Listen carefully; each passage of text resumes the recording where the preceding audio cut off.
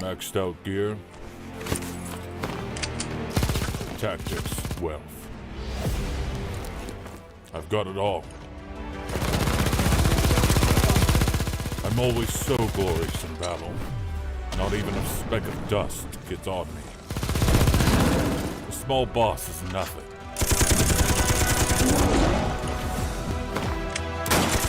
Wanna ambush me? Impossible. No one is a match for me. This game is simple. Follow me, I'll make you rich.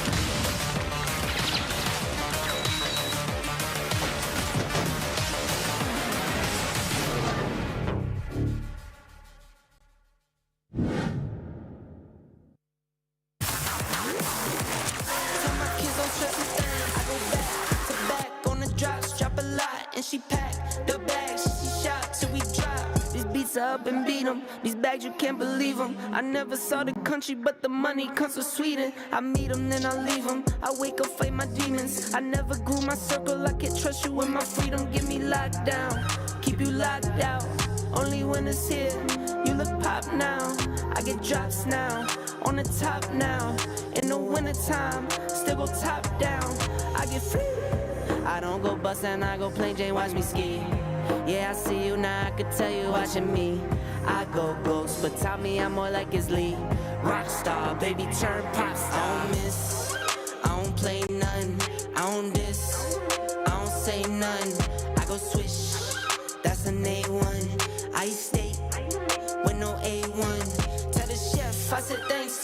Tell I'm in the bank. Tell my mom I'm living good. Tell my kids don't stress a thing. I go back to back on the drops, drop a lot, and she pack the bags. She shot till we drop.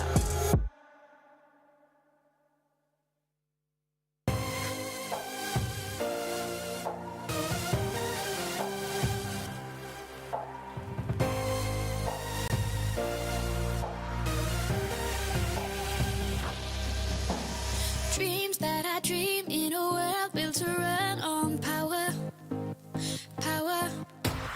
Tough situation to solve, only have a lighter. Toss and I turn with ideas that will make things burn. You came across my intention to rule the world. What we're up against, we just gotta speak louder. I'll try to make amends for the damage control. Only together we can rule the world. Only together we can rule the world. Only together we can rule the world. We can rule the world.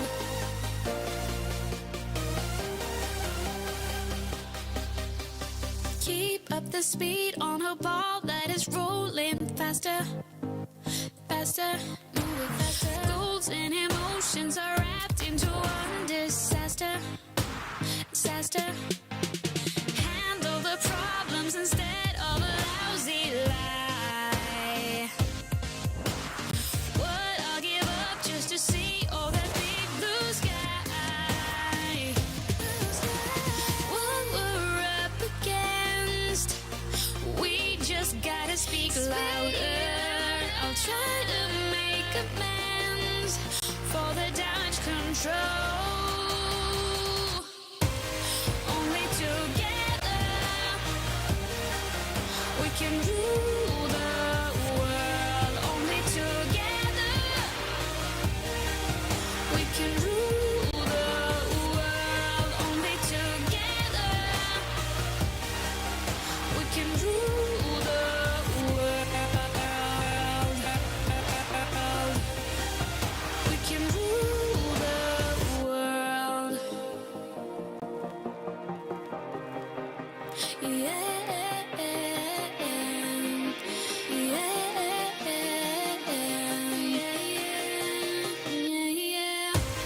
Only together we can rule the world. Only together we can rule the world.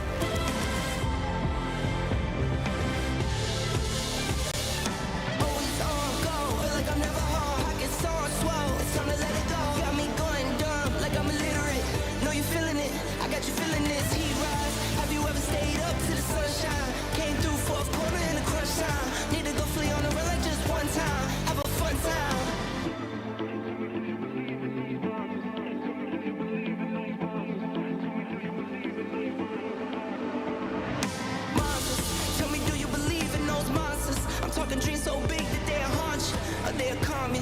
That's how you know if you got it, go and get it, get to win and not conquer. I had to go out and get it without a sponsor. Kept it real, never crooked, yeah, that's honor. Now I can go out and get it how I want to. Hashtag blessed, I choose.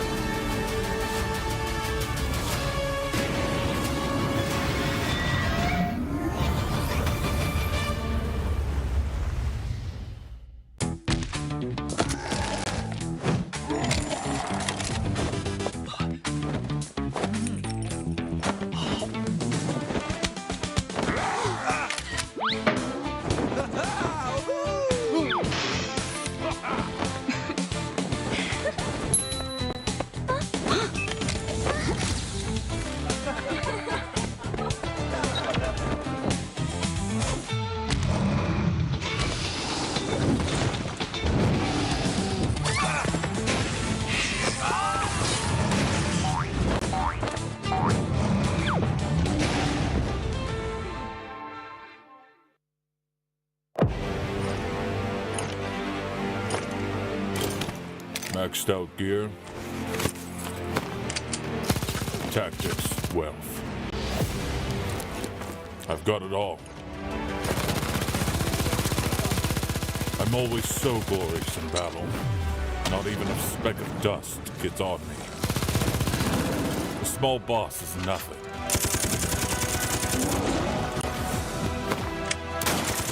Want to ambush me? Impossible. No one. is a match for me. This game is simple. Follow me, and I'll make you rich.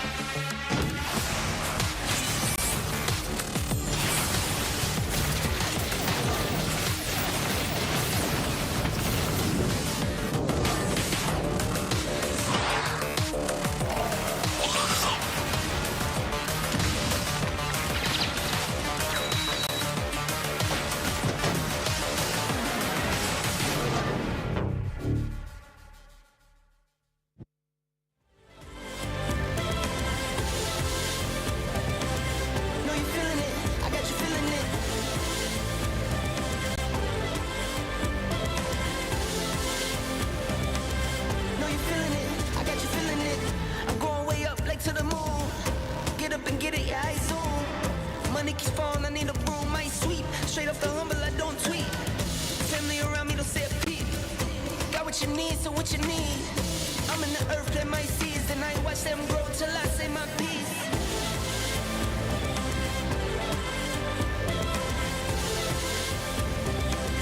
Know you feeling it, I got you feeling it. Monsters, tell me, do you believe in those monsters? I'm talking dreams so big that they'll haunt you, or they'll calm you.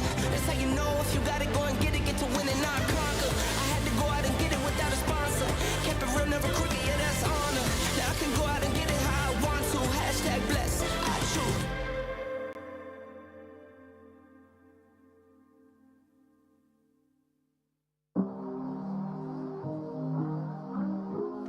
Really been going back to back to back to back to back to back to back. Like the neighborhood warriors. I don't miss, I don't play none, I don't diss, I don't say none. I go swish, that's an A1. I state with no A1. Tell the chef, I said thanks. Tell I'm in the bank. Tell my mom I'm living good. Tell my kids don't stress a thing. I go back to back on the drops, drop a lot, and she pack the bags. She shot till we drop. I just wake up, I don't say nothing. I'm on go, I don't stay long. I've been up now, that's a case one. I've been down too, like the day strong. I got summer toys for the summer boy. I keep drummer boys in the summer boy. I keep making noise, I've been paranoid. This is God body, you can never void. I don't miss, I don't play none, I don't diss, I don't say none. I go swish, that's an A1. I state with no A1. Tell the chef, I said thanks.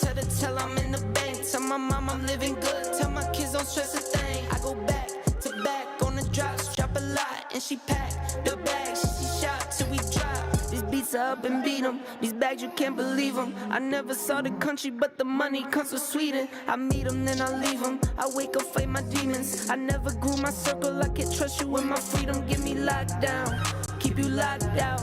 Only when it's here, you look pop now. I get drops now, on the top now.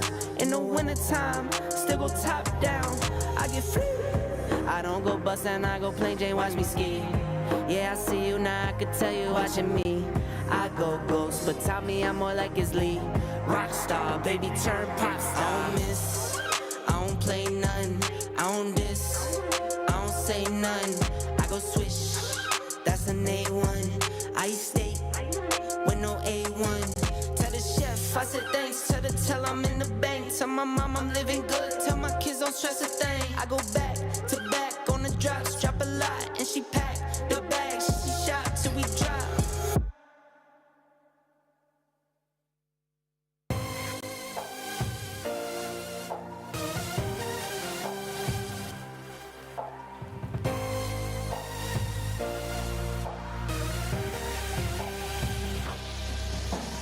Dreams that I dream in a world built to run on power. Tough situation, a song only have a lighter. Toss and I turn with ideas that will make things burn. You came across my intention to rule the world. What we're up against, we just gotta speak louder. I'll try to make amends for the damage control. Only together we can rule the world. Only together we can rule the world. Only together we can rule the world. We can rule the world.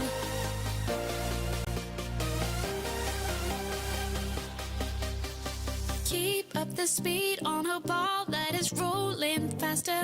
Move it faster. Goals and emotions are wrapped into one disaster. Handle the problems instead of a lousy lie. What I'll give up just to see all the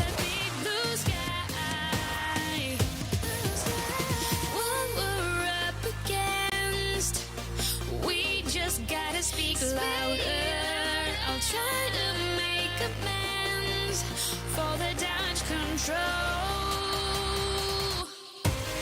Only together we can rule the world. Only together we can rule the world. Only together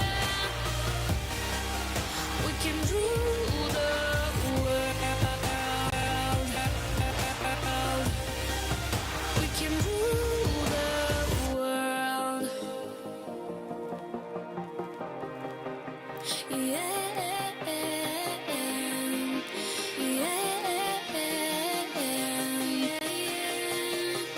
yeah. Only together we can rule the world. Only together.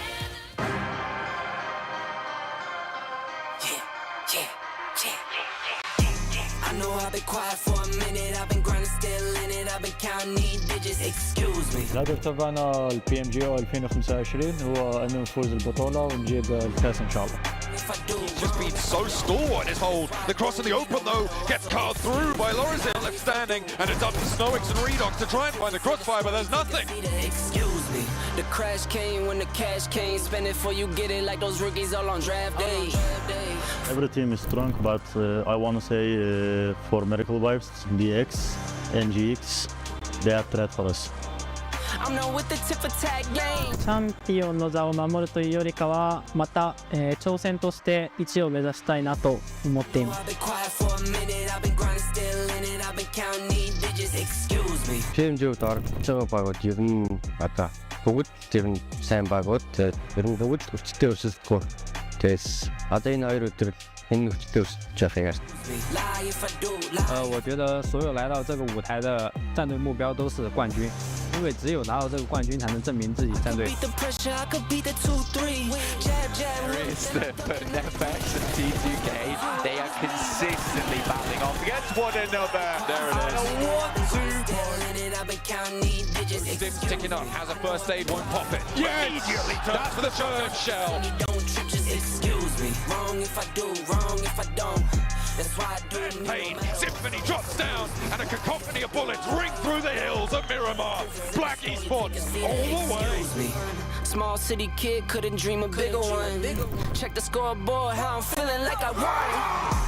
I know I've been quiet for a minute, I've been grinding still in it, I've been counting these digits, excuse me. I know I've been quiet for a minute, but I'm back on my business. If you see me, don't trip, just excuse me. Wrong if I do, wrong if I don't. That's why I do me no matter what, so excuse me. Lie if I do, lie if I don't. The proof is in the story, take a seat, excuse me. You can be the one.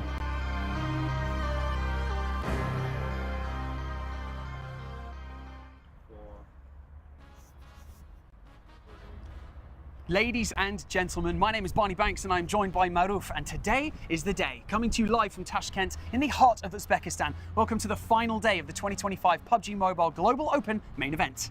Xonimlar va janoblar, men Ma'ruf Xo'ja va hamkasbim Barni Toshkent shahrining so'lim maskanlaridan biridan to'g'ridan-to'g'ri jonli efirdamiz. Katta hayajon bilan PUBG Mobile Global Open 2025 ning asosiy tadbirini boshlaymiz va barchangizga xush kelibsiz deymiz.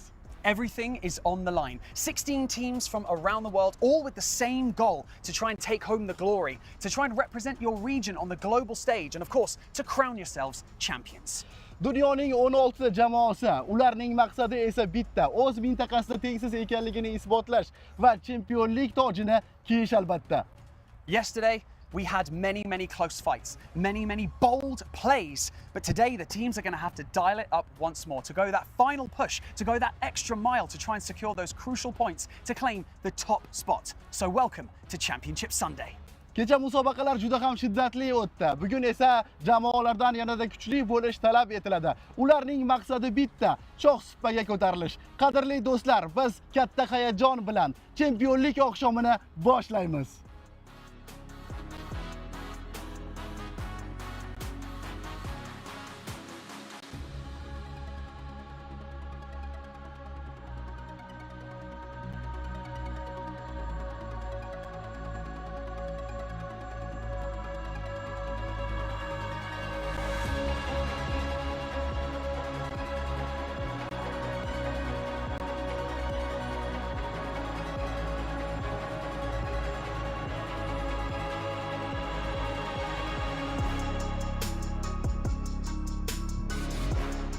Yesterday, expectations were high for our invited teams, but the leaderboard remained tight, building the tension for an epic final showdown. Kecha o'yinga kirishgan jamoalar hali imkoniyatlarini to'laligicha saqlab turishibdi va turnir jadvali o'ta murakkab holatga kelib qolgan qadrli do'stlar. Bugun final yuqori hayajon tomoshabinlarda ham va o'yinchilarda ham birdek. Demak, bizni kuzatishda davom eting.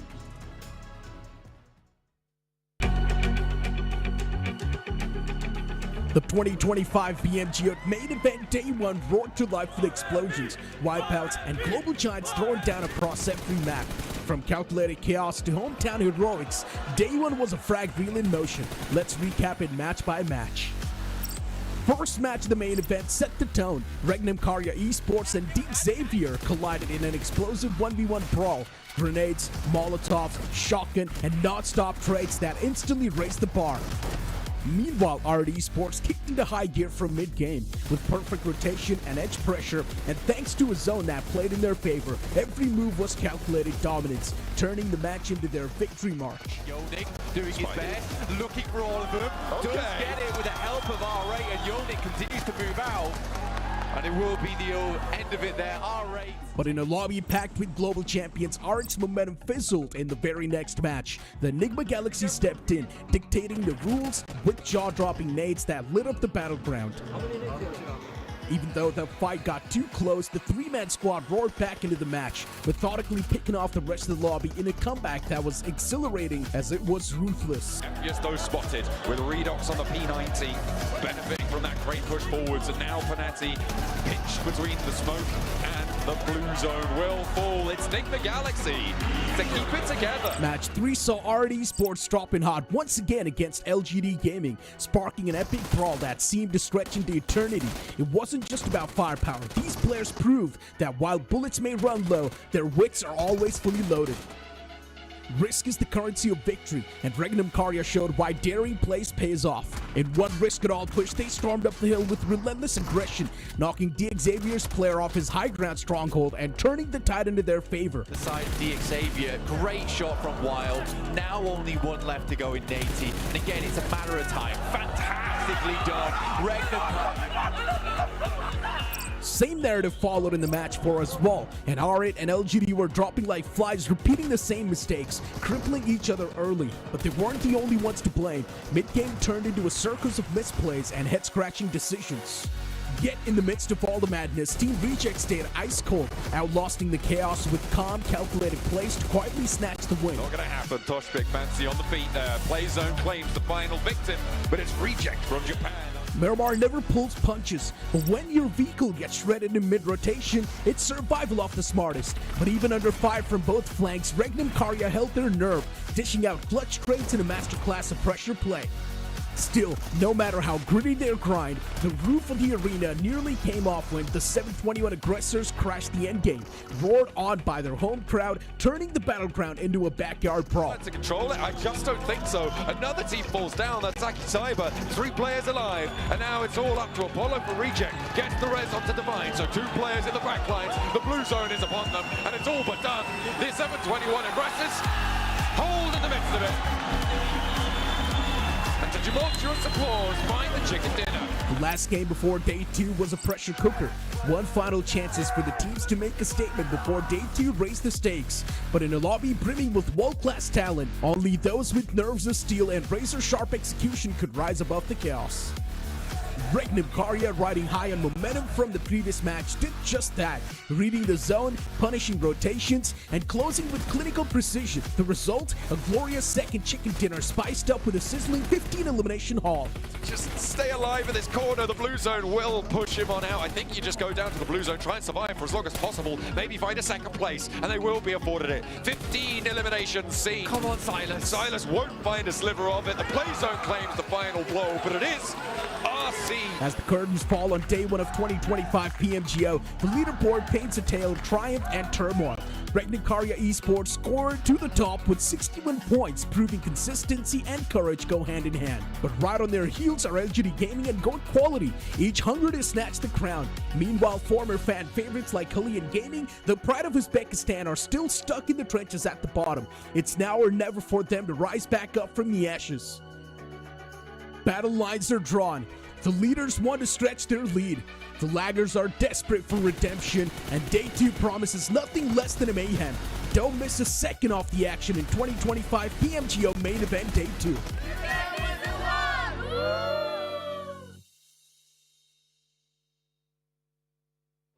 A memorable day of competition that left us all on the edge of our seats, begging the question, who's going to come out swinging today? Only time will tell. But for now, before we get into all of the action, we have a very special performance live on the main stage. Please welcome Consta.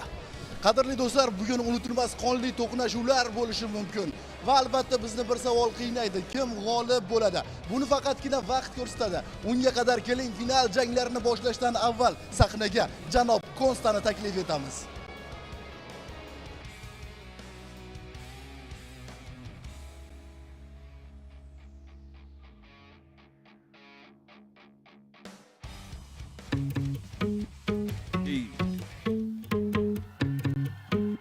Yo, nima gap? Assalomu alaykum. Insta kasali, hamma go'zal, mashina salon quyoshni to'sar, puli yo'q deydi piyoda bo'lsa, qarzga bo'lsa, sotib bo'lsa, yozaman gilamda yotib basar, farqi yo'q kimgadir yoqmasa, qiziqmas trendlarni oqimi sal, sen uchun o'tmas hayotim masal, farqi yo'q sochimga oq qoralasa, farqi yo'q kommentda kim qoralasa, rating tushsa yoki yuqorilasa, bir kun tushasan bir ko'tarilasadir bu xo'sh bema'ni, tushunmaganlar ko'p temani, men ham bir oddiy odam, sodda tushunmayman sistemani. Kerak bo'lsa juda zo'r kuylayman, lekin show biznes bundan xursandmas deb o'ylayman. Bu sahnada men taxtadek o'ynayman, borim shu kimnidir xafa qilib qo'ymayman. Yaxshi emasman, yomonmas, qabul et. Borimcha kimda kam, kimda ko'p, ne keragi bor o'lchab. Ta'zilkash, jahldor, diplom yo'q, aql bor. Qancha harakat qilsam ham ketmadi qorincha. Yaxshi emasman, yomonmas, qabul et. Borimcha kimda kam, kimda ko'p, ne keragi bor o'lchab. Ta'zilkash, jahldor, diplom yo'q, aql bor. Qancha harakat qilsam ham ketmadi qorincha. Kimda qancha ot kuchi kapotdi, farqi yo'q qaytdan nima gap o'tdi. Haterlar nima desa ham xap bo'pti. Farqi yo'q ularga bergan javobdan. Ular gapiradi, gapini sifat yo'q. It quraveradi men hamma stadion. O'zi chaqiradi TV yoki radio, lekin menga buni hech kerak yo'q. Cringe lol keksiz, bo'laman trendda, pont pul seksiz, ham bo'laman brand. Kamina Batman, Ram Alfred, ku yozmayman qofiyalar rap konkret, tipa kiymayman ko'ylak zapanka. Ko'chamasman u gapim gap, agar eshitsam gapim uchun gap, yurmayman birovlarga to'nkab. Kerak bo'lsa juda zo'r kuylayman, lekin show biznes bundan xursandmas deb o'ylayman. Bu sahnada men taxtadek o'ynayman, borim shu kimnidir xafa qilib qo'ymayman. Yaxshi emasman, yomonmas, qabul et. Borimcha kimda kam, kimda ko'p, ne keragi bor o'lchab. Ta'zilkash, jahldor, diplom yo'q, aql bor. Qancha harakat qilsam ham ketmadi qorincha. Yaxshi emasman, yomonmas, qabul et. Borimcha kimda kam, kimda ko'p, ne keragi bor o'lchab. Ta'zilkash, jahldor, diplom yo'q, aql bor. Qancha harakat qilsam ham ketmadi qorincha.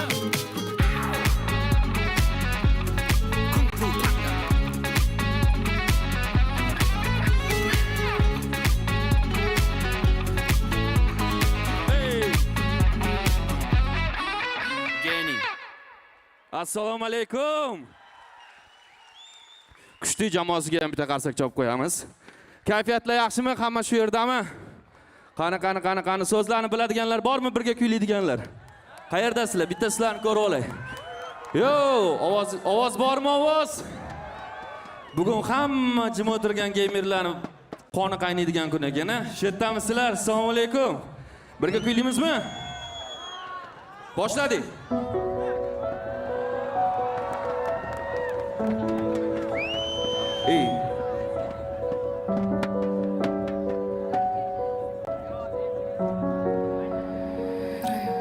Qarang bu yulduzlar, ucha olgan odamlar, sonsiz tunu kunduzlar, bardosh bera olganlar, cheksiz tunu kun izlab, o'ziga sodiq qolganlar. Qarang bu yulduzlar, insonlar. Qarang bu yulduzlar, ucha olgan odamlar, sonsiz tunu kunduzlar, bardosh bera olganlar, cheksiz tunu kun izlab, o'ziga sodiq qolganlar. Qarang bu yulduzlar, Yo'limda yo'l faqat omad ko'rinmas. Sharaf bu hobbi, ko'p ham urinma. Juda ko'p pul kerak, noldan qurilmas. Ishingga borib ke yo'ldan burilma. Uxlab olish kerak ishdan keyin. Tekstlarni bosaman ishdan keyin. Necha yildirki tanishgan yil, yolg'iz nishonliman ishdan keyin. Necha marta o'zgardi kasbim, lekin o'zgarmadi hobbi. Qanaqa bo'lsa ham keyin naushniklarda o'chgani yo'q. Necha marta charchadim, lekin ortga qaytib qabul qilmadim. Doping amallab chiqdi. Shu yo'ldan shu bilan qaytib kirganim yo'q. Keyin oyoqlardan sovuq o'tardi, lekin yulduzlarga bir qadam sabr qilsang 41 kelardi deb 4 yilim o'tdi 40 da. Bitta narsa qoldi, omad kecha shuni top davay turqidi. Boshqa tilda ayt deyishardi o'zbeklarimiz o'zini yurtida.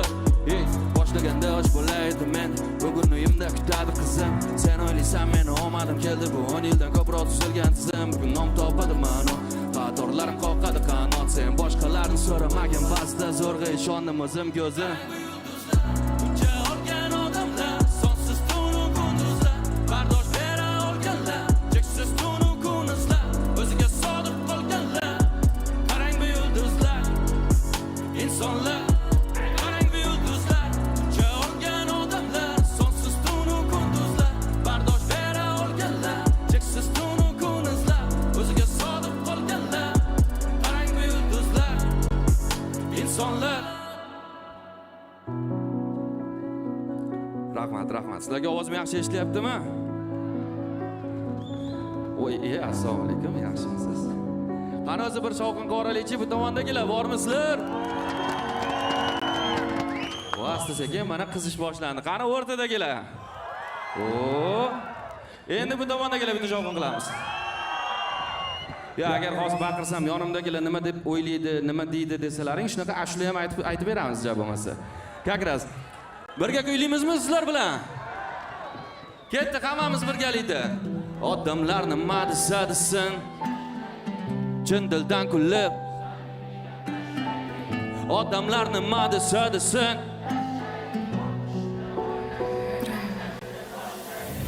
odamlar nima deydi? O'zingni bosib ol, hammaga o'xsha, yig'ishtir. Qanaqa muzika, qanaqa san'at, muhimroq hammadan o'xshing. Odamlar nima deydi? Katta bo'lib qolding-ku, qachonga to'yindi? Qanaqa ish, karyerangni qo'yindi? Shu yoshda ham endi qanaqa o'yin bu? Yig'ishtir tepishni qopdi. Qanaqa futbolist ishini topdi voy. Qanaqa boks, qanaqa kurash, shunchasi chempion bo'lib qopdimi? Odamlar nima deydi? Bu yil ham bolasi o'qishdan qopdimi? Senga shuncha umrimni yo'qotib, natijasiga men shuni topdimmi? Odamlar nima deydi? Indamay gapirma, ko'tarma boshni. Qattan bo'lsa ham topish kerak to'yga. Nima deydi? Qo'ni qo'shni zo'r qil oshni.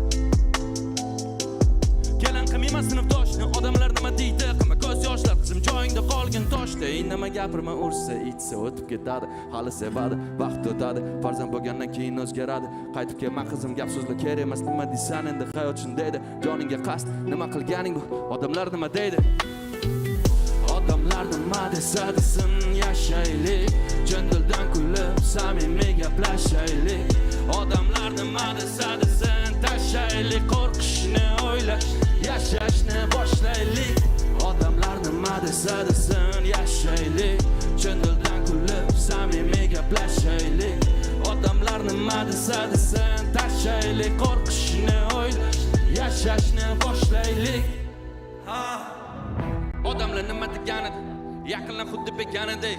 Ishing bu o'yin, jiddiy emassan, qo'llab-quvvatlagan kamidi. Odamlar nima deganida? Axir ular biladiganida.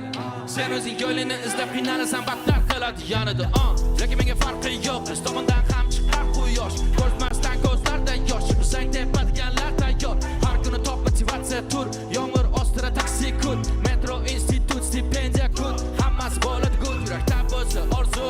Barcha gap so'zlar ortda qo'llarimga yetganda bir zum. O'zgaradi mavzu, erishganda o'shanda odamlar nima degan? Endi muhimmasu, endi muhimmasu. Birga hayotingni ulardan uzoqda qur. Ko'p o'ylasang demak bo'ladi haqu. Deb o'ylasang yashamaganing ma'qul. Odamlar har doim nimadir deydi. Qani birga kuylaymiz. Odamlar chin dildan kulib, samimiy gaplashaylik. Odamlar nima desa desin, tashaylik. Qo'rqish, o'ylashni, yashashni boshlaylik. Odamlar nima desa desin, yashaylik. Chin dildan kulib, samimiy gaplashaylik. bosadi sen tashlaylik qo'rqish o'ylashni yashashni boshlaylik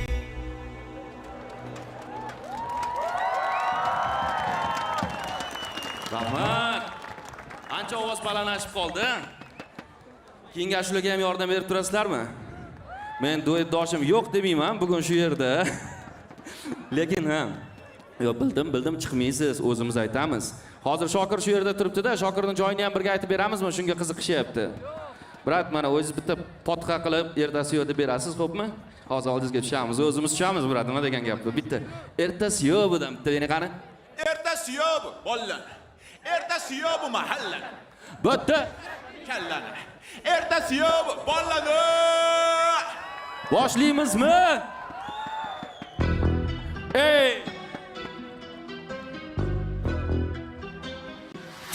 qani birga ertasi yo'q bu yo'llarni ertasi yo'q bu mahallani bitta ishlatmaydi kallani ertasi yo'q bu bollani ertasi yo'q bu yo'llarni ertasi yo'q bu mahallani bitta ishlatmaydi kallani ertasi yo'q bu bollani ertasi yo'q bu yo'llarni ertasi yo'q bu mahallani bitta ishlatmaydi kallani ertasi yo'q bu bollani kulrang bir xil xonadonlar ichidagi bir xil bolajonlar qora yoki oqni tanlar maktablarda bir xil fanlar maqsadsiz bir xil odamlar qishga chegulik hamlar bu uylarda doim tör shamlar jim kishanlar dushanbadan shanbagacha hamma ko'chada kim ishda yo'lda bu botqoq kechalarda pishkom lekin gentleman ish hayotda bo'yinda qarz o'qimaydi bars tushunmaydi dars bitta ham ish kelmaydi qo'ldan bitta ham kasbni tushunmasdan u biznes boshlaydi noldan bugundan reja bo'lmasa o'zgarmaydi ertaga hammasi yaxshi bo'ladi degan gap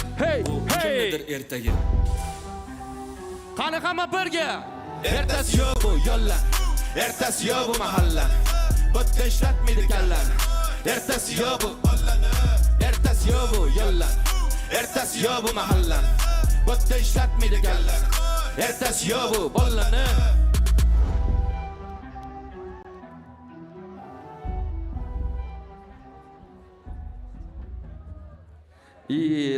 rahmat insonlar bitta kiruv uchun shovqin qilib qo'yamiz qani tak bu tomonda tomoshabinlarmi yo o'ynayotganlar ham bormi chempion chiqadimi bu yil xudo xolasa yutasizlarmi ishontiryapsiz kutamiz natijalarni insonlar hammaga rahmat qo'llab turganingiz uchun har doim rahmat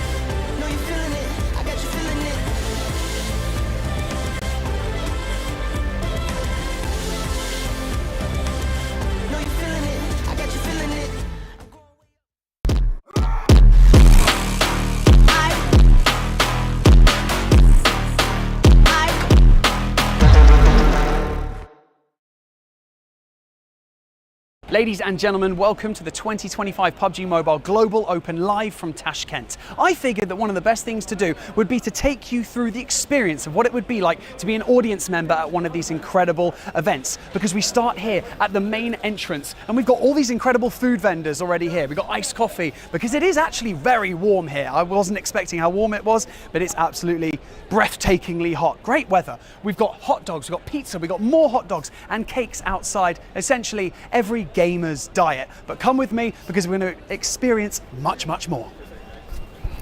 Welcome to the Gorilla Zone, one of the main sponsors of PMGO. It's absolutely fantastic. And I'm having one of these drinks because I told you it's really hot, isn't it? As you make your way to the front of the venue, you're met with this incredible archway that welcomes you to the PUBG Mobile Global Open 2025. So come with me and let's fight our way through these huge crowds. On the right hand side you can see we have the awesome signing mall that all the legends that play this game can make their mark on.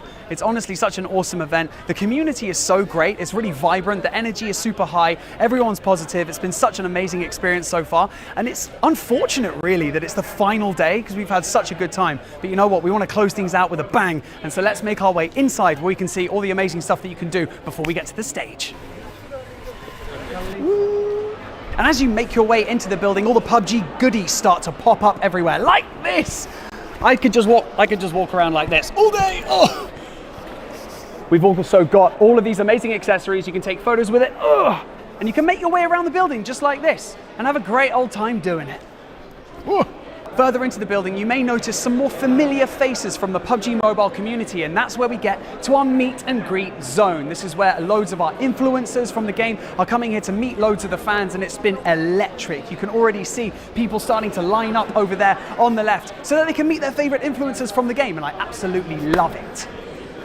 And welcome to the play zone. If you want to sit down, if you want to get your phone, plug it in and take on your best friends in the game, or maybe even you want to take on some strangers and show how good you are, welcome to the play zone. This is where you can sit down, maybe just kick up and just relax a little bit, or go head to head against some of your pals in the game. And if all the excitement, all of the hype, all of the high energy is just a little bit too much for you, you can make your way over to the chill out zone where you can just sit down on a beanbag, go on your phone, or maybe just kick up your legs and just start relaxing for a little bit, because you know, it can be quite intense coming to these events because there's so much going on, so many people, and everyone's so excited. The energy is through the roof. Then you can make your way over here. We've got the Infinix area right here where you can check out all the latest technology, and you can check out the phones where people are playing these games professionally on the main stage. It truly is something for everyone at these kinds of events. I could bring my parents, I could bring my brother, I could bring my friends, and everyone would have a fantastic time. And I have done in the past. But you know what? This country, this event, this entire time that I've spent here has been truly one of the most exciting things I've ever done, in the esports world especially. And you know what? I've always wanted to see what it's like to be an influencer, so why don't we just try...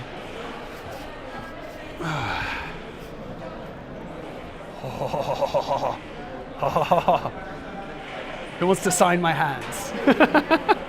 Sign my forehead, why not? And then we finally make our way to the main attraction, the hub, the core of this entire event, the main stage. That I consider my home when it comes to these events, and I absolutely love getting on stage, keeping the energy high for all of the audience members and entertaining all of you guys at home. And I think I've got to go and do it right now, so I'll see you there.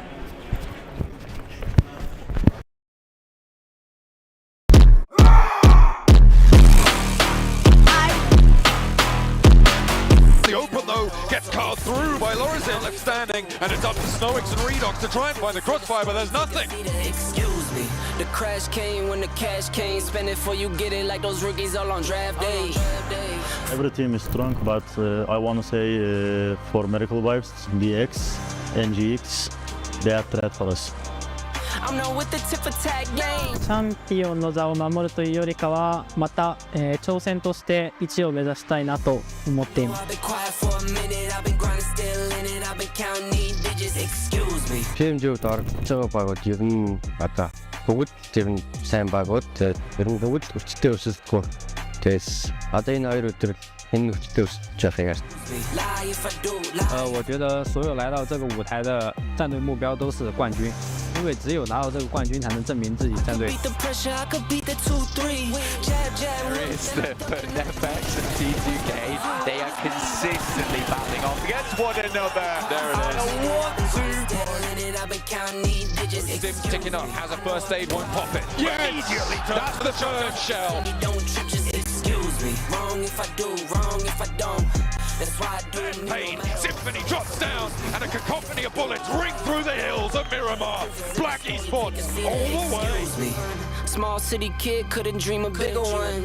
Check the scoreboard, how I'm feeling like I won. I know I've been quiet for a minute. I've been grinding, still in it. I've been counting these digits. Excuse me. I know I've been quiet for a minute, but I'm back on my business. If you see me, don't trip, just excuse me. Wrong if I do, wrong if I don't. That's why I do me no matter what, so excuse me. Lie if I do, lie if I don't. The proof is in the story, take a seat and excuse me. You can be the one.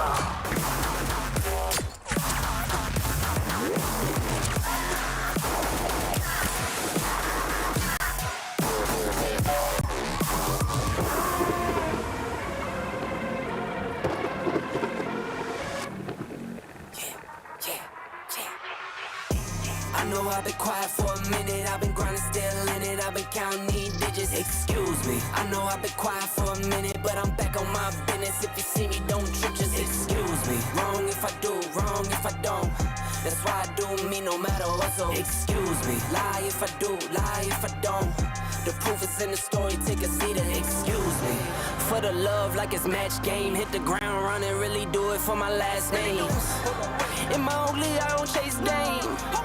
In my own league, I don't hang with lanes.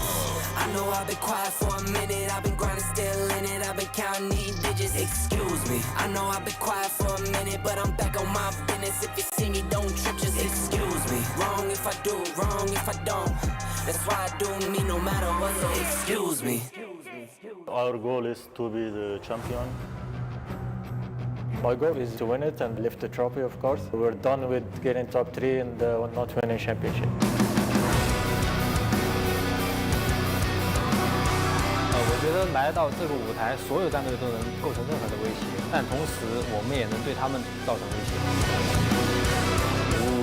Одоо PMGO зорилго гэвэл аврагын зорж чинь манай баг.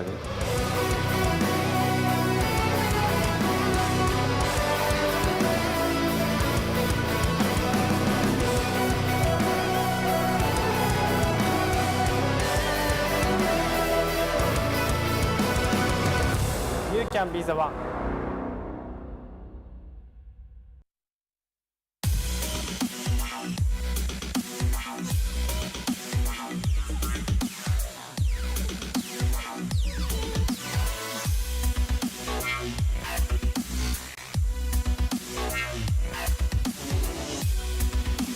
The 7-2, the 7-2-1 aggressors.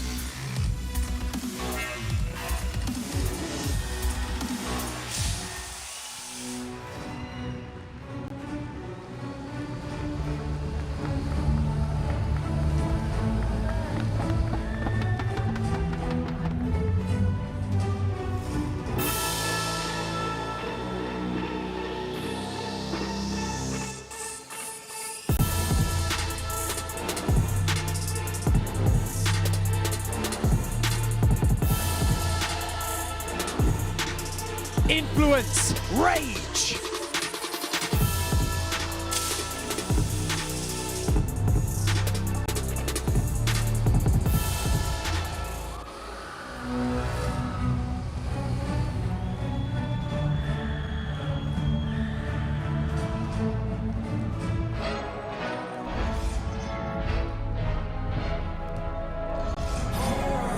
Touchdown, buzzer beater, do it all now.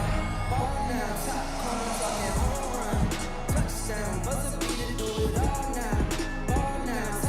D. Xavier.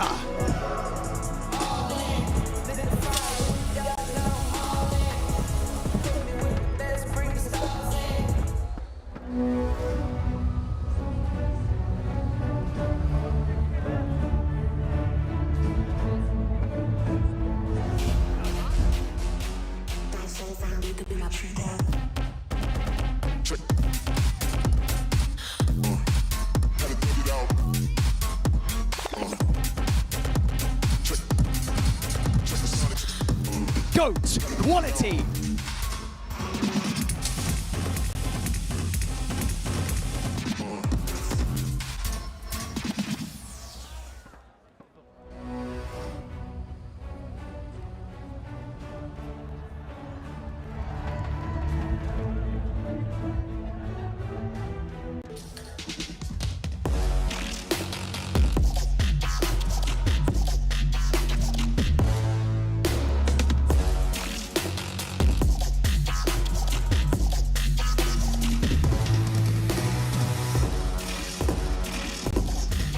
LGD Gaming.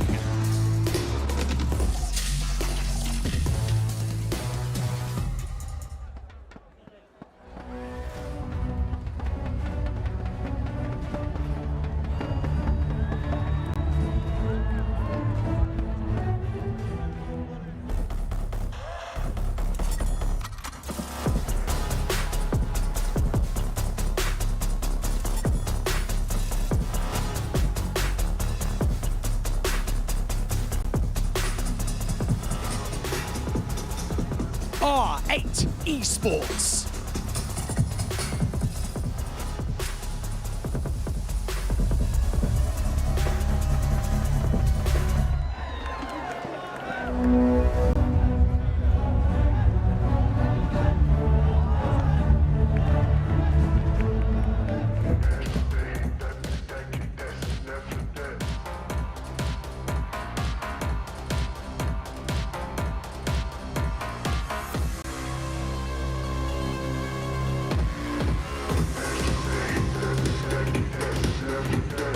Nongshin Red Force.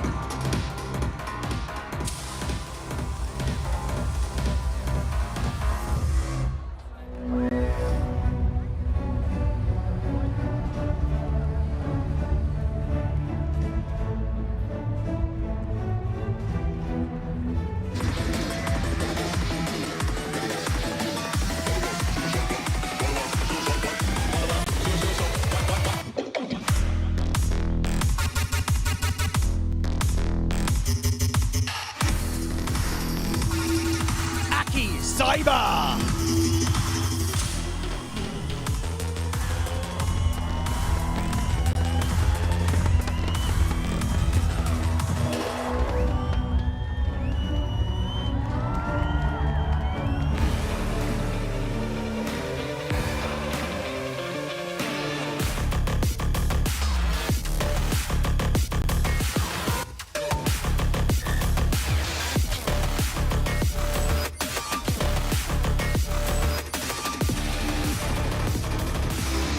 Enigma Galaxy.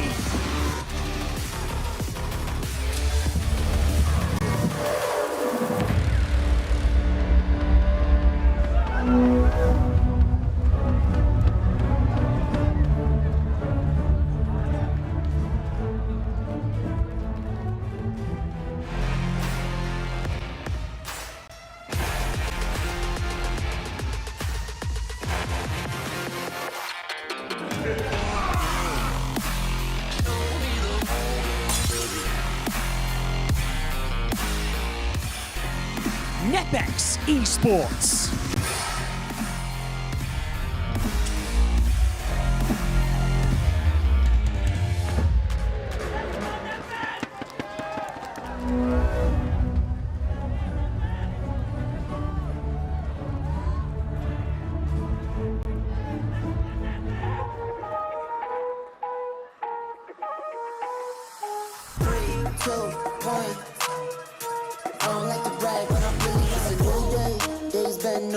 Been a decade since I made it out of rank 2.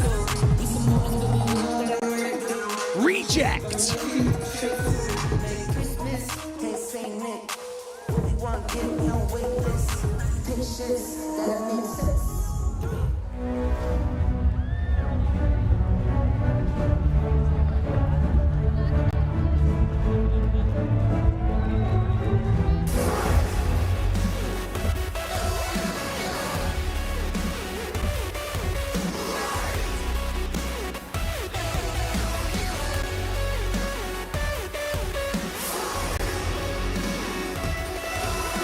Helion Gaming.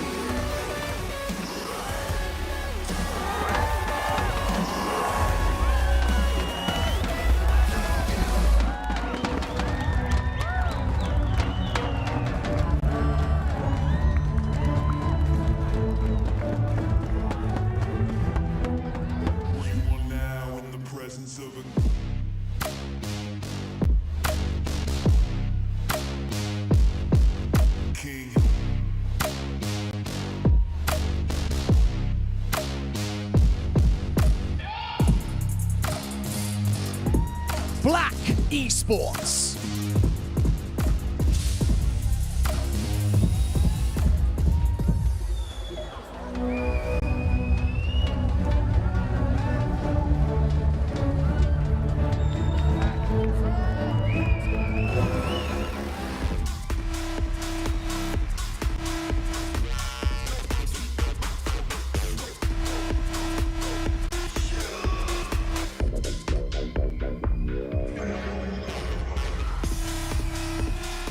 Regnum Carrier Esports.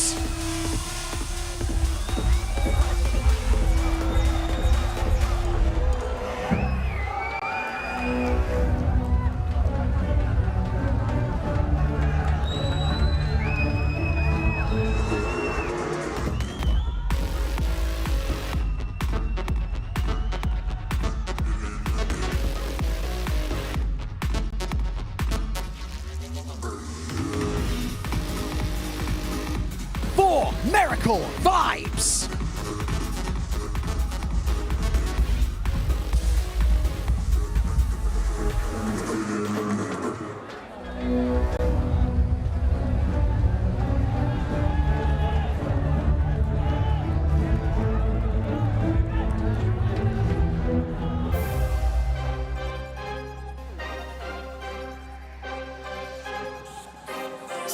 All gas, no play, you legit. All gas, no breaks. All work, no play. All night, all day. I could never quit. I still give my all to life. Upgrade.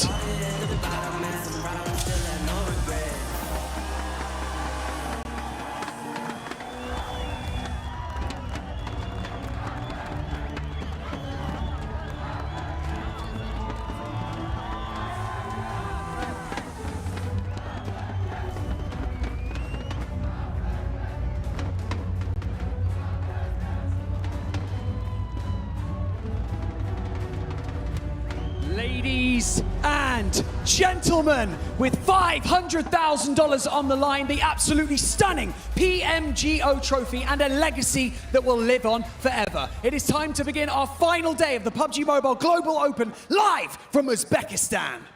Qadrli do'stlar, hurmatli bizning mehmonlarimiz, demak 500 ming AQSh dollari mukofotiga ega bo'lgan va sovrin jamg'armasi bilan birgalikda maxsus kubok uchun kechadigan asosiy janglarni birgalikda tomosha qilishga tayyormiz. Tayyormisizlar?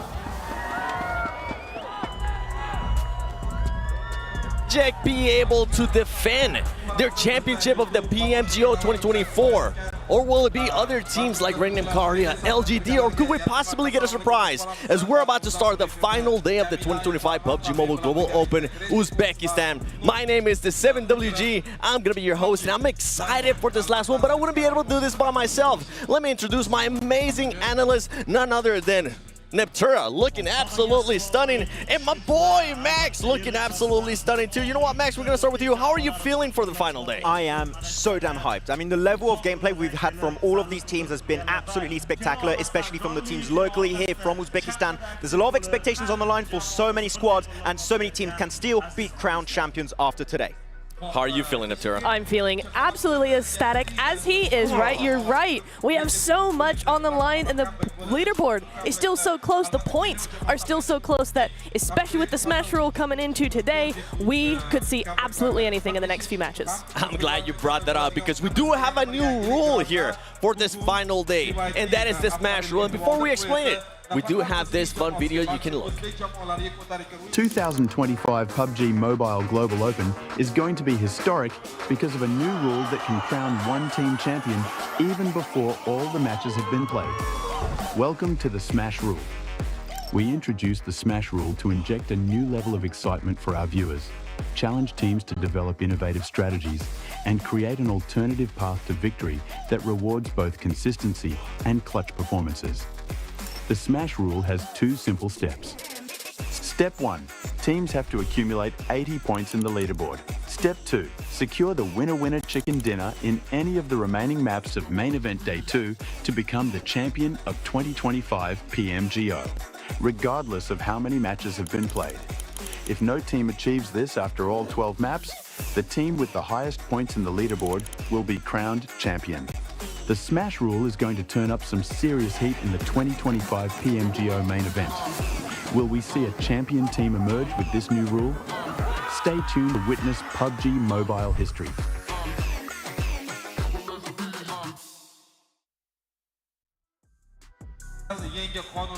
That right there is the Smash Roll. Once again, just a quick little recap.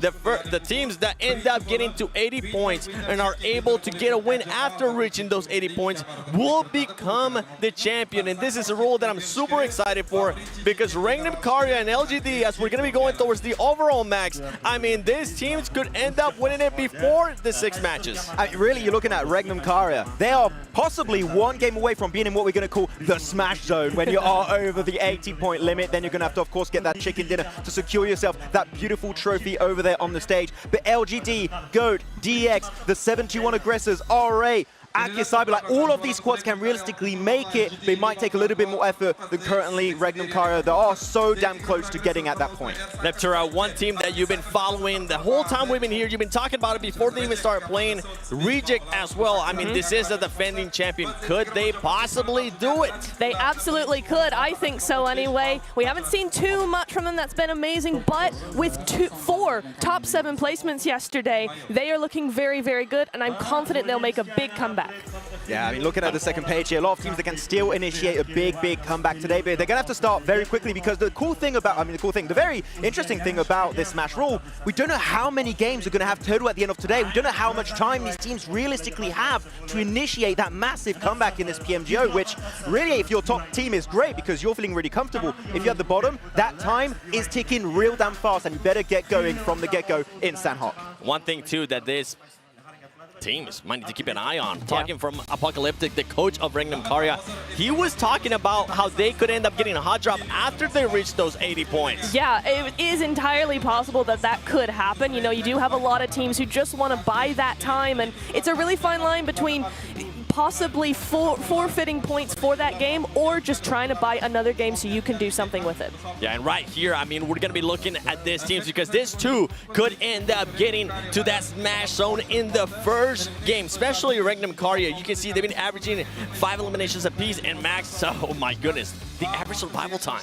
The average survival time of Regnum Karya is just so damn high. The thing is for LGD, and I'm going to be critical for LGD because I genuinely believe they could become the champions by the end of today. They need to fix that hot drop with RA. If they don't hot drop with that survival time like that, I truly believe they could get an Orangle chicken dinner because, as we said already, Neptura, that win, more than any tournament ever in PUBG Mobile Esports history, it is so damn important heading into today. It absolutely is. I am looking very much forward to LGD maybe doing a little bit of an adjustment there to try and get those points because, as you said, yeah, they do have a lot of points, and Regnum is going to start. I don't think they're going to stop anytime soon. They're going to continue widening that gap if they can. So LGD, they got to do something. One team that you've been looking at, especially very closely, has has been Nick McGalaxy. Yes. They do have a lot of points to make up, though. They do have a lot of points. They're about 2 points behind Rejects at this point, but the same thing has happened for them. They have 4 top 7 placements, one of those being a win. So if they can just step it up, be a little bit more aggressive, a little more proactive, again, I think just like Rejects, they could have a big day today. We'll have to wait and find out. We will be jumping into Sandhawk. I gotta ask you, Max, do we think we might see any hot drops?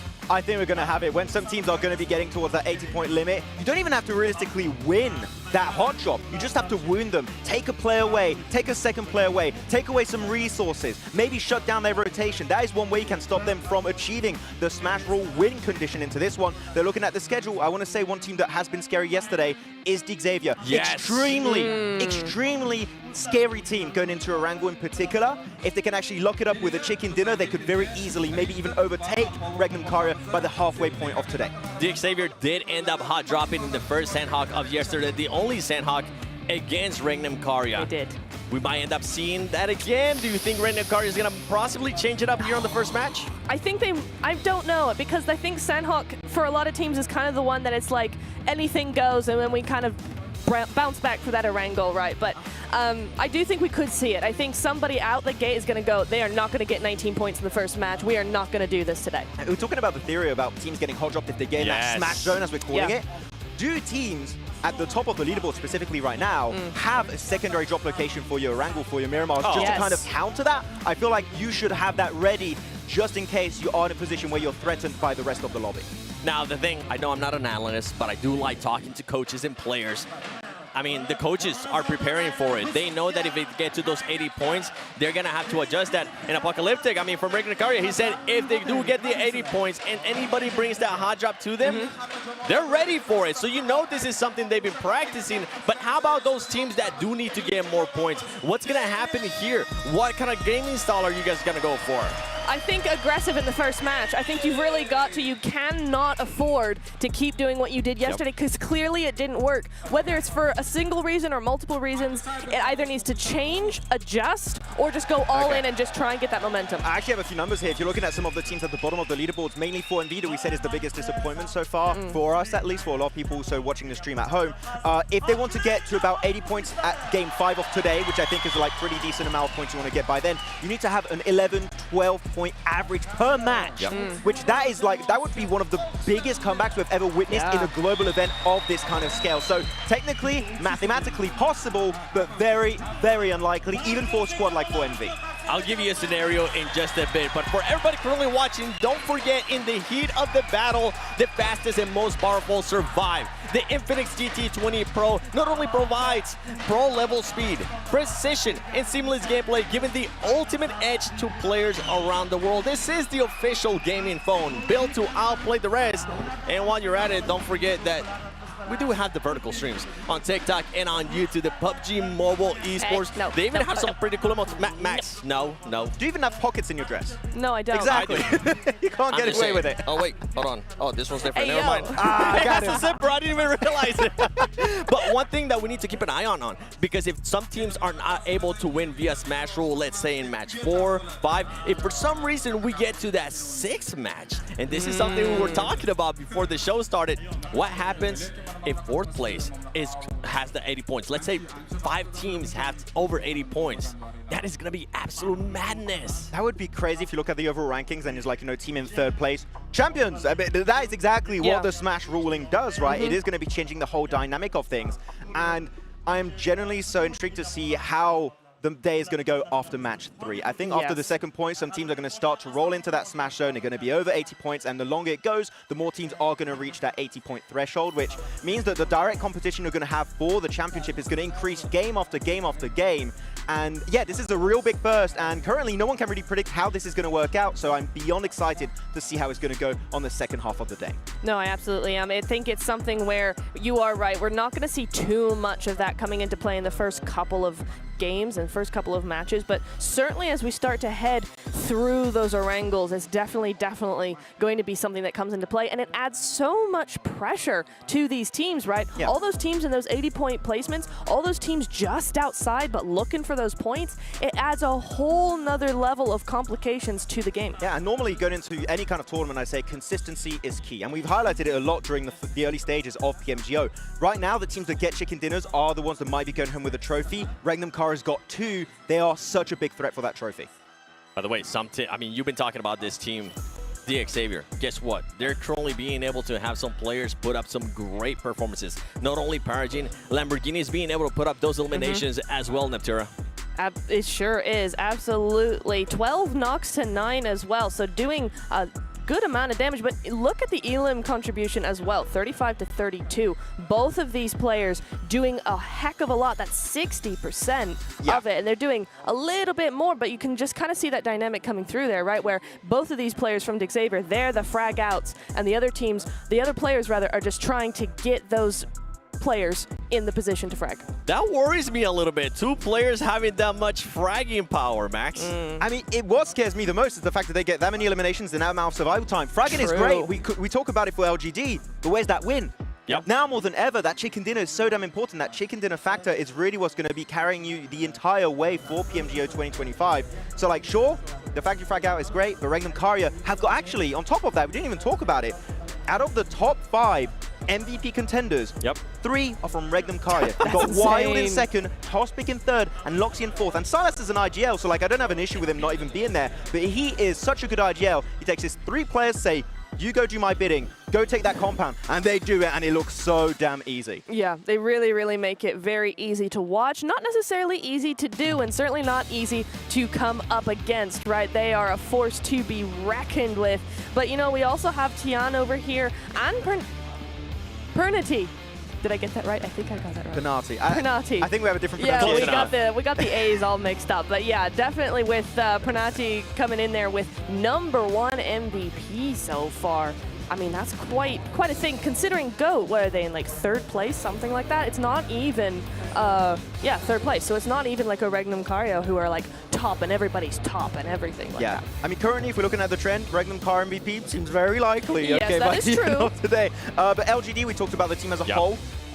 Talked about Orangle, again, very passionate. That hot drop should not be happening, but they still also have 2 top-tier MVP contenders in Tian and Mau Mau. And Mau Mau, yesterday, just shocked me, because when you tell me the name of a player that is exceptionally good with nades, I always come up to Doc.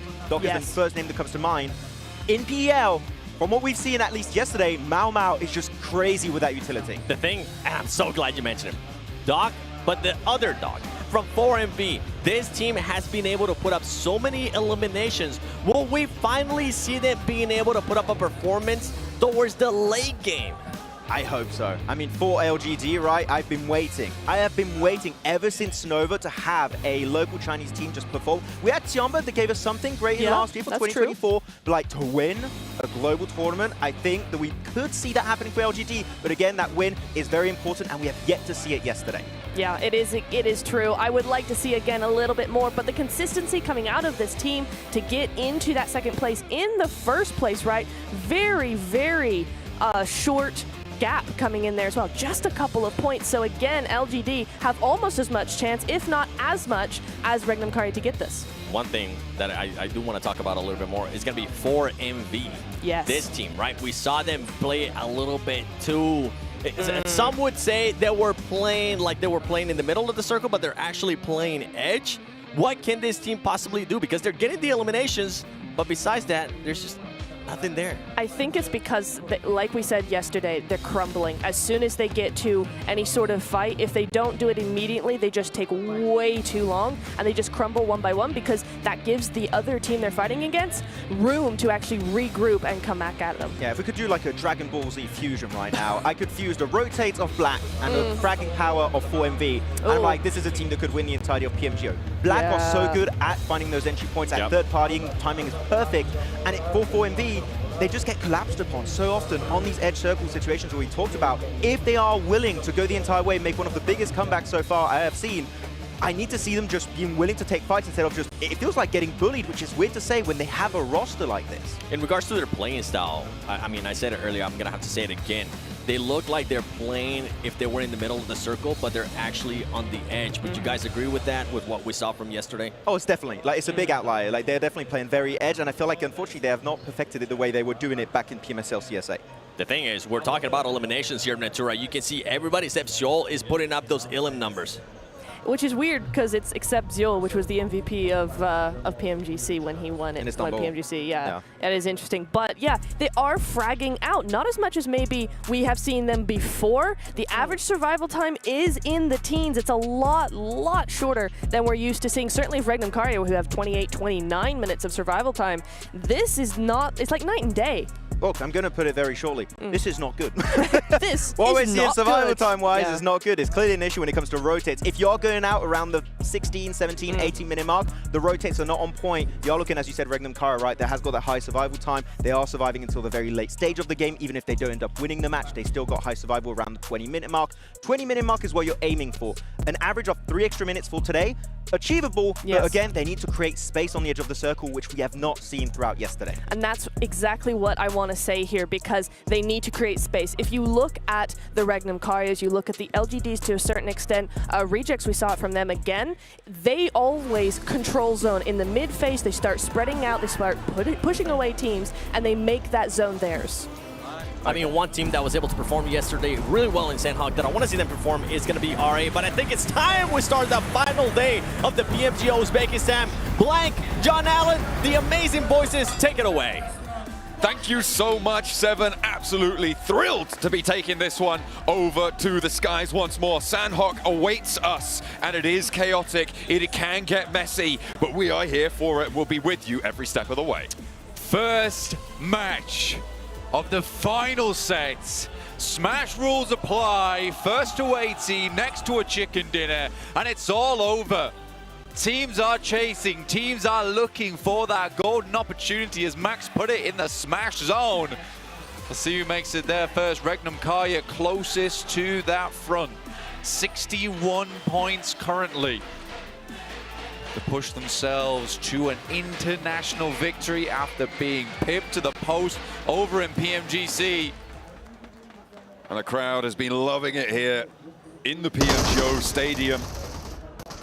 The drums for Upgrade have been ringing through strong, but this time we're treated to a hot drop again on Ruins. It's LGD who are looking to try and keep things going for the PEL, but Nongshim Red Force are giving them a chance to claw this one back. Mau Mau does go down, but it's just Tizzy now, I think, remaining for the South Korean squad. Lings looks to try and keep this pressure up on Tizzy, has the auto shot, he has an AKM as well, but no helmet. Leaves him vulnerable to those headshots around the corner. He goes, a chance to look for the flush, but he gets the second knock, and it's up to Tian now. Trying to find that peak around the edge. The hop shot's there, and the shotgun soils wide. This time it's good. It's terrible. South Korean shut down. This is the worst start for LGD, not just in terms of their point scoring. Why go for the hot drop once again here on Sandhawk? Makes absolutely no sense. Especially with LGD going into Wrangle, having to fix up their hot drop of R8 as well today. Could go from bad to worse from a team that was close to that Smash zone. And now it's Nongshim Red Force on just one player alive, and Blank, Nigma Galaxy have actually adapted their drop from yesterday. They saw this hot drop, they saw that there was a little bit of space available. They did surround Ruins, but now they know there's only one player left. They're not going to overcommit to it, so they're regrouping down south. They just grab vehicles from up there and head to South Me. That's their usual rotation. They were fully surrounding the Ruins position. Yeah, they were ready for it. They grab vehicles. 100%, but now they have. I mean, I'd go in if I was new. If it was one guy, I'd take him out. You think? Yeah. If I knew it was one guy. Well, they should have known. The elimination feed should have given them that information. You're wild. Hey. That's wild. You're wild. No, that's today. wild. This is wild. It is on wild. our screens. Yeah, definitely. Over in Cal with Regnum Kaya. If a Regnum Kaya, currently the closest, and this is what you want to do with it as well. You want to keep yourself nice and safe over towards that north side. You know, stay out of the picture a little bit. Right now, for me, I think that if I was going into today, I'm almost hoping that I don't get a chicken dinner on Sandhawk. It sometimes feels like you get a chicken dinner, that's your chicken dinner expense for the day. So I think with Regnum Kaya, a 19-point game, no chicken dinner, that's what I'm looking for. All right, okay. earn the points, get into the smash zone. Then you can go a bit further. Yeah, and then grab that bucket, fill it up with the chicken. In the 5 remaining matches, you got to hope for it. Reject from Japan, 8th on the tables right now, 35 points total. As we get a little bit of a replay of the kerfuffle in ruins. That is a nasty kind of event. But Reject, the defending champions here, Blank, and they are going to be looking to put pressure up towards that smash zone too. With, I think it was 35 points they had on the tables. They do have a little bit of a distance to go. Yeah, now, of course, there is the possibility that we don't engage that smash rule as well. And at the end of the day, it does go to those points to decide who is the champion. But they still have a long way to go for just that alone, right? They are on 35 points, leaders on 61, with the potential to earn points on this match, which sits them at 26 points behind. This is pretty bad. Ooh, charging down. Ow! What? Dude surfing on the front of the button of the car. This makes no sense whatsoever. Falcon spreads his wings just a little bit there for a second. And Silas takes a lot of damage, so does Wild. Heavy hits coming on through from Hellion towards the top team on the tables. To find the first knock, get a flush as well. There is an answer. They have managed to find a knock in response. Azik with a nade, just actually smoking out the ridgeline here to stop Silas from rolling him straight on down. Goodness me. I don't know how Falcon got away with that, but either way, Silas wants revenge. Nice. Really, really good shots there. Hellion down to 2 players, 1 player knocked in the front line. Regnum Karya can pull this one back around, but that should have been a very different story. The fact that Falcon just kind of goes full Rhino mode, just absorbs the force from the car. Dips the shoulder. Yeah. But again, this is what's probably going to happen here going forward. And this is, I do worry a little bit for Regnum Karya, because I think 9 times out of 10, they probably take that fight, finish them off, but they're worried, right? They know that they're closest right now to getting towards 80 points, so why really risk this? When you can move down on that east side, it's fairly clear as well. Most teams are already on that southwest edge.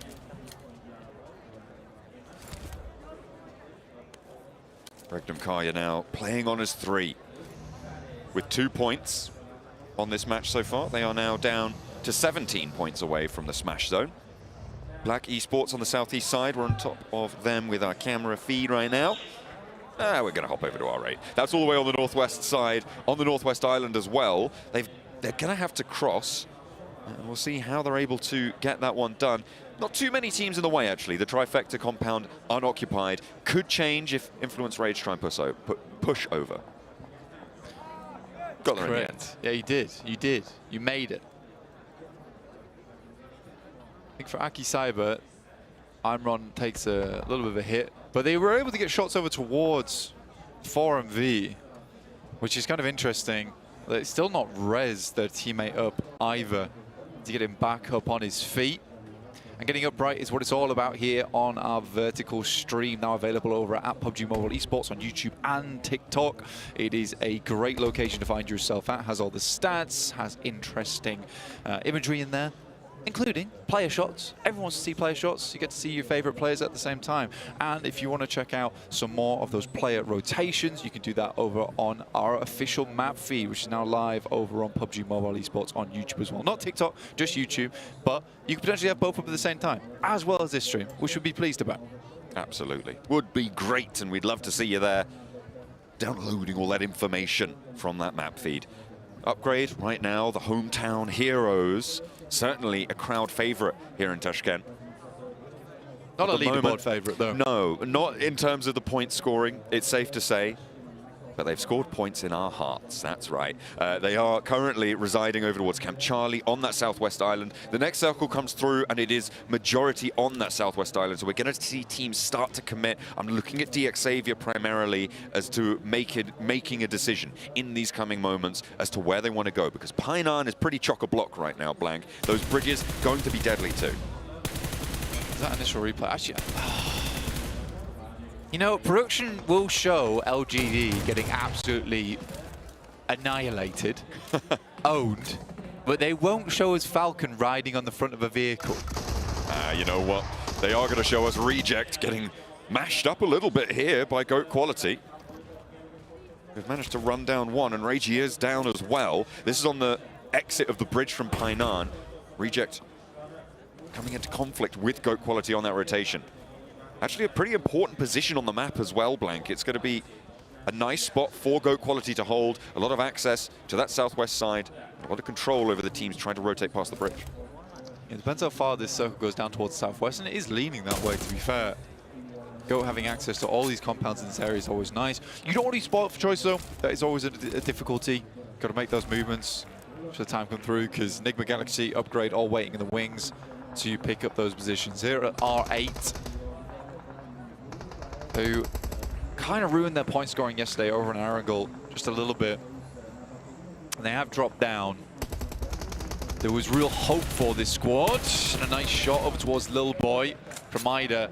And again, Influence Rage is just not performing, which is an interesting one, because Influence Rage, at least in these types of engagements as well, we've seen them plenty of times in the past. They're a fearsome squad. I think that for Influence Rage, when you look at past results for them, it was always a case of kind of beating them on macro. You would out-macro them. Unfortunately, here, it does feel like their micro, their mechanical skills, just not up to scratch of what we expect. We saw there a little bit of R8 getting cut across with a third party from Reject, but Akicyber and DXavier and Loggerheads. DXavier trying to crash towards a position closer to the river, and they find a little bit of an opening, but they have had a player drop here. Force close by for Akicyber, and an aid over towards Lamborghini. Gets the knock, but two players still left to handle. Out into the open, Molotov burning at his ankles, but he goes for one and finds the second. Force to be reckoned with. Unreal stuff again coming through from Force here. 4 relims total. Clean sweep onto DXavier. Another one of our top 5 teams. Though another team that I've been looking at right now during this map, it's gotta be T721. Some great long shots over towards R8 as well as Influence Rage, and they're currently taking control of that Confluence compound on the northwest side of this map. A great position to play in, could sweep round from Tambang to Nakam down towards Sami if they'd like later into this one. And they have been an Uzbekistani team that we have been wildly impressed with, especially yesterday coming off with that final chicken dinner over towards Impala. Lovely stuff. But it's not just them. Akicyber, 46 points now in 6th place. Our up-and-comers from Uzbekistan definitely showing their worth today. Impressive stuff coming through. We'll see if that can continue. The 721 aggressors now have oversight onto that trifecta compound. Blank, we saw the scrap between Influence Rage and R8. Wow, that's a nasty circle. On that northern side, that conflict didn't quite resolve the way that R8 wanted it to. They took shots from Reject, and then the 721 aggressors have since third-partied. Now we need to talk about this circle, Blank. It's centered on Painan. For 4MV, look, they've been given a present. This is their chance. Yeah. But this is where 4MV typically will not be able to unwrap said present. I expect them to fumble on the wrapping. The ribbon. Yeah, ribbon. Completely tangled up, knotted. But we'll have to see. Again, for 4MV, just not performing to our expectations whatsoever. I think the desk went over that multiple times. Regnum Kaya, I was happy to see what's happening here. They're coming across on that bank. I think they realized that, yes, they can stay by that bridge for a while, but they've got to take destiny into their own hands here. They cannot just be waiting around, because Smash Rule does adjust how you play, and it's worrisome at times. Loxy always knocked. I don't think that's going to be Reservoir either. I think he was the player coming in behind the two as the forward guard. That's just going to go down and out. Enigma Galaxy also suffering on the southwest side. Unfortunate. A lot of the teams towards the top of the tables, Blank, have started to take pretty heavy hits. It's GOAT Quality and the 721 aggressors who are really leading the charge in terms of their chance to make up the distance to the top of the tables. As we hop on over to Enigma Galaxy with 2 players alive, they're facing off against Black Esports with 3. Yeah, there's an extreme amount of pressure on these top squads, especially once you're so close to 80 points. I think once you're at 80 points, you're kind of clear and free. You just try and get that chicken dinner in. But getting up to that point, you're so worried about teams catching you up. GOAT Quality, like you say, in a strong position on this western side. They still have to push in, but it's not terrible competition they have to go up against. You've got Reject, a couple of their players on that north side, Black Esports as well as Enigma Galaxy currently playing around the rocks. For GOAT Quality, a lot of options for the future of this team. See him on side now, Panardi, who has been overall very effective for the squad. One of those challengers for overall MVP here as well. Great quality, in third place right now. 52 points, sits them 28 behind that smash zone boundary. So it would be very impressive to see them break that this match, Blank. It is pretty much only Regnum Kaya that is in with a chance, and because they're on 2 players, it's likely that we will not see a smash before match 3. Could go either way. 4MV in Painan still. And as you said, it is their gift. But will it be a curse delivered on them as well? Teams start to surround them. It can get messy. Yeah, they're currently playing the 4-man split here. It's the way to play it. Wow. That is brutal, man. Heads right down towards that southeast side, giving Nepex, Aki Cyber, and Upgrade a favorable opportunity. For Regnum Kaya, they're currently playing inside the garage, the choke house, and Nick actually just passes on through. And Regnum Kaya unwilling to take shots towards them. At some point, they'll likely have to fend off. But for Regnum Kaya, any points they can extract at this point of the game is going to be very valuable going forward.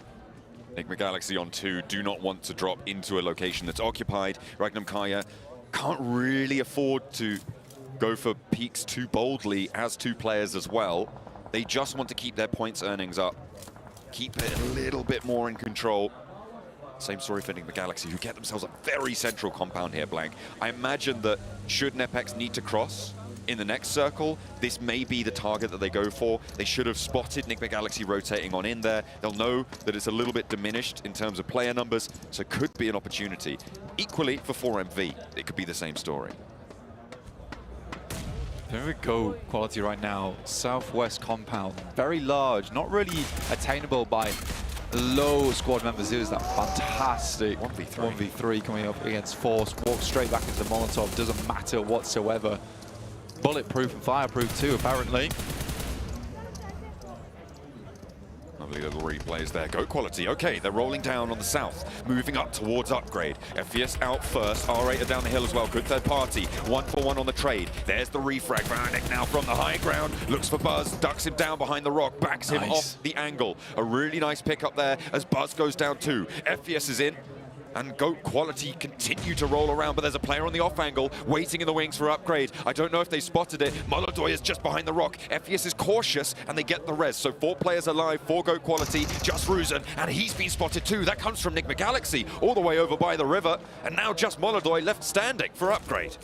They have a general idea where he is. Effie's moving forward. Molodoy spotted, tags are on already. It is over for him. Effie's locating that one again, very typical position where you can get the side swipe onto them. You usually have a player at the back there, but GOAT quality swoop in through over Upgrade, finding themselves 55 points now overall. Very close to Regnum Kaya, who were able to steal away 1 point from R8 during that game. Tizzy from Nongshim Red Force, currently outside in the blue. Indeed. Last player alive for Nongshim Red Force after their hot drop earlier in Ruins with LGD. Of course, LGD losing there with 3 points on the board. Nongshim Red Force up to 5 now. They did manage to pick up an extra Elim from somewhere, so Tiz is going to be happy about that one. But not so happy with their position. Circle over towards the Enigma Galaxy compound once again. Regnum Kaya still alive with 2, still keeping on trucking. GOAT quality with 6 Elims, Blank. They are picking up the pace here. Maybe there's another contender to burst into that smash zone. Nice one, Toshpik. This is massive coming through from Regnum Kaya. Gets one to the backside as well. They can finish off Symphony. Like I said, any little eliminations that come through for Regnum Kaya is huge, but stolen away by Panati from GOAT. On GOAT, 56 points now, catching up. They can just guard this knock. Can Regnum Kaya? Potentially over towards Zeptimus. Another point in the basket would be nice. Set you up at 65, 15 points behind that threshold. 721 aggressor. Ooh. Over in Painan. 4MV down to 1 player. It's just Doc, but he has a nade, and that's fearsome to stare down. Yonik in the 1v1. The 721 aggressors with 5 Elims could not make it through. and the present given to 4MV to access this late game, not really going to pay out too well here. Doc versus Yonik. I think he spotted him, but Yonik hits the deck. There's a nade from himself. That's probably going to feel really bad. Pretty unexpected, I would say, that result. But 4MV, what a bad hold from them. They played split, and again, usually when the circle starts moving this way, you just want to line up towards the southeast side of Painan, play as a 4-man, and just off one another.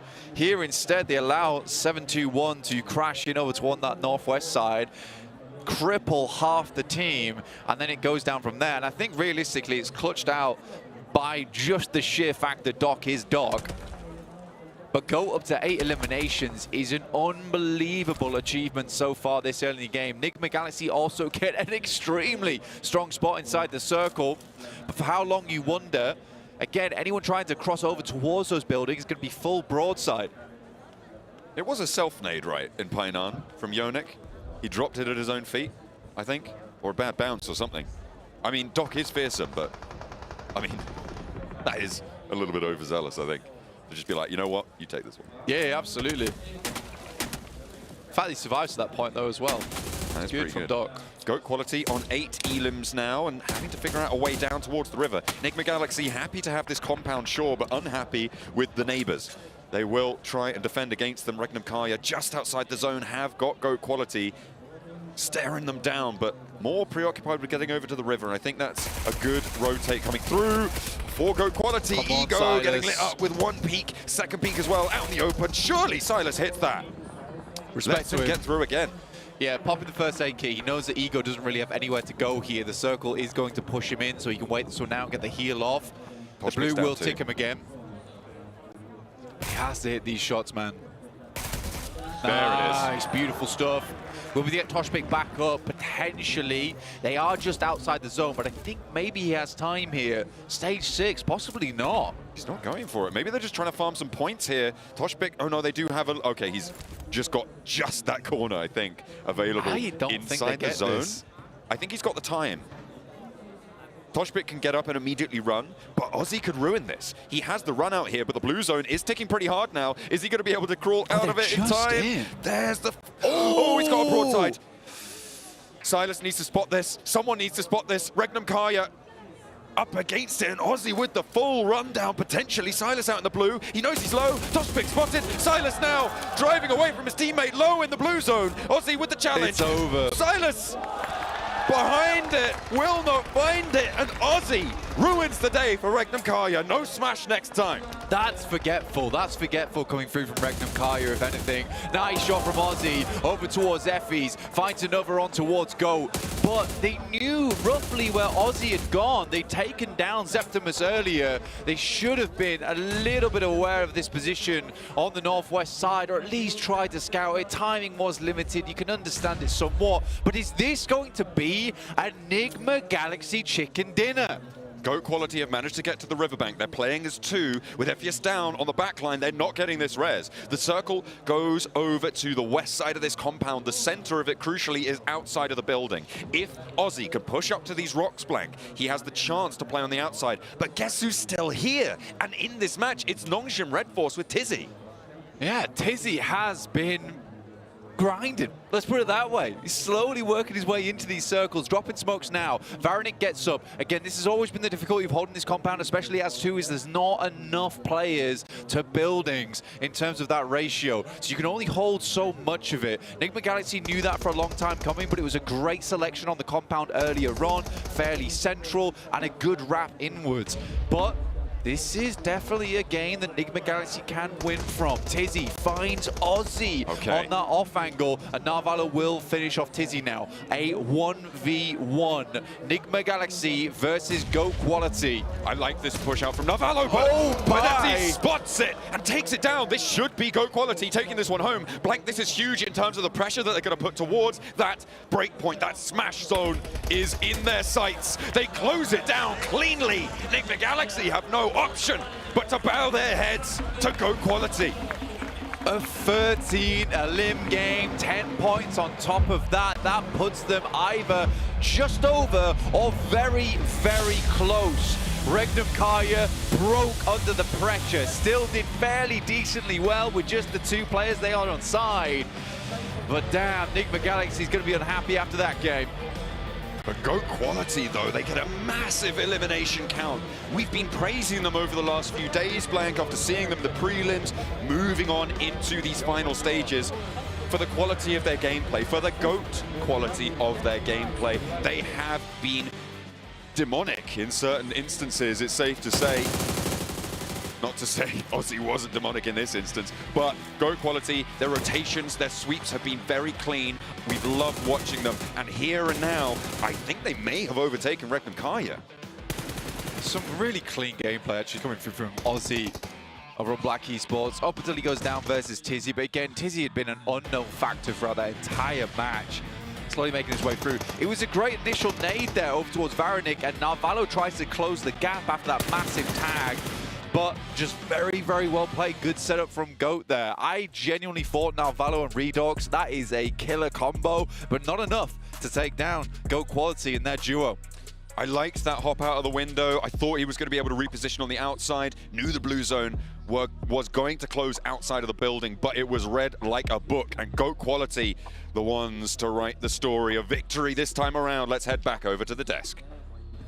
GOAT Quality being able to just overcome their Nigma Galaxy at the end and able to clutch up that win. Everybody ended up performing, Natura. They absolutely did. Look at that damage. Look at those elims. And it's even across the board. That's what we want to see.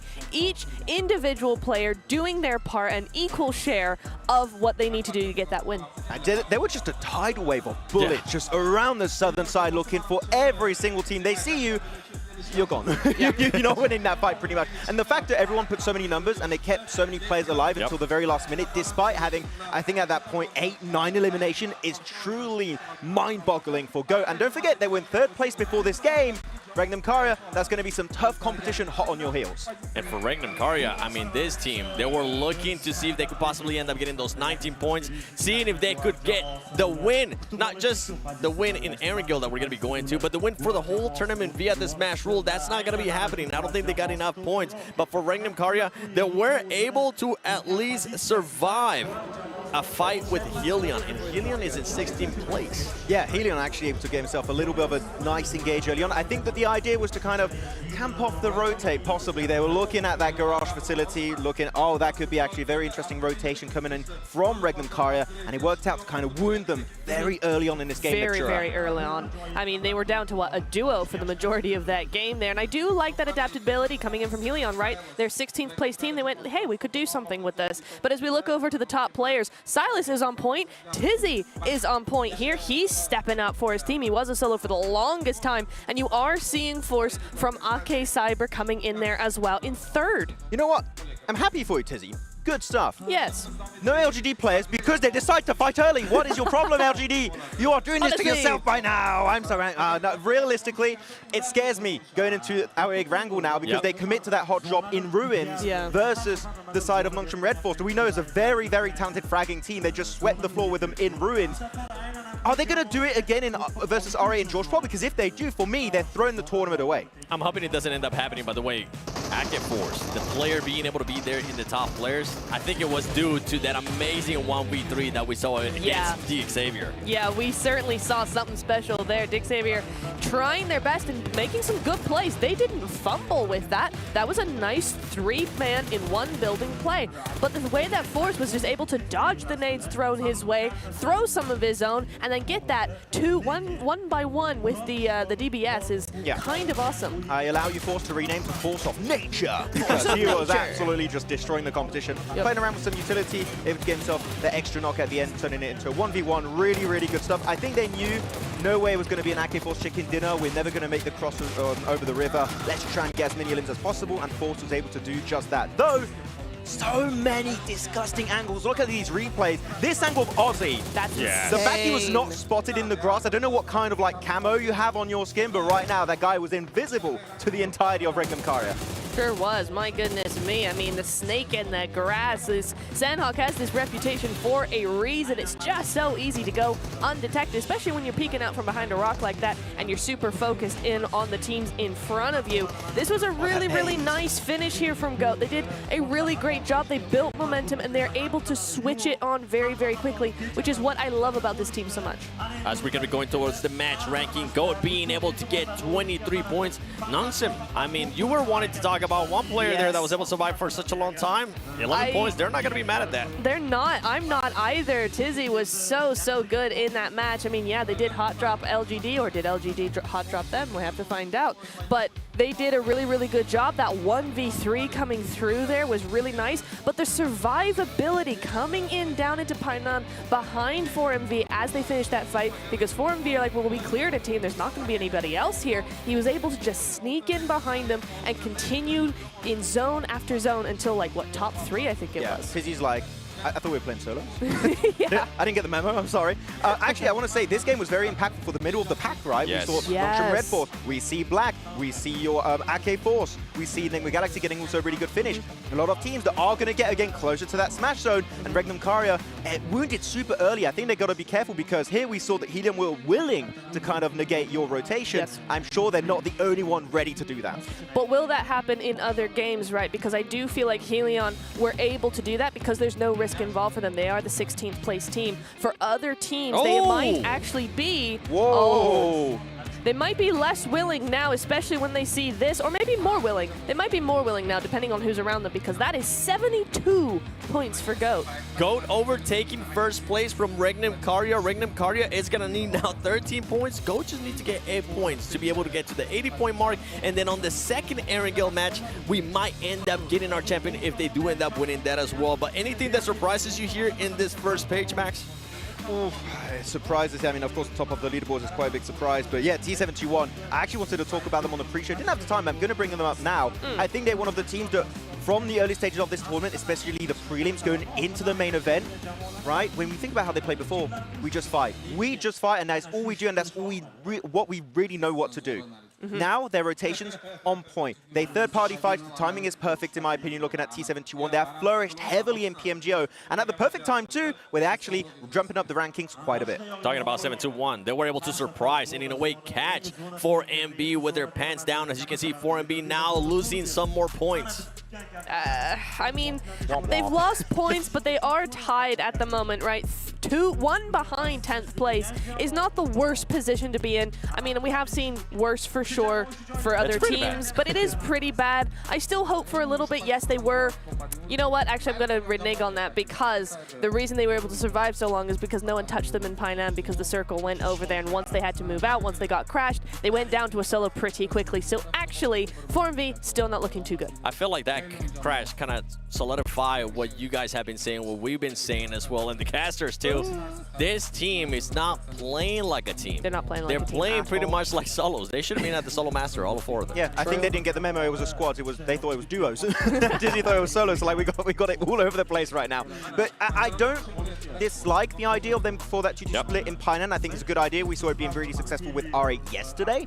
But issue is, you've got that big riv in the middle. So really, if there's any compound you might not want to really do that approach, it is going to be Painan, because it really slows down the time you're going to regroup. And for about, I would say, the first 20 seconds of that fight, of that breach, T721 found themselves in a 4v2 versus 4MV, and 4MV couldn't do anything against that breach. So at least we don't have any more Sanox, but on Erangel, you definitely got to make sure those kind of mistakes and placements do not happen in compounds that don't really require that position. Absolutely. I want to talk about another small mistake that we did see from Nigma Galaxy actually in the end of that game. I loved how they played that entire thing. They were very, very proactive. You saw those rotations across zone. They went for it. There was no hesitation whatsoever. However, once they found that compound, they kind of just stood in it. And we did talk about this during the game, Max, is we were like, hey, this is actually pretty good. And I was like, I want them to do nothing right now. Just stay very quiet, let these other teams fight it out.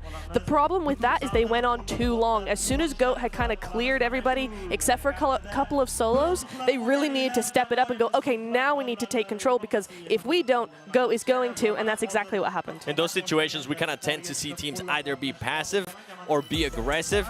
The thing for Enigma Galaxy, I felt like they just didn't have the manpower. They were down one player. That is true. That's true. I mean, they were down 2 players, if I'm not mistaken, actually, down to just a single duo in that compound. At the end, but I'm saying whenever they first got to that compound, they were down one player. I kind of want to take it back almost to the game on Erangel from LGD of yesterday, where actually they only had 2 players alive, and they just start blasting all the teams around them, making sure, oh, actually this compound is taken. Is it a duo? Is it a 3-man squad? Is it a full team? You don't have that kind of information. We have full control, and we can kind of scare you off. I feel like if they maybe took shots, maybe that would have deterred GOAT from crossing the road, and maybe this would be Enigma Galaxy win, but they played passive. It's still a good game, so I'm not going to fault them too much for it. It is second place. Yeah, we're talking about Regnum, Karia. We're talking about GOAT quality. Let's see how this team's performing in that last match, because I feel like it's going to be a battle between these two. Obviously, GOAT quality does end up getting that win in the 13 elims. Oh my goodness. That's what ended up pushing them, I feel like. Not just the win, everything else pushed them to the top. It really, really did. I mean, I think they got all the top. They got to the top from the top, right? Because of that high ground in the south side. They were coming off of that hill, and that just leaves that land so open, especially when you've got a lot of solos starting to come in. You're able to just pick them off very easily. There's not really that support system to those teams out in the valley, so GOAT quality played this very, very well. I kind of want to do a direct comparison for GOAT quality, how they played this game based on an Erangel game we had early in this tournament. I think it was west of Yasnaya Lake. They had this massive 4-man split, everyone away from each other, and only Effie's, if I'm not mistaken, was performing, was doing the damage, was getting knocks and eliminations, while the rest of the players just kind of crumbled apart, and he was down to a solo, couldn't do much. Here, everyone was doing so much heavy lifting, like me in the gym every single day.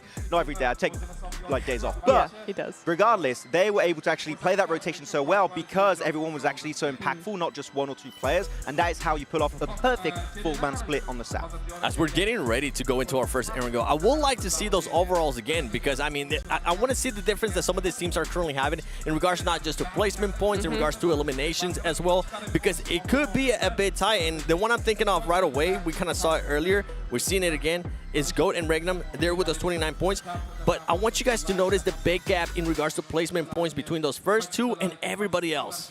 Wow.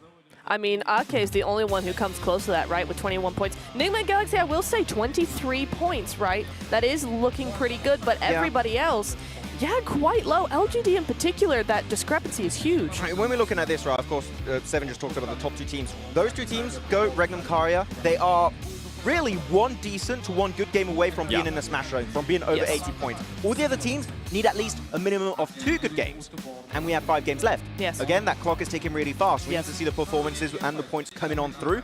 The next one I'm waiting to see prove themselves. I know I sound like a broken record right now for LGD.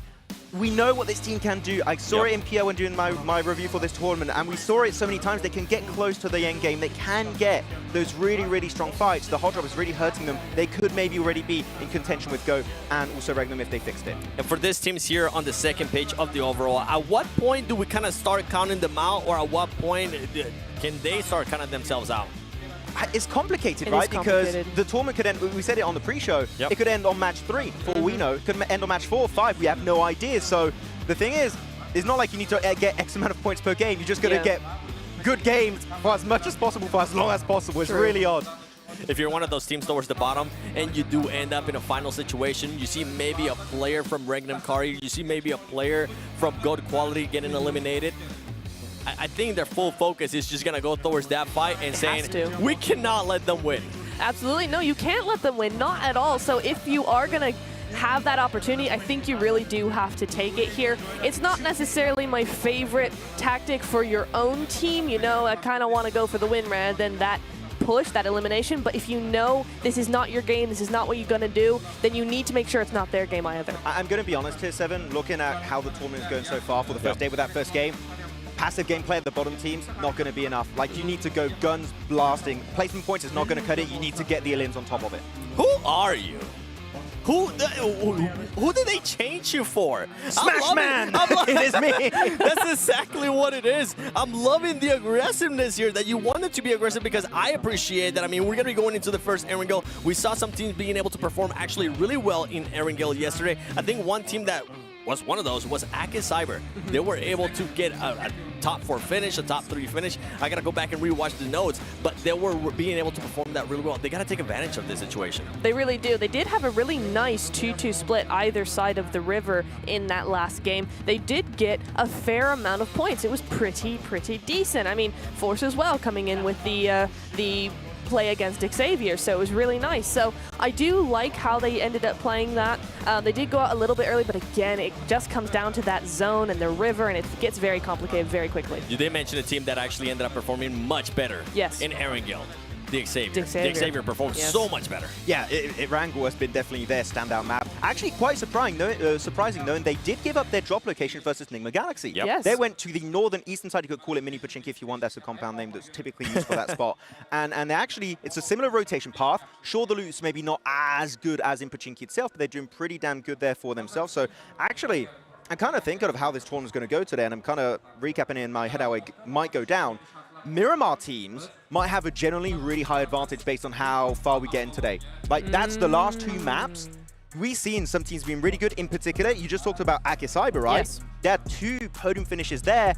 If it does go on really late in the day, Akicyber could have a really big Miramar advantage. That's true. Another team we saw from Miramar is also Black Esports, right? They are very good on Miramar. So again, you are looking at a team or a couple of teams here that could do quite well. I mean, okay, in what was it in the yesterday's Miramars? We saw Regnum Karya come in with win. Who won the other one? Who was it? It was Team 5. It was 7-2-1. 7-2-1. Yes. So again, you're looking at 7-2-1 coming in here. They got a second on Miramar, nothing of note through the Erangels, and then a win with 11 elims on Game 5 of Miramar.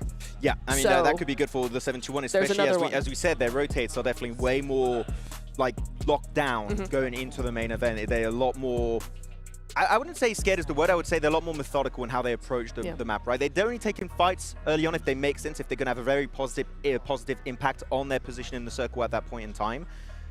Yeah, but again, at the top, we mentioned it, there's so many teams that are currently competing to reach 80 points. Currently, 2 teams are very close, but other squads here might be able to make it. And just to remind everyone, in case you're wondering what that smash roll is, teams, if they reach 80 points and they get a chicken dinner before we end up finishing the whole day, they will end up becoming the champion. And I think this is why we're so excited about the current race that we're seeing between Gold Quality and Regnum Karya. Another team that I kind of want to talk about because they are the defending champions has to be Reject. Are they going to be able to find a way to defend that championship? Or at this point where we're seeing them on the overall, where we're seeing them position, is it just too little too late? I don't think so. I think this Sanhok was not really the best look for them, the best game for them to start out with. They had a really nice little spread here coming into the start of the game, but as it went closer and closer, a lot of teams are being very pushy, I think. They're all cramming into the same areas, and Rejects, rather, really needs space. They're a team that does need space, so I think in Erangel with more room, they'll be good to go. Hey, for this Sanhok game here, Reject, I think, is not that they played bad. Teams were just so much faster. They just wrapped around them and they just couldn't play the edge out whatsoever. Reject got to be a little bit quicker here, 7. Well, it's time to find out what's going to happen in the first Erangel as Blank and John Allen are going to take it away. You are correct once again. He just doesn't miss, Blank. We are indeed going to be going into our first Erangel of the last day here at the PMGO for 2025. Stelba down to Sosnovka Military Base for the plane path as match 8 takes us in. First Erangel of the day. No one at 80 points just yet. We're looking to breach that number right here, right now. We've got quality on 72 points. Currently, Regnum Karya sit on 67, so a 13 and 8 point game required, respectively, for both teams. Certainly doable here on Erangel. For GOAT, though, extra important, getting an additional game on everyone else to find that chicken dinner. What everyone else gets towards that smash zone will be a big, big boon for them. Now, the question in my mind is, if you are GOAT quality, do you adapt your play style to the tournament situation? Because at the moment, you're 8 points behind. If you're presented with a risk, right, and normally you would take it, maybe you could get a fantastic overlook position, or you might be able to try and sweep and take a risky fight that may in general pan out for you. Do you step back from that risk? Do you step away from that precipice because you know you only need 8 points. You don't need a match win yet. You just need to cross that boundary. Yeah, or do you just stick to your guns? I think, honestly, at this point, you just do what you've been doing, right? Because what have you been doing right now is for consistency's sake. You might start switching things up a little bit and go for more a central play because you don't need to go for limbs. That's the big deal. Here's R8 dropping alongside with Nepex, so not causing problems over towards LGD, who dropped over towards northeast side Kameshki, which is the change that comes through here. Both teams were battling out towards George Paul, and now George Paul's completely open in this instance, and Nepex feels the brunt of it. So I think both teams actually made an adjustment from yesterday, and Nepex is the one that suffers. I think they were looking to pick up Severny in the first place, considering it was open, and R8 had the exact same idea. But again, if you're R8, I do think that there's something that comes into it, is that you could have continued to play in Georgia Paul, because it matters far more today for LGD than it did for R8 to stay outside of Georgia Paul if you want to get more points. And I think LGD was always going to be the ones that back down first. For now, though, beyond Domain going down, it's a little bit of a stalemate. Oh, a little bit of a spot from Rex taking some shots over towards the west point of Severny, but this is burning time, Blank, and with the circles so far north, teams are going to start to encroach on their territory. And that may make things a little bit harder than either of those two teams bargained for up in Severny. Meanwhile, over by Yasnaya Polyana, it looks like Upgrade are going to be on the road, getting across that river nice and early. Silas is just over the way along that roadside, split from the rest of Regnum Karya, who are in Rozhok at the moment. Yeah, they move over towards the north pretty early on. Again, for Regnum Karya, they know they don't need a whole bunch of points, just need some for good quality. And again, going back on your point from earlier, I think that the big deal literally will be that these teams don't need to get eliminations anymore, is that they can play a very, very passive game. And it might not be exciting, but it will get you the win. And that's going to be the main thing for these squads, which is why getting over towards that 80-point threshold first is such a massive advantage, because you can suddenly switch your playstyle on its head. Regnum Karya breaking up from Rozhok, a nice fast rotate to the south compound off of Severny into the garage. They found two of their players in there last time around. Different building, but same layout. Didn't play well for them there, and I think Wild has bad memories of it. Going to be getting out.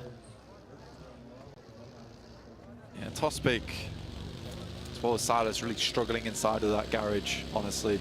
And I think that when you look at it, it was a difficulty. Potentially there was some more scouting that could be done, but I do think it was more time related than anything, where they just didn't have that ability to scout. I think if they'd maybe taken down Ego slightly earlier and the Silas had hit those initial salvo, I'm having to pick that up. All right, flying around the top side of Severny this time around. Over towards Nepex, who are currently sat 10th in the leaderboard, 29 points, very far out from first place. Now this is fairly interesting, Blank. I believe what's happened here is that Nepex have been kept fairly stuck in the mud right now, and R8 have been looting all the while. You can see they've got utility, they've got options here to push on in.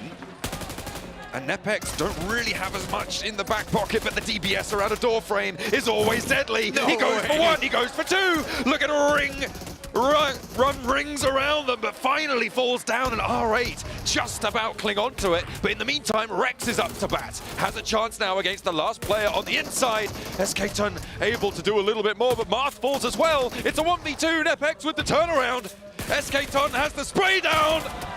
How on earth do you hold that down? R8, evaporate. Hilarious as well. The rest of Nepex is like, Domain, we're sorry, you're done for, lad. You're done for. And Domain just sat in there and he goes, yeah, well, I'll get three eliminations, pretty easy. And finally, the rest of Nepex decides that they'll come and help him. 721 currently taking down Hellion, who were our direct invite to the main event, but they have not directly sent themselves anywhere but 16th place currently. Uh-oh, goat quality. in an unfavorable scrap right now with Black Esports. Lord Cedric, Ego upstairs, can get this nade in, but instead he's looking to put pressure. 2 players now for GOAT quality as Pernati pops that med kit, actually getting back to full HP. Tagged down a little bit. There's an instant flush from Ozzy. Oh no! And GOAT quality 4. Sandhope almost feels for nothing at this point, getting 0 points here in the second match. No closer to the smash zone they were before. 0 points accrued this game. None from placements either. Tough break for GOAT quality. Whereas Regnum Karya currently in a fantastic position over towards the north side of the map. Again, only 8 points need to be found here, so they're very happy to keep things chilled out. The leap over towards that smash zone is going to require a good game, Blank, but we know that they've got that in the pocket. We know that they can deliver on that promise. The question is, will it be here and now? Enigma Galaxy, 43 points, a little bit further afield, but not out of the realms of possibility that they could break into that smash zone too today. Maybe not this game, maybe not next, but beyond that, it's anyone's potential smash. Yeah, I think also the frustrating thing for these players will be the fact that if the game ends, or the tournament ends on match 3, they've only had 9 matches to show their worth, right? So if you get like a bad day 1, there's not much you can do to bring things back into favor on day 2, but that's just the point of it, is you cannot make any mistakes here in this tournament on a 2-day sprint almost. LGD, this is a good game to catch up. On the north side, just in the south of Severny here. Excellent springboard for LGD to continue further into this tournament. Here's Precious, man. What an unreasonable take. Again, for RA, the fact that they give them 3 1v1s as well is just painful. And I think you see a lot of teams struggle with that, where you kind of just have to all fly through. You can't go one at a time. There's some real big nades, real big plays coming through from the 721 Aggressor. We saw Butcher in a 1v2 there on a replay. We saw those nades from Black Esports, who, again, just starting to be a lead weight to the teams towards the top. Last time it was Regnum Karya, this time it was GOAT quality. LGD actually flexing out of the south point of Severny, moving over to some of the hills. They know that Nepex is still here, or they have an inkling anyway. In the meantime, we hop over to the east side of the circle with Upgrade. Ruzen has Law, but he will back off the angle. Upgrade trying to further their position on this leaderboard. It has been rough, it has been tough, but they've been chewing through it all the same. Got to respect them for it. They haven't just fallen flat in this tournament. Circle moving down towards that south side. Frustrating turn of events for Regnum Karya, considering they started in Rozhok. That would have been actually a very, very nice place to stay, which Nongshan Red Force now have taken advantage of on that south side. So Regnum Karya currently controlling over towards that northern edge. Have to continue to do so in close competition at the moment to LGD, who are just over towards that northeast side. But they're breaking. Either way, Regnum Karya down towards the southwest. LGD currently quite happy to play northeast edge. Regnum Karya roll down. Black Esports, they were able to take down GOAT. Now they've got the second place team knocking at the door. Backing off though, neither team wants to commit to it. And they'll take these counter-pointed compounds, Blank, that sit just north of that central river that divides the circle. 4B with a little bit of vengeance over towards Aki Cyber from last game. Couple of shots going their way. 4V, 1 elimination this match. Buggy climbing the tree. But 4V is the one who really do need to get a boulder on. Tackle this cliff face that is the leaderboard. It is very ominous for 4MV. 29 points, 12th place, and this is what you were saying, right? If somebody gets that smash rule activated now, 4MV and their first day have ruin their chances of anything good happening here. The question is, can they come out of Sandhawk and a mildly disappointed performance there into a strong Erangel? They are on the outskirts here of this circle, but they're fairly alone on the south side, so they've got time to gather. They've got time to start that roll, gain some momentum, find the right moment. Circle closes in over towards the northeast here, which is very nice for a lot of teams. I think they're happy that this doesn't cut between the river. Again, it is quite open space towards this north side though, so that is a bit of a worry. Magnum Karya making them move down towards that south side. DXavier was good yesterday, honestly, some very, very strong moments, but not quite able to push themselves far enough up the leaderboard to be in a challenging position for that 80-point threshold at the start of the day today. But definitely still a fearsome squad at 50 points. They have lost one player this match. Fairly central on the circle. You can see they're just southwest of Influence Rage right now on the minimap, or on the map feed if you have that up available on YouTube. You can check out where all of our teams are. Meanwhile, Regnum Karya, they make the dash. The cross down to... They were much further up north, but they want to play this bridge. They want to play on the riverside. They've spotted so many players here, and this is something that they did at the end of last year in PMGC. They went for a points-based play. In that final map of Miramar, they went to somewhere where they knew people would be trying to desperately cross so that they could start to farm those elims. This could be good from Regnum Karya, but again, it's such an awkward position to play. Loxy goes down first. Should be able to get the res on him. It is awkward, but very doable at this stage of the game. Zvezda is in, and on the bridge, there's no backup. Silas is in an awkward spot, and Aki Cyber looking to do even more. I think this was a strange decision from Regnum Karya. I think they could have played things much more chilled out on that northwest side. I mean, it felt like they were trying to catch these crosses, but it's the crosses that catch them. And they've lost a player. They do get the res up to 3 players alive, and they may still have a chance to pick up a lot of points here. There's the first that they're able to earn. They are now on 68 points, 12 points behind that smash barrier. Just so awkward. I don't know. I'm not sure I agree with this play coming from Regnum Karya. A nade? It certainly feels like a play that's going to get you at least far into the game, which is what I'm wondering that they're trying to go for. Loxy peeking around the side, trying to pick up an elimination. Won't find a single knock over towards Nongshim Red Force, but a heck of a lot of damage, though, done.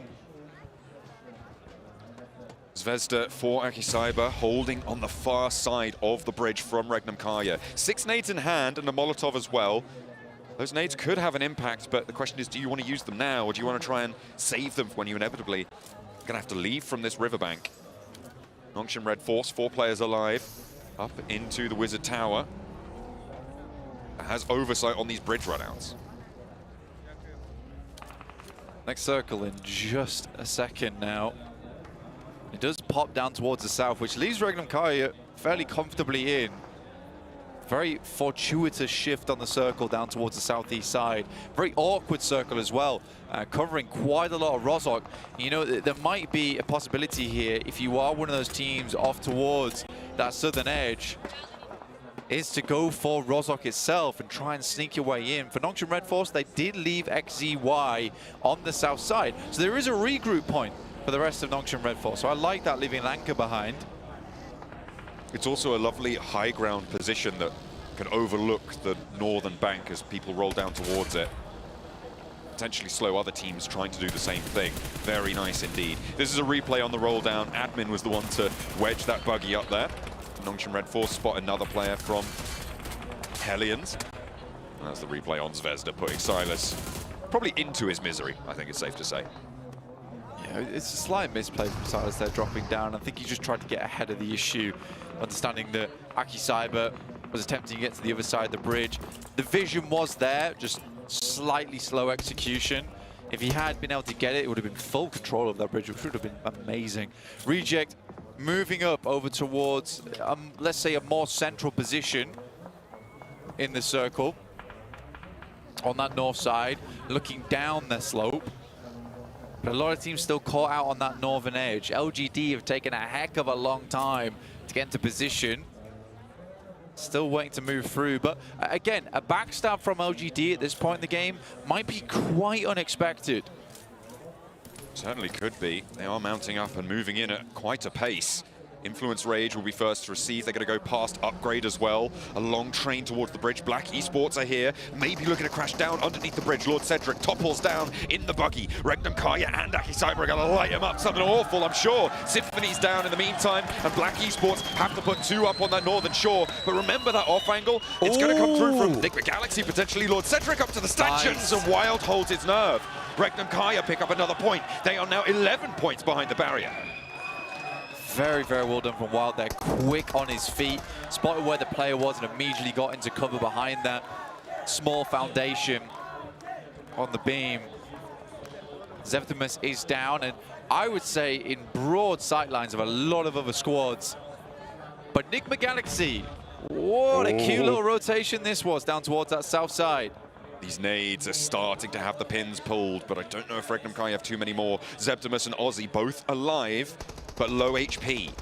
Aki Cyber have angles onto this one. Enigma Galaxy currently do not have a sightline just about over towards that location, which is what's keeping Black Esports alive. LGD moved from that north side fast on the south edge of Upgrade towards the bridge that leads out of the west edge of Yasnaya Polyana. And now they're playing from the riverside onto Upgrade. Yeah, it's a sharp, sharp cut coming through from LGD. The fact they're able to get around that edge, past Upgrade, onto this bank on the eastern side, it's a very clean rotation, and doing it with 4 players as well is extremely profitable. Wild, pull the pin on another grenade, goes over the top, should be barely on target. Airburst a little bit longer and maybe takes down 2. Circle shifts over towards the northern side. Such open ground, but Nongshim Red Force actually hold a fairly commanding position within this circle. The 721 aggressors looking to try and sweep up to the north side. DX Xavier under threat. Butcher and Yonik pulling nades. Aggressor joins them. The bombardment begins, and DX Xavier have to hold. Answering with a volley of their own. No connection just yet. Nate T isn't going to eat too much flack there from it. A double nade on a bouncer, but Aggressor happy on the feet there. Dances out the way. Levi's on the top with a nade. Looking to send it through. Yonik getting a little bit dangerously close, but the utility, level 1 helmet, not looking so great here over on the 721. DX Xavier preparing for punishment here. The 721 aggressors are going to have to go for something aggressive. They have to take it straight to the front lines of DX Xavier. Not going to allow them to slowly pressure them out. There's already a lot of damage over towards Lamborghini. And Aggressor goes down first. 3 players from DX Xavier, and now they've evened the numbers. Spidey through the smoke. Lamborghini low, but in the smoke, hiding it out. Nate T takes a lot of damage, and Spidey finally gets that final blow. Looking for Liviso, looking for Lamborghini. Aggressor low and down on the high ground, and there they fall. DX Xavier out of the way. The 721 aggressors onto the runway, but Influence Rage are here. Second plane about to take off right now, and I think for the Influence Rage, they're looking to go hard on this one. But Yonik already finding the first. Lori's down. Lori's in his next. Little boy, final to fall here. And Butcher throws through them like a cleaver. Meat on the slab for the 721 aggressor. And it's the Butcher in chief. Riding strong, that new car at his back. The speed. The aggression. Beautifully executed, but they've got more to do. Rejector here. And a third team wants to go. 8 eliminations in the space of a minute, unheard of here at the PMGO. Regiocio with a nade in hand, looking to send it over the top. The 721 aggressors look fearsome, striding out from that engagement. 2 players down, but a heck of a lot of points found. Butcher dispatched, but his work is done. This match, they survived what seemed to be the unsurvivable. Unfortunately, that is as far as they will go. 3 teams proved to be 1 too many. But what a way to glow. What a way to show up. That is how you impress your hometown crowd. An incredible performance there. Regnum Kaya, though, looking back towards them on this southwest side. Penned in by Eki Cyber as well as Black Esports. Zeptimus goes down. That's to Reject. Looking down on them from that north side. It's Regiosia with that angle. And you question how many more smokes does Aussie have left remaining. In the Wizard Tower is Nongshim Red Force. We talked about this position earlier. It is a spot on the map where it's quite easily overwhelmed if you're not prepared for it. Because that slight incline that goes over towards the western side in which teams can get very, very close. Just like this. Rolling up lazily, Reject. Staring down towards Nongshim Red Force. We've been in this tower for a while. Regnum Kaya still alive as well, Blank here. 2 Elims, 3 players. They've been under the bridge, but they will have to leave now. Head east. LGD still on that eastern side. Lost 1 player, but it's not the end of the world for them so far. Now, Regnum Kaya do need to move out. Wild. Off towards the east already. Now looking to send another over. Deep breaths here as the team prepares for the submarine play. Wild stepping up at an opportune time. Finds both! What a maneuver from Wild. And it certainly was a wild card there that Aki Cyber was not suspecting. Emerging from the depths.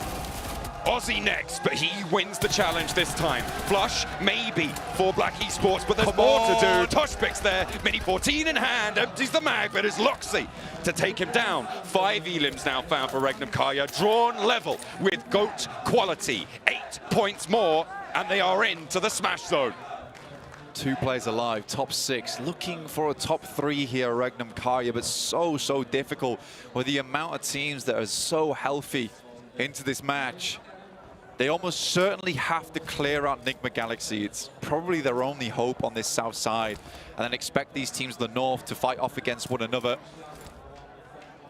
It's just SnowX on this point for Nigma Galaxy. In a 1v2, potential backup from Ralph. But Nongshim Red Force also a threat. However, it's unlikely that Nongshim Red Force are super keen to leave their position up on the top of the hill right now.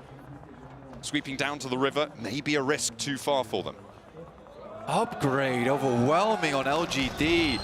Again, for LGD, a little bit of a slow maneuver from them, but a 2 Elim potential here for them. Lings with a nade, low HP on the target. Ruzen was there and they stay alive. Upgrade lose 1 and a second knock goes their way. Buzz now the last to stand. They're starting to melt. Nigma Galaxy rotate up. They're putting pressure on the north side and Regnum Kaya up into the top 5. Regnum Kaya taking a heavy amount of damage there coming through from SnowX, holding his own on the rock. But Nigma Galaxy needs help, dude. Regnum Kaya just had 1 drop. They're both down. Blank, no smash. 76 points is where they finish. They are 4 points shy. We're going into at least match 4 now confirmed. Nongshim Red Force over in the tower now. Let's see who can close this down. Nigma Galaxy looking fairly convincing on their split, but Reject have that knife through the middle. Top 4, not bad at all for Regnum Kaya. Much closer. Nigma Galaxy now holding on this eastern side. It was a good setup. And again, for LGD, I was surprised they didn't try and wrap down and remove the players on this ridge side. You can kind of assault it from that northeast side without having too many sidelines over towards you. Reject, Nongshim Red Force, Nigma Galaxy all remain. But Nongshim Red Force, what a slow game from them. Why are we still inside this wizard tower? What kind of ritual are we concocting? They're casting spells. They're trying to summon themselves a chicken dinner, Blank. They're waiting for the final moment. And now is when they roll out, down to the river.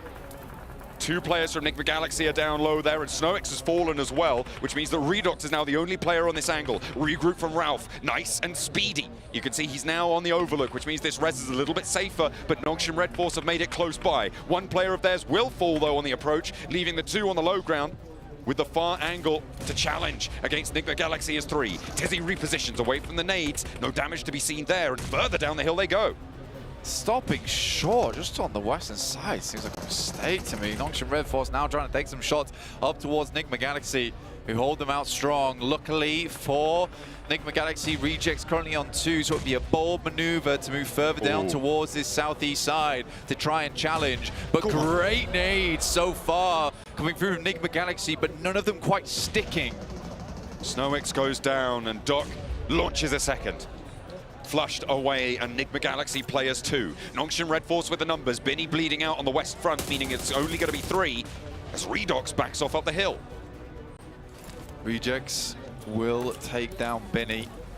3 players penned in down towards the south. Enigma Galaxy looking to finish off Rejects here, currently behind the tree, eliminating that possibility for movement by removing that buggy out of the hands of Regiosio. M79 in the hand, looking to provide some cover for himself in the near future.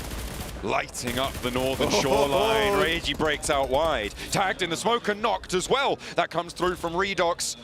Divine looking to try and put pressure on towards Nongshim Red Force as well. This is cool. Enigma Galaxy are going to have to move. Divine is close. XZY knows though. He's got the nade cooking. It doesn't go on target. Auto shotgun around the rock. Only player to face. Tizzy's nowhere to be seen. Divine with another chance. The spray down from behind the rock is great.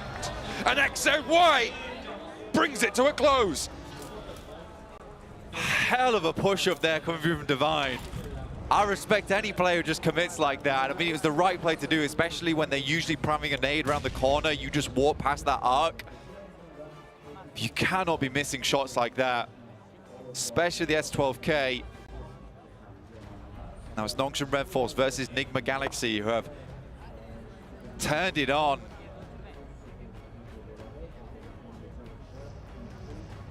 Ralph moving up to the high ground, has that terrain cover. No hard cover in front of him. Has a rock or 2 maybe, but he's relying on that hilltop. Stage 8, center circle is where this will close after we shrink to the white border on your minimap. And Redox looking for that off angle as well. Could move up to those trees, but Nongshim Red Force have a lot of control over there as well. A lot of latitude to move over to take peeks that way. What are these nades though? I mean, I can understand trying to nade out the smokes, but this early in the game is kind of out of character here for Nongshim Red Force. Again, this is the closest they've been to smelling the chicken whole tournament.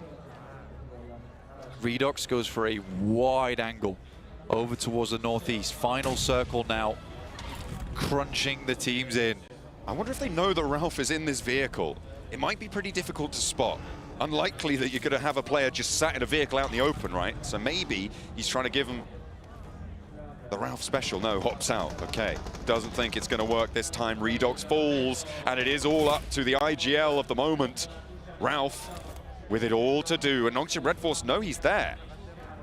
It's a weird play coming from Enigma Galaxy, because you understand they've got this ridge side that they can peek over the top of and have cover for a long, long time. You sort of just want to wait behind cover. There was a fair bit of hard cover here for them as well, for them to come out into the open. So Redox puts Ralph now in a really awkward game. Tizzy not full HP here, making those nades slightly easier. They're just trying to double up on these nade locations and continually missing. I think XZY may be out of nades at this stage, Blank. He's going to have to try and approach, play that weaponry. A P90 picked up from Tizzy in the long angle there. Another nade up from Ralph. Chucks the boulder, but it doesn't roll onto target. I want to see the angle from Tizzy here, because surely you could just see him peeking. Decent first nade, chunks a little bit. XZY behind the tree. Ralph is just not playing prone. Wraps round. And will not go quietly. Last nade. If it's here, it's big. He sees his opponent, but the breakout wide, and XZY alphabetical accuracy around the edge of the smoke there. And Nongshim Red Force find a chicken dinner. It was a strange, strange game that ends up in Nongshim Red Force's hands. For Regnum Kaya, they get closer, go and put down right at the start. For Enigma Galaxy, though, a pretty damn good game, especially the fact they made that wide wrap into Rozok, and then were able to play that position on the ridge. I think Snowix stayed a little bit too long on that western side, and LGD just didn't force the issue at any point in the game. For Nongshim Red Force, though, they will end that one out. I would say to probably a misplay coming through from Redox. I think they should have just played hardcover a lot earlier and waited for Nongshim Red Force to peak this ridge. Let's talk about some other stuff that happened during that match as well, Blank, because crucially, nobody broke that 80-point barrier. Two teams had the opportunity to do it. Both fell at that hurdle. GOAT Quality weren't able to make it. They fall down into second place. They are still 8 points behind that Smash boundary, but the same story is true for Regnum Kaya. They went to that bridge, they tried to play it safe, tried to play a medium score game, and didn't quite come up with the goods. Yeah. Like I was just saying, I mean, for Snowics to stay on that western side for a little bit long where he took down Regnum Kaya, a little bit too long. But we're going to head over to the stage to get an interview with Ralph, because I'm very curious to what happened in that end game. Welcome back to the main stage. I've got Ralph here joining me from Enigma Galaxy. Ralph, an interesting play during that match in particular. The circle pulled south. Everyone went north of the river. You guys decided to pull out the circle and wrap round and underneath. Really interesting. You missed the whole lobby by doing that, and you managed to position yourselves really well. Who called that, and what was the thought behind that call? I think when we saw the zone, we knew like there is nothing on the north playable for us. I don't really remember, but someone marked on the south side, and I made the decision to go south. So it was one of my teammates' idea, but yeah. So yeah, it worked out for us that the south was clear, fortunately, so that's nice, yeah. It did indeed work out for you, because back-to-back second-place finishes to kick off Championship Sunday. Really, really impressive so far. Obviously, we're approaching that time of the day, that time of the competition, where some teams are starting to get towards that smash zone, getting over 80 points. Once teams start doing that, does the gameplay change, or the game plan change for you guys, and people start targeting those teams? Is that the plan? I mean, of course, yeah, if one team reached the points, the point gap where they can win the next game, we'll have to target them, of course. We can't lose the tournament. We're here to get top one only and nothing else. So yeah, we'll see. Hopefully no team made it yet. That is a fair point. Some teams are getting close, but no one is quite there yet. Ralph, thank you so much for joining me in this post-match interview. Best of luck for the remainder of Championship Sunday to Enigma Galaxy. But for now, let's go back to the analysts to break everything down for our next map of the day. Back-to-back second place finishes there for Enigma Galaxy. Currently performing like how we expect them to, but Nongshim Red Force, I mean, they did the right push at the right time. They did indeed. It's what I wanted to see from them. I have seen them for a while. I just love Korean teams in general. I love that area. The region of gameplay is super fun. So it's really nice to see them coming into the global stage and actually doing some really, really good work. They played that very, very well. I mean, we were going back and forth about them basically the whole game, right? We were going, they're here at Rozhok, and then it was like a 1-3 split to scout, and then there was the regroup, and then they all went back over across the bridge. I really liked the mobility we saw from them. I would have liked a little less mobility once they got to the Harry Potter Tower. I'd like to see them a little bit more spread out and a bit more controlling, but actually it worked in their favor. So. Yeah, and XCY going to be the MVP of this game. Congratulations. And Nivchura, I know you're a big fan of Nongshim Red Force. I know you're a big fan of K-drama. And they merged together in perfect synchronicity. That's a word. And right now in this game, it's absolutely beautiful how they're able to play it out. The rotations between Rozhok and the Harry Potter Tower going back and forth, keeping the options open was very big. And as we have a few highlights here from our lad XCY, that perfect angle on the bridge, they got so much action done on those players. One thing for Regnum Kaya, you were mentioning, Max, is how quickly they were able to make that rotation to that spot as soon as Nongshim Red Force moved away from it. Yeah, actually, I was kind of surprised because Nongshim Red Force, there was like a lot of action around that bridge area, but the thing is, when that fight's happening on the bridge, everyone's under. Everyone's under, and they make that transition. And after that point, they know the good ridges, they know the good rocks, they know which angles are going to put everyone in a really, really bad position, so they just swarm, again, at the perfect time, in the right place. Absolutely, and I do want to point out, Regiosio is going to be our #1 here. 2 elims, 970 damage. This man is putting in the work. Not getting those elims, really, let's be honest here, but the damage he's doing, it's very controlling. He might not get those points, they might not convert into points, but they do make those teams move far, far away because they're like, we don't want anything to do with him. That's right. I mean, for this team, that's exactly, you want to be able to have a player that does end up doing that. Butcher, though, I mean, Butcher, he was able to destroy Influence Rage. He was indeed. That was so much fun to watch, though, because he comes in, They do the thing. There's another team who's like, yes, please.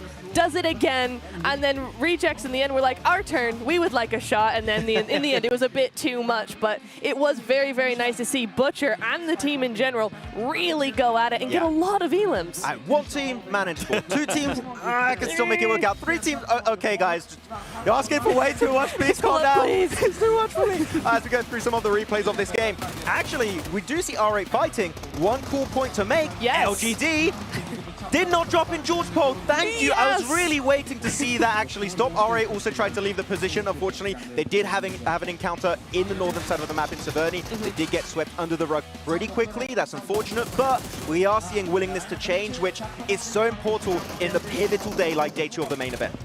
It is. I mean, one of the things that I want to kind of talk about as well is goat quality. They had the option to break this match rule here in a way that get those 80 points, and then as we go to the next game, if they win, they will end up winning everything, right? It didn't happen because guess what? The most annoying team of Erangel was able to take advantage of their missed position, and they ended up eliminating them. Just over angle.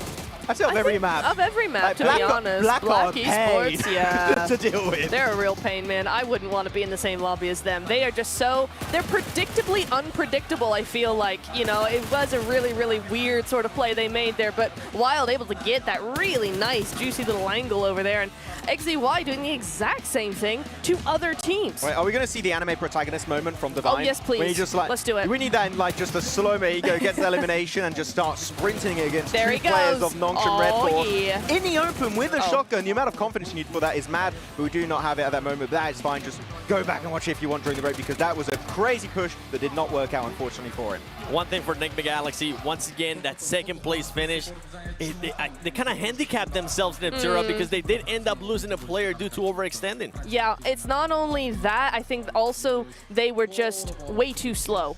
They had an excellent position. They had really good opportunities. I think it was when Rejects, one of them was, who was it that was third party? They had to third party, and we were all willing them to third party very quickly. I think it was, it must have been Rejects and Nongshim. Yes, it was. But actually, no, wait, I want to jump in about that. Yeah. Reject, third partying is great. Love that. Keep it up. Good. Big thumbs up.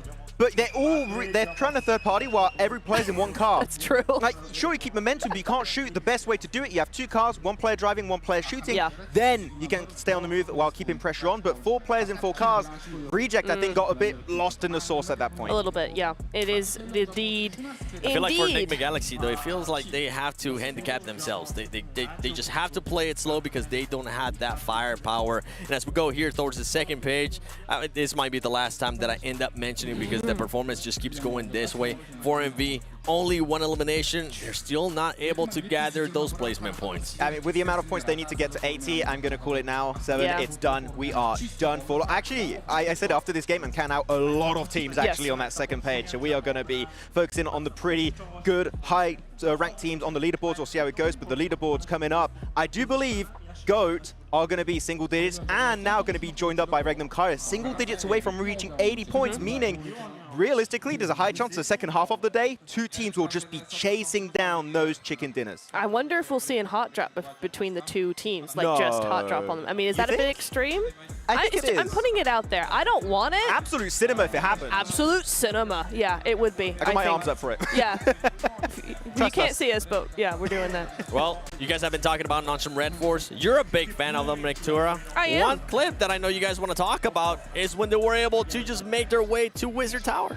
Wizard Tower push actually was amazing because they scattered it before. They got their stock stolen away by Regnum Kara that's playing on the bridge. But actually, one cool thing about Nongshim Red Force, as you can see here, they see this fight happening. They're all fighting underneath the bridge, on the beams of the bridge, meaning if you cross, guess what? Those teams aren't going to pay direct attention to you, and you can directly send it across the bridge. So the timing at which Nongshim Red Force made that transition is absolutely phenomenal, and is actually allowing them to not only avoid a 3-way fight, but also secure a game-winning position in that circle. Yeah, it was actually quite comical because we assumed that Regnum Karya would be taking the place that Nongshim ended up with, and we thought they were going to be going that direction, but they didn't. They went underneath the bridge, and here we go. They went, actually, that's a great idea, but not the way you did it. So we're going to go across that bridge and get to the spot and win the game, and Regnum Karya might be just shooting themselves in the foot a little bit. I love Lox. He's like, I'm going to try, but like, they're just a bit too quick for me, but I respect the attempt. But again, that Nongshim Red Force really aware that when you're in that position, there's no way you can shut down a rotate, so the timing was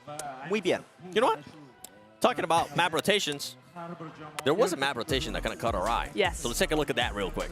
Yes, indeedy. I am ready for this one. So, setting the stage here, you do see Nigma Galaxy in this area. They're on the side. They have two options to get into the new zone, right?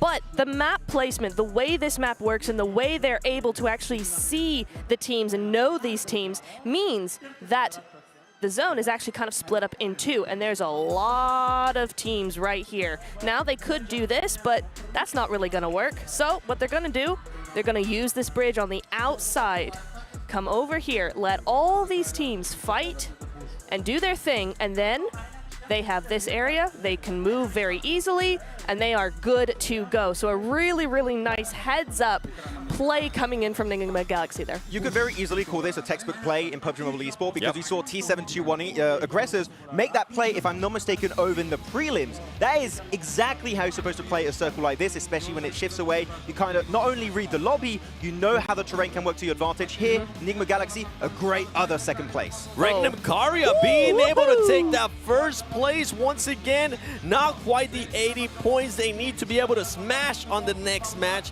but they are very, very close. God quality goes down to second. Ooh, man. One good game. Not even a good game here, Seven. Just an average game from those two teams, from Regnum Karya and Go, could actually push them up in 80 and then be in the smash zone to get himself the chicken dinner, get himself everything this tournament has to offer. So that could be massive. But actually, taking it away from Regnum Karya and Go, T721 has been getting points game in and game out. They are technically one good game away from being in the smash zone. Absolutely, 20 points we've seen happen before. Not often, but happen before, right? And in the next 1 to 2 games, it is entirely possible, especially the way they've been playing, for them to make that smash zone. Yeah, and actually, LGD, right, we talked about their willingness to change their drop. Here they went for a drop split around Stolba, northeast of Erangel. Really nice. That gives me hope. We can see them actually, maybe not get the win, but at least get in contention with T721 aggressors, with Goat, with Regnum Karya. LGD, that is the perfect change.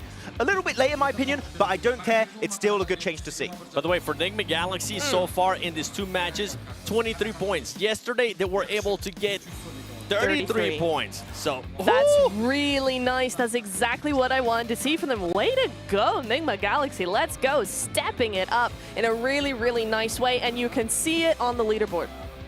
That's right. I mean, we'll have to wait and see. Some of these teams here at the bottom, I know we keep talking about that smash rule, when they need to step up. It feels like any game, especially when those teams end up hitting that 80-point mark, any team can end up winning that.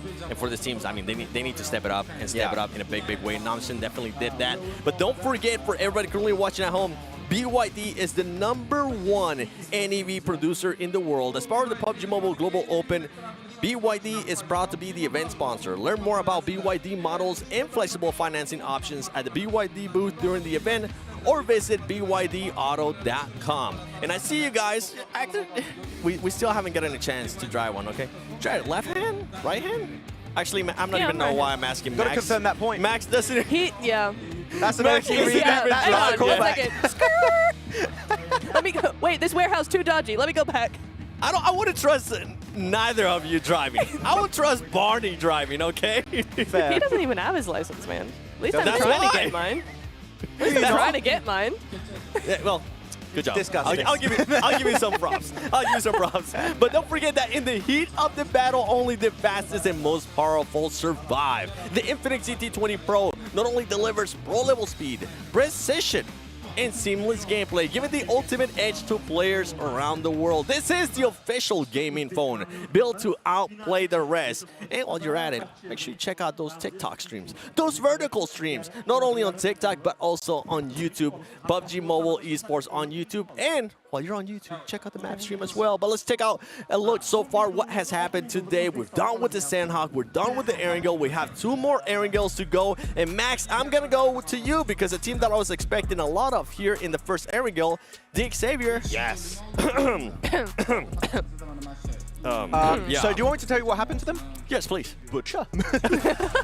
That was a little bit of an issue right there. That fight was quite solid from T721, and they just currently are really good when it comes to your angle. Yeah. Northwestern fight, you know, able to just take that fight. And we know T721 are good when it comes to engagement. But the thing is now they're methodically picking fights to give them not only a lot of eliminations and points, also gives them a really good point in the circle. Unfortunately, as we said, 3 teams kind of pushed their direction. It's a bit too much to hold on to, but they are still able to pick themselves a lot of points. And we said it right, they're kind of the silent threat to this lobby. Go are doing great. We've seen LGD finally changing their drop location. We've seen Regnum Karya getting amazing points pretty much every game at this time.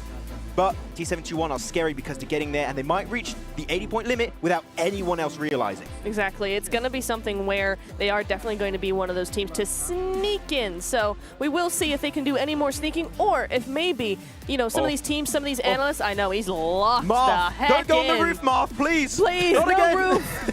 No nades either. Oh my goodness. Let's see if Dick Xavier can bring it back, the performance they showed yesterday in Erangel, as Blank without a mustache and John Allen are going to take it away. Oh, I don't like that stare from Redox. He's locked in, ready to go. Mean mug in the lobby for another round of Erangel. Redox has got one of the best death stares in the world. It's just unfortunate you can't use that in-game. You got to do it the old-fashioned way. Into match number 3 with Infinix, the GT20 Pro. You got to outplay the rest. You better play with the best. Which we're spotting here over at the PMGO. Second Erangel here. One more to go after this one. No one currently in the smash zone so far, but 2 teams frighteningly close. Certainly are. And there's another team waiting in the wings as well, Blank. After that match, the 721 aggressors are on 60 points. Not only that, you've got LG. I mean, there are plenty of teams who very realistically could break through that smash barrier just in this match alone. But you're right, it is all eyes on Regnum Karya, all eyes on GOAT Quality, trying to pick it up. Adjustment back, and no longer are we getting a Saverni hot drop on the northern side. R8 will be alone there. Nepex, not to be seen. Yeah, Nepex moves down towards Milta. R8 picking up Saverni with a slightly elongated drop over towards Prestige, getting a vehicle on that western side. Black Esports picking up North George and another northern circle on this one. LGD, where are you going? Back to South George. That readjustment, R8 obviously didn't drop there the last time. That hot drop, maybe looking to re-engage it, but they will be denied. Black Esports in North George, they've third party down to the south before, but they will not be able to do that this time because there is only one party in the south, meaning they would be the second party to engage in that fight. No one getting clipped just yet. A couple of teams sort of frighteningly close to one another, but that happens on these vehicle drops. Everyone just grabbing a vehicle, driving to their loot location. GOAT Quality heads up towards that north side extremely early, in fact.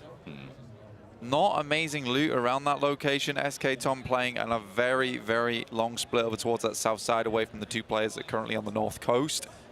Providing that information back, and it looks like GOAT Quality is going to head back over towards Box Compound here. No amazing loot for them so far. Yeah, go on. Sorry, Galaxy. just jumping in there. But Enigma Galaxy, they're rolling up towards Akisaiba.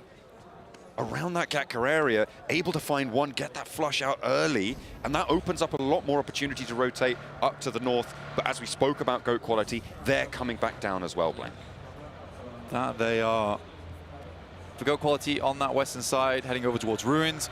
Most teams wanting to move over towards that north side. Regnum Karya actually did make that swift move over towards that north side, just kicking themselves for making it so quickly last time in the circle, pushing back down towards the south, and they would have been way better off just sticking in Rozhok for much longer. GOAT is on a bit of a journey right now, passing by Helium, passing by Akisaiba at the moment. It is rough for them, trying to find a home here. Were they on the hunt there up north? Were they trying to find a player that they'd read into dropping around that area? Potentially. I have to go back and check the feed, see if they had something in the back pocket, because it is a very strange decision to go all the way up and then all the way back and then have to go all the way up again. It feels Yeah, not incorrect, but it feels off. Yeah, I think they were just unsure of where they wanted to play, really. I think they know being 76 points, so they want the challenge in Severny for RA.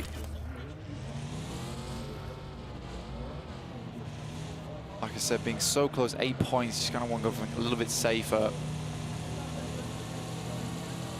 But most teams keeping things fairly chilled out. Upgrade right now, sharing Yasnaya with Influence Rage.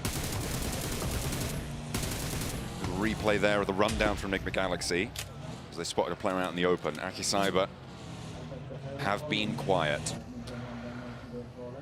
They're in 6th place right now. Enigma Galaxy actually now up in 5th, 57 points, 23 behind that smash barrier. Trying to launch themselves up on their campaign towards the top spots of the tournament. We'll see if they're able to keep their momentum going. Keep those 2nd places coming, but Blank, 2nd place isn't good enough when you're talking about Smash rules. No, it will get you a decent chunk of the prize pool, though, as Regnum Kaya will get Ida out of the vehicle nice and quickly. Toshpik picking themselves up 1 elimination, 3 points now away from the Smash zone. Now, I was thinking about what I said earlier in terms of getting towards that Smash zone and then slowing things down a little bit, but it is hard in that situation because you want to stay in 1st place just in case no one actually activates the Smash rule at the end of the day. You still have to keep pushing, so it's a question of whether you slow things down, focus on getting that chicken dinner, you're confident in getting in the last 3 matches, or you just keep pushing and hope no one else plays that slow play style and gets themselves the chicken dinner. It's a wildly difficult thing to go for. Loxy over towards DX Xavier. Paragin hits the floor. And that may be another point onside for Regnum Kaya, but they haven't managed to flush it out just yet. Still players from DX Xavier close. Regnum Kaya pushed up. They are 2-2 split right now, so needing maybe to regroup the other 2 to the north. A roll down. Silas confirms the point. 78 now guaranteed. Upgrade waiting over the far ridgeline. Do they know? Upgrade real close by. Loxy just waiting off in the wings next to the Dacia here. And Levi's will just send back. No point sticking around for too long in this situation. Taking stock of the map though, R8 have slightly moved off towards that eastern side, though they lost that player to Regnum Kaya early, if you remember. Certainly will. Well, they'll certainly remember it. Losing a player never favorable. 3 players so far have gone down and 2 of them have fallen to Regnum Kaya. Upgrade not going to put their toe out of line here, unfortunately, for Regnum Kaya. They would have loved to add 2 more points, break that smash barrier. But now teams are starting to push on up. Enigma Galaxy get again towards Rozhok atop the hill. GOAT quality after their mission, their journey, their long rambling trek up north, down south, back up north again. They go to the top of a mountain and down they fall once more. There's nowhere they won't go to try and find that smash barrier as well. Yeah, it has been a little bit all over the place for GOAT this game. Although, despite that, you know, they seem decently looted here. Starting to move in over towards the western side of the circle. Black Esports moved out from North George quite early to get towards that coastal side on the north. Stage 2 really will be the difference maker though.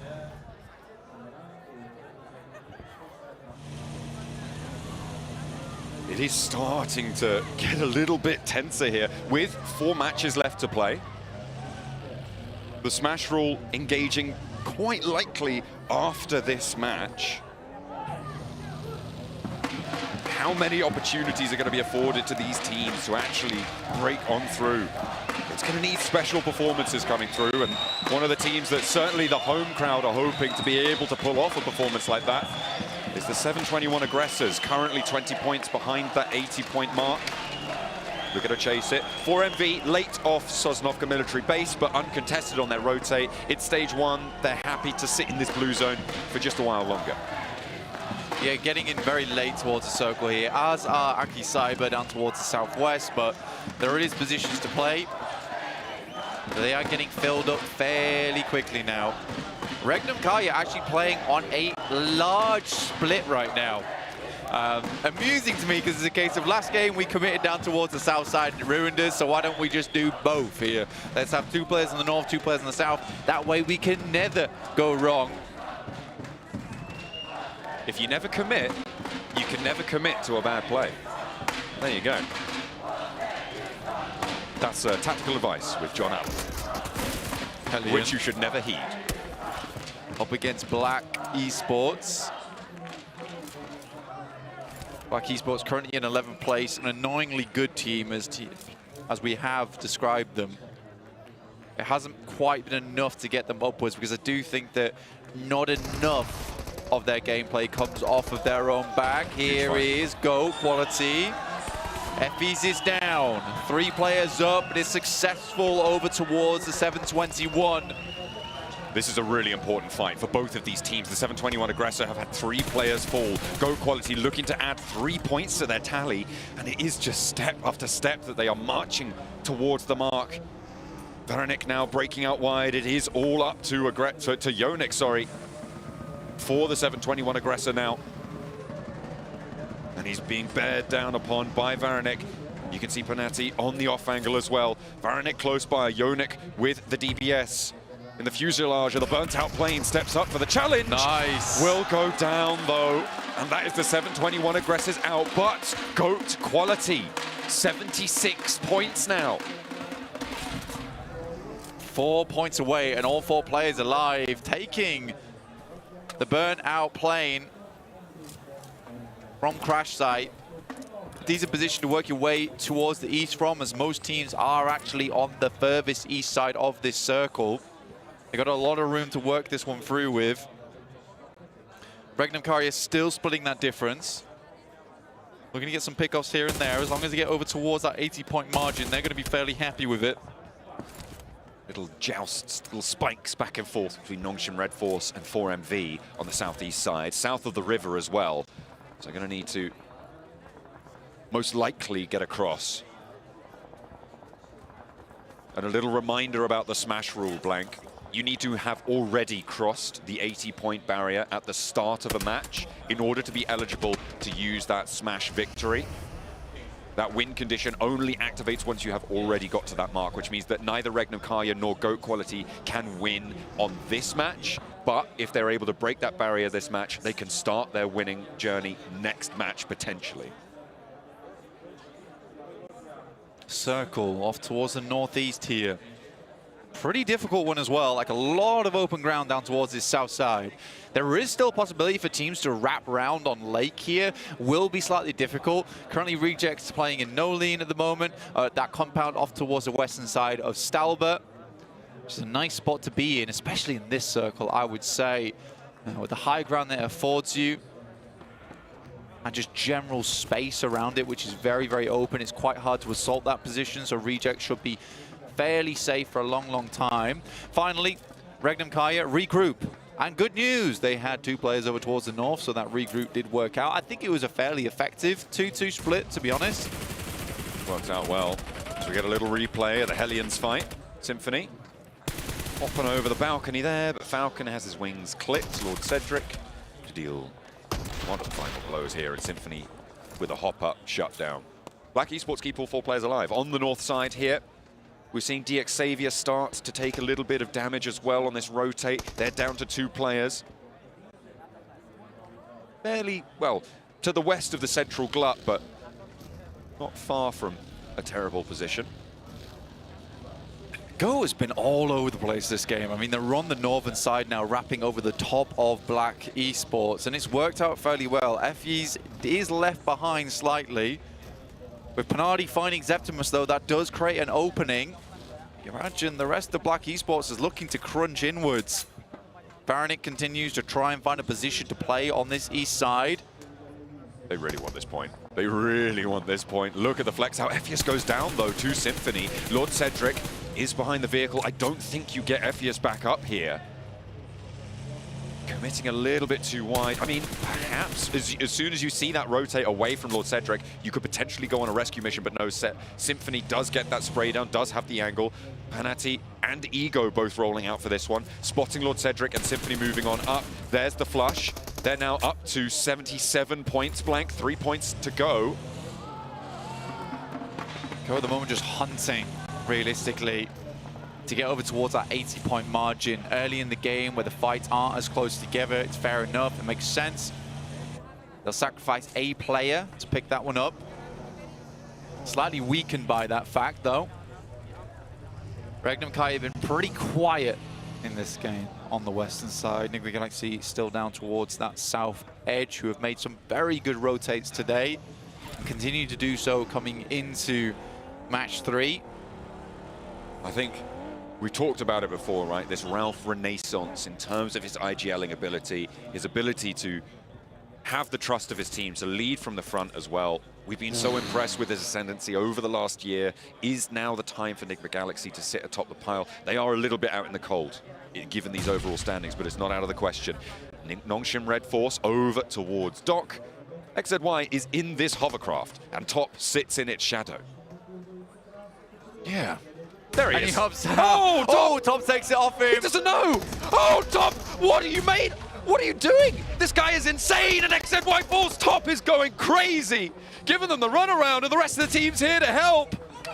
What is happening now? It's Benny, it's Tizzy. Zjol's in with an aid. He backs up over them. Zjol falls. Top gets the heal, rolls around with the hovercraft. Tizzy trying to punch through that armor, but it's not there. He sprays, he misses, goes for a second attempt. Top around the edge.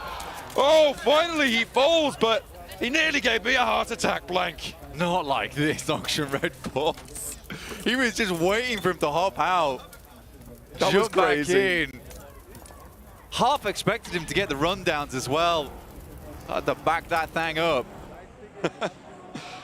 Oh, goodness me. One player from Nongshim Red Force falls. 3 players now on the eastern side. Nepex wanted a piece of it. Will not be able to do so. LGD, who have been left in the shadows for a little bit, actually scratch that. Goat Quality are fighting onto Nigma Galaxy. Ego down. Goat Quality with the last player to stand. Nigma Galaxy, Snowix, and Redox in the open field. Goat Quality fall. They do not get the points to break the barrier. Regnum Kaya are there, but so are Nigma Galaxy. That is absolutely devastating for Goat. Again, what was the markers in this game? We couldn't read the symbols. They were incomprehensible. All over the shop this match with Goat Quality.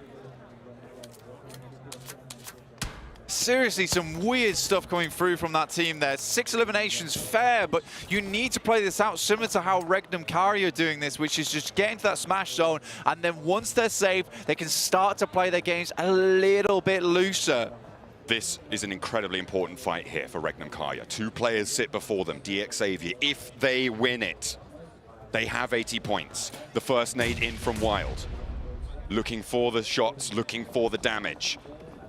Can't go down. Wild is spotted though. Leviso out of the fight for the time being, as Nate needs to bring it back if he wants to survive it. Wild is very, very low, but Regnum Kaya know all they need is to close out this last player. Another nade over the top here, but Silas hesitant. They want to get this res, keep it as 4, bobbling these nades in. Silas keeps the pressure up. Toshpik on this long angle. Upgrade could potentially third party from the south. Buzz and Ruzin are both marauding around. We'll see if they have an impact. Silas has an impact though. Another nade in. Loxy launching them forwards as well. Wild has another, and there's the first again, finding Nate. Leviso now below that 3/4 mark, 79. Leviso, the last they need, the morsel, the scrap on the plate.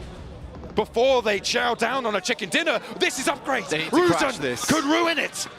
They honestly, at this point in time, you just crash onto Levi's and you try and take him down. They're going to play this one a little bit more safe though.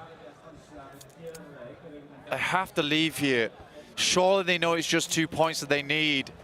Or 1 now. A placement would be enough to do it. They are still 4 players. Leviso with the challenge. Molodoy with more attention sent over their way. A lot of damage sent to Regnum Kaya. Leviso into the vehicle. Oh, hesitancy from Regnum Kaya to roll down the position. Maybe they didn't know it was two. The spray into the open field, but Leviso changes shacks. Swaps his tenancy for an upgraded contract into the circle. I think we're going to see on our screens, Reject off in the distance for Regnum Kaya. Next few minutes, some of the most important minutes of their life. Ramsey's down on a nade coming through from Molodoi, a self-team nade there, not good news. High nade from the shack over to Ruse, and Redox is most likely getting flushed here, will fall. Enigma Galaxy have two players alive, both of them in the smoke in the forefront of your screen. A nade over the top, over towards Ramesses, looking for these flushes. Snowix and Ralph trying to hold their nerve now. Ruse and low. Reject could potentially third party from this ridgeline. Remember, Influence Rage as well, and somehow they're weathering the bombardment. Reject needs to come in quick at this point. This is 3 points for them. Regnum Kaya moving on the south as well. Reject could move in and third party this, pick up the point they need. Ralph down, Snowix on the inside. Buzz with a challenge, up and over. They need to go now. Are they in the same building right now? One's outside, one's inside. Snowix taking damage, dips out with a TPS. Molodoi with a challenge on the outside. And Snowix falls, Upgrade stays standing, but Regnum Kaya are here now. Good third party, they have an angle onto this. They could find the shack, and one more point. Placements may be starting to kick in for them too. 9th. They go out now, I believe it's 1 point that they would get. So I think Regnum Kaya have just done it into the smash zone. More points though, always nice for Regnum Kaya. They'll take what they can get here. You confirm it sooner on the eliminations. It'll probably put them at ease. Apollo right now is a tasty morsel for Regnum Kaya. They know he's here. Look at this commitment coming through. They know it's only one. They're sending everything they've got. They're making it all onto this play, and Toshpik opens brilliantly. Regnum Kaya want to close it down, fully confirmed. There it is, bang, smash barrier broken. And Regnum Kaya with the opportunity to go next match. Chicken dinner, win the whole thing. Match 4, we'll see if they've got what it takes. Divine off in the distance, losing that outpost for Reject, pretty terrifying for them. Limited information on that south side now. We've got the snake that goes through the center of this map on that road. Black Esports currently playing inside the Enclave towards the center, and a nice compound currently held by Influence Rage. Regnum Kaya wrapping up towards Reject's position. Wild, nade in hand. Bombardment to Reject. Ragey low, just about alive, and they back off the ridge. Regnum Kaya sweeping the outside. Everything from this point is gravy for the team from Turkey. From the man denied at PMGC, Silas leading the charge for them. A man as storied as any here in PUBG Mobile Esports. And they have this opportunity once more.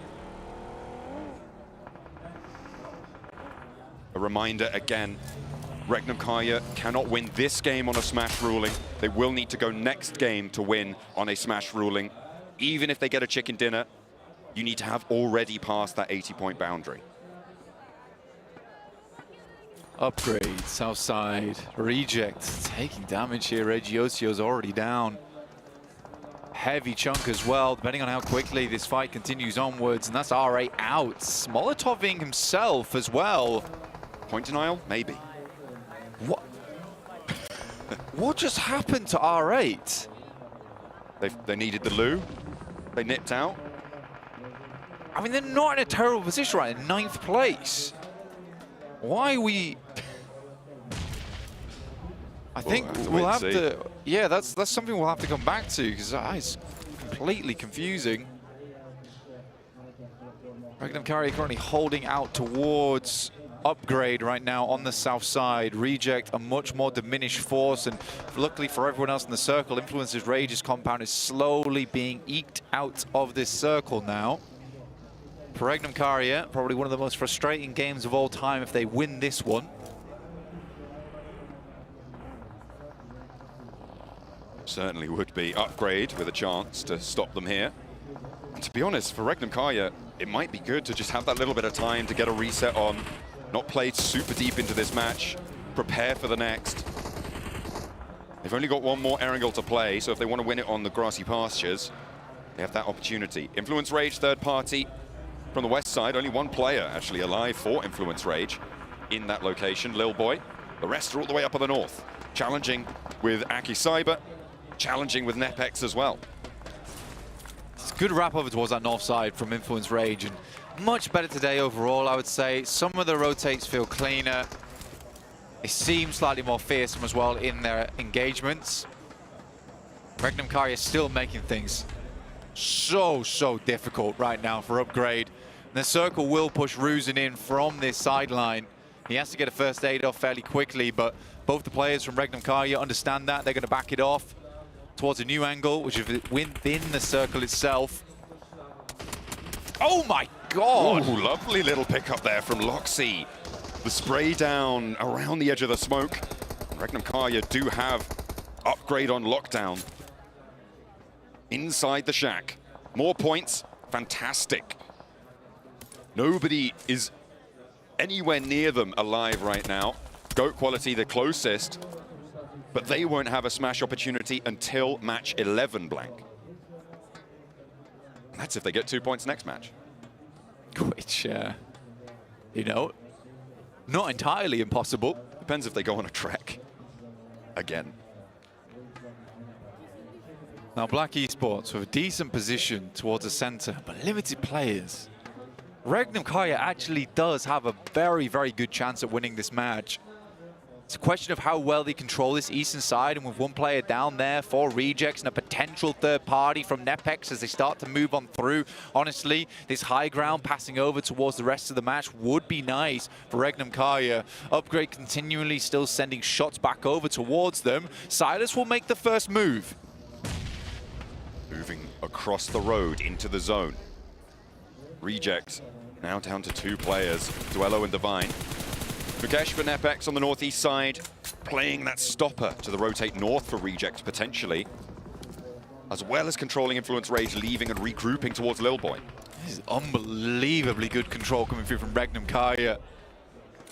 Silas continues to take shot, that's Upgrade gone, and now Regnum Karya's position becomes even more defensible. Lil Boy will have to leave on that western edge. Black Esports taking a hell of amount of shots, but it's Nepex currently up against Duello. Duello hearing the shots whiz over the top of his head, giving him a side fade.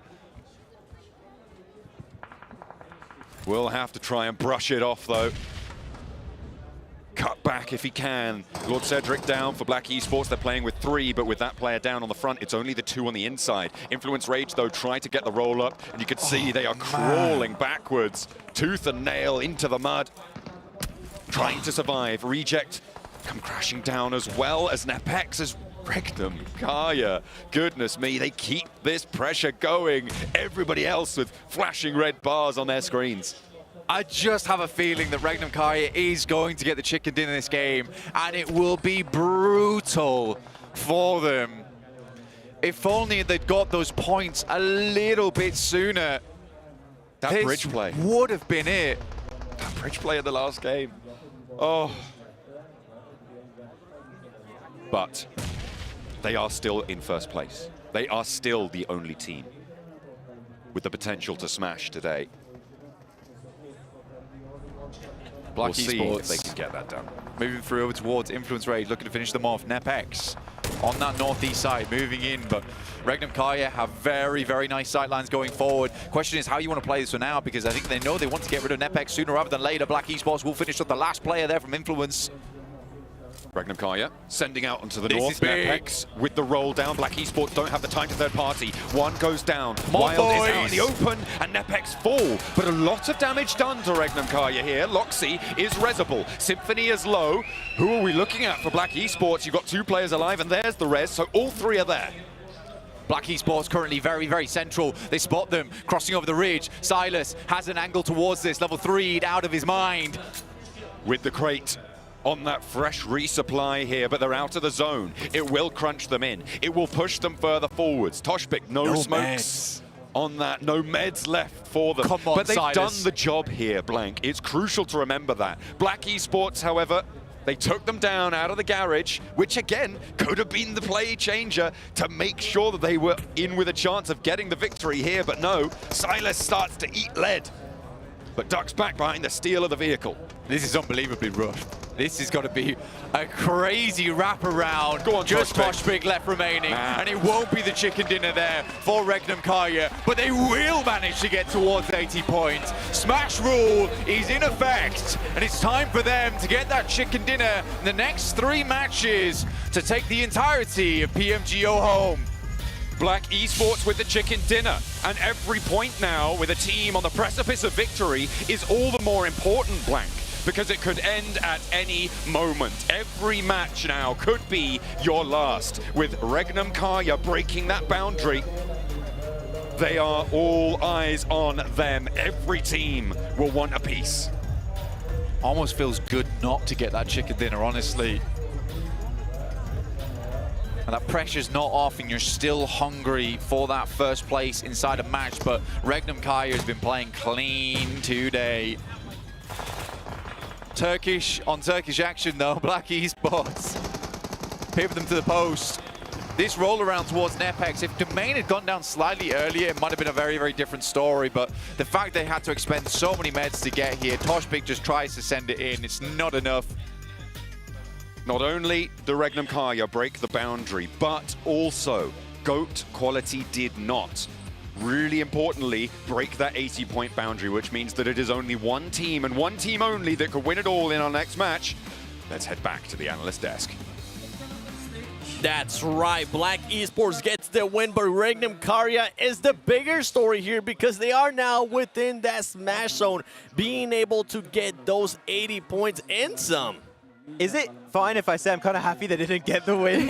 Yeah, me too. I'm kind of Same. like, okay, they didn't get the win, they still have the strength, the mojo to go for chicken dinner for the rest of today, but they finally do get in the smash zone, which is massive. And actually, Silas was so good at how he was maneuvering the team around the map. It kind of reminded me of GOAT and how they play in the edge from time to time with these big splits. They're very, very oppressive, but to take it back to then the winning team of this game, actually Black Esports, we had a little bit of a chat before this game, right, Niptura? I kind of had them out of the conversation. Yeah, I think we both did. They haven't been doing enough, even though they've been doing quite well. They haven't really been doing enough. We haven't seen too much of them today, but this game was absolutely huge for them. And I think you made point of this, is that they weren't playing edge for once. Yeah, actually, dead center. I think they understood edge playstyle is great, but in this lobby it's a little bit harder than in the previous stage. So at this point in time, they were trying their absolute best. Black actually involved in some relatively early fights back and forth in Severny, getting a few eliminations here and there. And then they saw the circle, understood edge play in that terrain at this time of day. It's just not going to cut it. We need to send it center, and that ends up getting them the chicken dinner here. It really, really does. Some really important fights for Black, meaning there was a lot of elims, and Turkey is really dominating that top 3 there. Holy moly, yeah, Turkey is looking pretty good. Yeah. Loxy, Toshbek, I mean, Regnum Karya needed points here to at least get within that smash zone, and these players were able to show up. At one point, it was a bit scary. I didn't think they were actually going to be able to do it, but I did enjoy the push that they did on Nepex. Where was that? Did I miss that? At the end. At the end? You know what, Max? I'm sure you know about it. How about you enlighten us? I mean, they just clear the southern eastern side and they just get themselves a little bit more high ground control. Actually, because pushing onto Nepex on this terrain is great because otherwise you got a little bit of a ridge which makes you very visible. You actually claim the ridge behind the road, but afterwards the circle shifts away from them. They makes them very vulnerable and predictable to the team of Black Esport, which ends up being their undoing. But it was a good clear to get a few eliminations here and there to go through the highlights. And actually, we're going to see this fight. I loved this. Top is coming up with like new metas on his own. Like, where's this man up about? Right? If only he would have ended up clutching that. New meta. We put you in the smash zone right there, just for that. Yeah, that was deserved. I loved this as well. Nigma Galaxy really holding off there against them. But yeah, I mean, Dick Savior and Regnum Karya really putting in some good work. And it was interesting that actually a backstab from Upgrade onto Regnum Karya. They got one knock. They were very easily able to reset that, and they were not pushed. But I think it really knocked Regnum Karya's confidence in that play at all. Actually, you could see how hungry Regnum Karya were because they were looking for those 2 eliminations of Dick Savior. They got one, like, okay, we're 1 point away from region 80. They couldn't quite get it. And then they were just trying to chase a few stragglers, a few solos around the entire entirety of that game, and they did end up finding it, I believe, on Apollo of Rejects. But here, this little ridge line is in with that also little shed is perfect. And Black knew this is going to be the quintessential position to hold on to if you want to go the entire way, and this is the play you talked about here earlier, 7. Yes. That breach gives them an amazing ridge line to play after they win that fight. You end up sacrificing one player, but ultimately you put yourself in a position where you could have won the game. You really could. It was a very nice thing. I think probably they just waited a little too long. I think they just hesitated a little bit because that zone really started to push them, and once you have that pressure behind you, it makes it very, very difficult to actually do anything with it. So as we go over to the match ranking, it is going to be 23 points for Black and 15 for Regnum, but we're starting to see some double digits across multiple teams here. Yeah, actually talking about Black Esport, they had 35 total points before this game, 23 with this one now. That's so huge. Actually they're one good game away from being also in contention. And again, I thought they were out before this match even ended. So actually a chicken dinner was exactly what Black Esports really needed if they wanted to be in contention for possibly that PMGO 2025 trophy. So Black, you know what? More central play that might actually get you the entire way here. I like to see teams that can adapt to play an edge and center when the situation requires you to do so. I think I might have ended up cursing some of these teams. I mean, one team I'm looking at, Aki Cyber, I thought they were going to be doing better here in Erangel, considering they were able to not do that bad yesterday. But the main one for me is RA in 14th place. This team, Neptura, has only gotten 5 points today after 3 matches. That's so heartbreaking, man. I don't know what to tell them. I mean, they seemed like they were going to have a really good game today, and then something happened. We saw that the end of that fight going in there, and I think he naded himself, if I've heard the casters correctly, which is a little odd to say the least, but yeah, it just fell apart very quickly, and it could have been such a good game for them. It could have been. Well, it wasn't. Maybe this team will be able to turn it around. One push that I do want to see, I was talking earlier in regards to Random Karya being able to push one team. There was one push. You guys want to take a look at again. What might be the most single important elimination of the tournament here, 7. It's on Apollo. They were at this moment one elimination away from reaching the smash zone. And they just get Apollo, they see that one player, and they know he's solo. This is an easy point. We're just going to send it. Even if we lose a player or two, it's worth it because he reached that so important 80-point zone. So, yeah, that 1 point was so important. And it actually worked out for them. One team that push didn't work out for was Go. They got a little bit too aggressive, and they sent it. All the players go out, and they yet don't reach 80 points. That is so unfortunate. This is the thing, though. This is the thing, though. This is the difference. Regnum went on to one player because they knew it was one player. Goat went on to a full squad in a compound. Stop mocking me, both of you. Going. They went into it and went, hey, 4v4, let's do it, not 3v1. I mean, it's night and day. What are we doing here? Yeah, I mean, we'll find out what we're doing. I want to look at that overall. I want to see who's currently in the smash zone, which we know Regnum Karya definitely is. And you can see it. I love that animation right there. Regnum Karya with now 91 points. If they win the next match, this team will end up winning PMGO 2025 Uzbekistan. And you can see how close GOAT is. And we got to give props to Enigma Galaxy as well. We do indeed. This is what I wanted to see. We saw them towards the middle of that leaderboard, but here they are, Black, doing the exact same thing. Black Esports coming on through there, onto the top page. Rejects as well. We see them being pushed up as they continue to get top 5 after top 5. We're seeing a lot of movement going on in this first page. Yeah, the Smash Zone is quite exclusive to only one team right now, but I think we're going to have a few other contenders joining that club very, very soon. Actually, I want to take the kind of spotlight over to LGD. They fixed the drop location, which we talked about. We were expecting. It did happen. And yet, despite that, Iptura, we're not seeing any performance or results whatsoever. Like, what is happening from the LGD of yesterday that would still get far? I can tell you exactly what is happening with them. They are playing way too passively. I kind of feel like while they were quiet, they were not passive yesterday. Here, they've changed their drop spot, sure, they've adapted a little bit, but we're not seeing any bite from them. We're not even seeing any bark.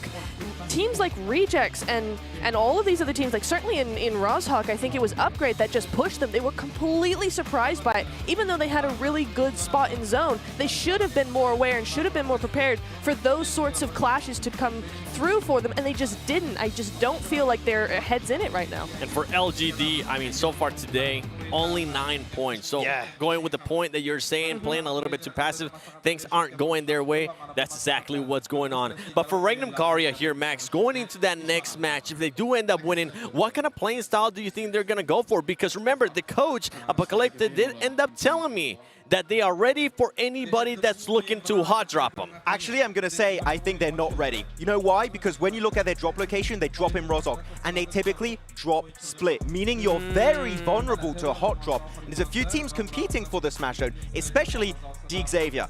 They dropped Northeast Pachinki. Okay, we're just theorizing here. This might not happen, but they got to know there's a massive target on their back. A drop in split is a big issue. Maybe here in Ipchura, we should see Regnum Karya regroup a little bit closer, or even changing the drop location altogether. Exactly what my next point was going to be. I think they just change it. Don't tell anyone. Just go to like a random free spot. Maybe their analyst, their coach is maybe trying to find some sauce. Exactly. Just go Zarky. Oh, really? Zarky? Yes. If it's free, no, I'm not joking here. I'm completely serious. If you are trying to get that win in the next game, then you go somewhere no one is expecting you to go, and you have, at least in the first half, a very easy game. There's a lot of theories here. I'm really starting to get into their heads here, but at least I would say if you want to drop Rozhok, because Seven said he talked with them and said they really want to commit to the drop location, at least doing a 2-2 drop. Instead of like players going to Garden, etc. is a bit risky, so Regnum, we're going to pay very close attention to your early game because, man, we might have one of the most important hot drops in a hot minute. If anybody comes your way, just run. Or fight, I don't know. Go the other way. Yeah. Just disappear off the screen. Oh, that's the quickest I've moved in a long time. You already just like you got a little bit lie-headed. But, I mean, it is going to come down to that. Right now, I think I remember, too, from the Enigma Galaxy interview earlier on, they were saying they are also ready to sacrifice themselves if it is a situation where they need to. So, for example, if for some reason Regnum Karya is close to Enigma Galaxy, we might see them end up fighting. We'll end up finding out, though, because after this break, we will have a performance from Asha Prince.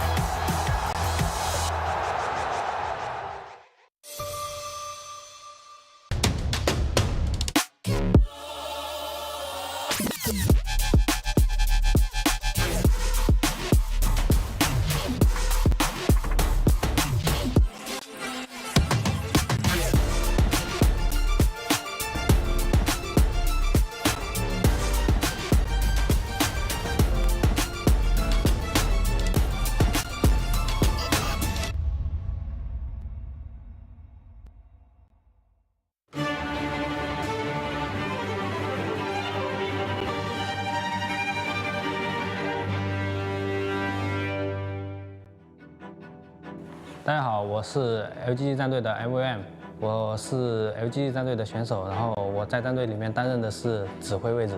How prepared are you guys to take on the best of the best from all around the world in the main event? 这一次世界赛我们已经做好了充足的准备，然后准备迎接这一次的 PMGO， 然后再一次向就是世界的舞台展示一下我们中国战队的实力。Which team are you guys most excited to go up against? 我们最期待对战的是 FMV， 因为我们知道就是拓普从 Falcon 来到了 FMV， 然后听说大家对于他们的表达都是银河战舰，就是很强的战队，然后我们想挑战他。How do you adapt your gameplay when facing an unfamiliar team with unexpected strategies? 我觉得其实并没有什么不熟悉的战队，因为在整个海岛或者沙漠地图当中，所有的地形都是一样的，它只是人物的，就是对面的对手不一样而已。但是对于地形的了解，我们还是一样的。What would it mean for the team to win the PMGO title? 这也意味着我们第一次登上世界赛的舞台，然后展示了自己的实力，然后也证明了自己。然后这样的话，我们可以向更高的领奖台去挑战。Which main event team do you consider to be the most formidable threat for you guys? 我觉得 INF 吧，因为通过世界赛的表现来看 ，INF 其实实力也很强厚。谢谢大家观看本次的采访，感谢，拜拜。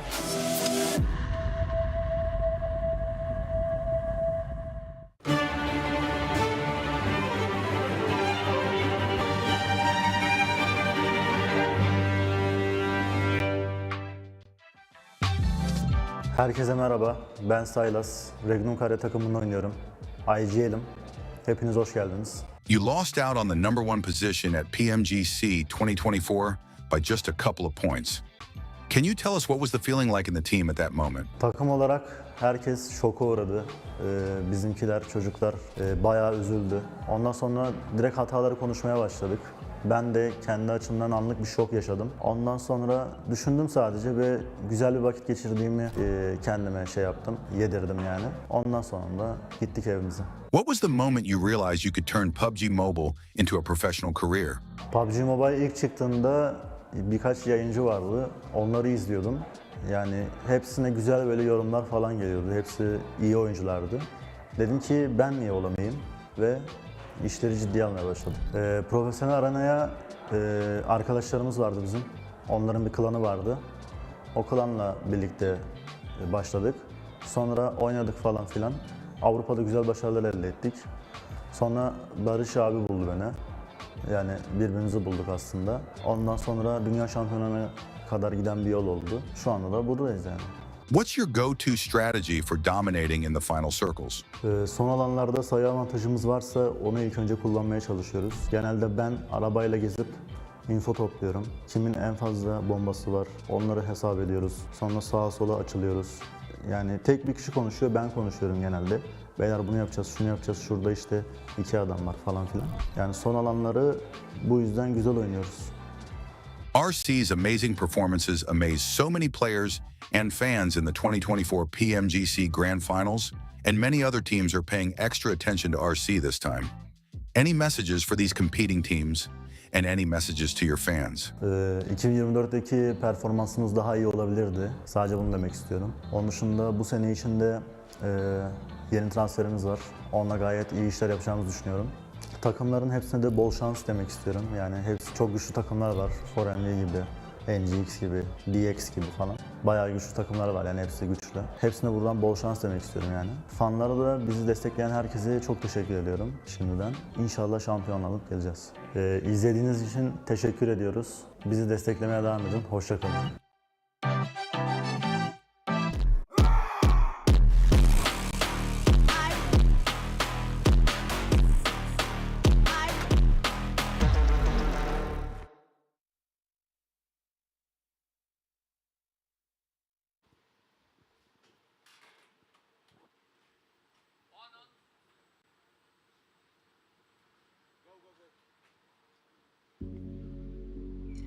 Всем ассаламу алейкум, добрый вечер!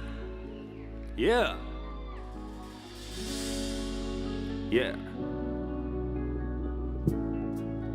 Go! Ловим на лету, дело как в виду, все мы на виду. Я ведь тоже не был в курсе, где твой враг и друг. Время сузит круг, деньги пусть идут, деньги я. Район забытых котов, салон отборных типов. Красиво жить не запрет, а на что ты вообще готов? Слова острее шипов, ранен, но не убит. Верный, чтоб навсегда и капусты больше срубить. Я хочу ламбо не в кредит и куплю маме новый кров. Аппетит, люблю беши, люблю плов. Мы помешанные психи, смешанные как черви с пики. Извините, извините, нас не измените. Ловим на лету, дело-то в виду, всем на виду. Я ведь тоже не был в курсе, где твой враг и друг. Время сузит круг, деньги пусть идут, деньги я. Ловим на лету, дело-то в виду, все мы на виду. Я ведь тоже не был в курсе, где твой враг и друг.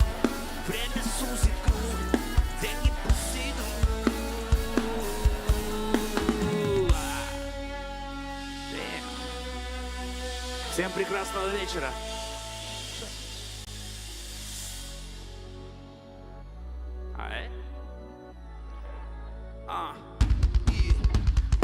Мы катимся very nice, а дикие часики эти файс. Я сам себе знаю прайс, акулам не заканает лайс. Нет, не за горами лайф, мы же хотели свой парадайз. Огромный телек, к нему девайс, миллион денег и жизнь айс. Слушай, закрути, не мучи, на любой случай, на мне висела не Гуччи. Слушай, я руками тучи, унеси меня на ковре летучем. Слушай, закрути, не мучи, на любой случай, на мне висела не Гуччи. И слушай, я руками тучи, унеси меня. Эй, 1, 2, 3, ловим на лету, дело-то в виду, все мы на виду. Я ведь тоже не был в курсе, где твой враг и тру. Время сузит кру, деньги пусиду, деньги ловим.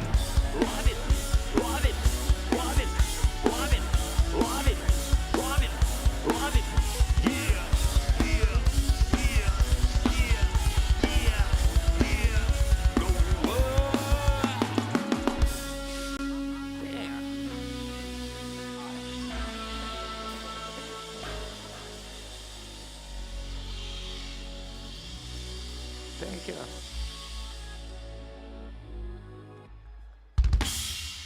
Спасибо огромное, спасибо большое. Че, едем дальше? Let's go. Эй, давай пошумней, повеселее, друзья! Go. Я не тот, может, ты не та, или наоборот, ты моя суета. Ты не та, может, я не тот, но ты не пропадай. Давай, я не тот, может, ты не та, или наоборот, ты моя суета. Ты не та, может, я не тот, но ты не пропадай. Увезу ее как космонавт, изучу ее как астронавт. Если это сон, пропадает страх, что у меня нету прав, что у меня нету слов. Ты моя, я на все готов, все, что было до и до. А мы перепутались как провода. Это карусель для нас. Садись, и я рядом. Окей, let's go. Это канитель на раз. Не плачь, не надо. Everybody is up. Я не тот, может, ты не та, или наоборот, ты моя суета. Ты не та, может, я не тот, но ты не пропадай, у меня самолет. Я не тот, может, ты не та, или наоборот. Ага, ты не та, может, я не тот, но ты не пропадай. Давай, не спрыгивай, рискни давай, попробуй, но не привыкай. Скорее прыгай на мой байк, на ниндзя, как самурай, нам поровну.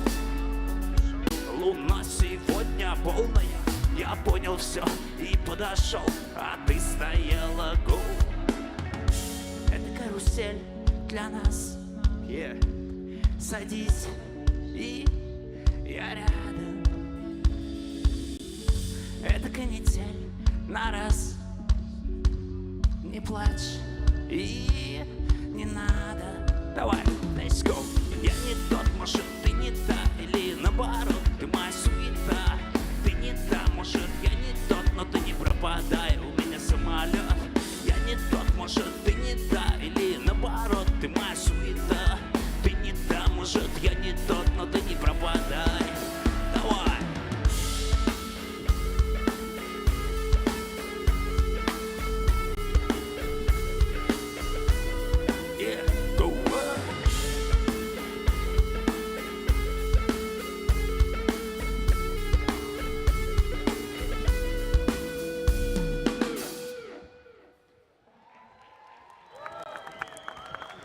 Спасибо большое, Ташкент. Спасибо огромное. Let's go.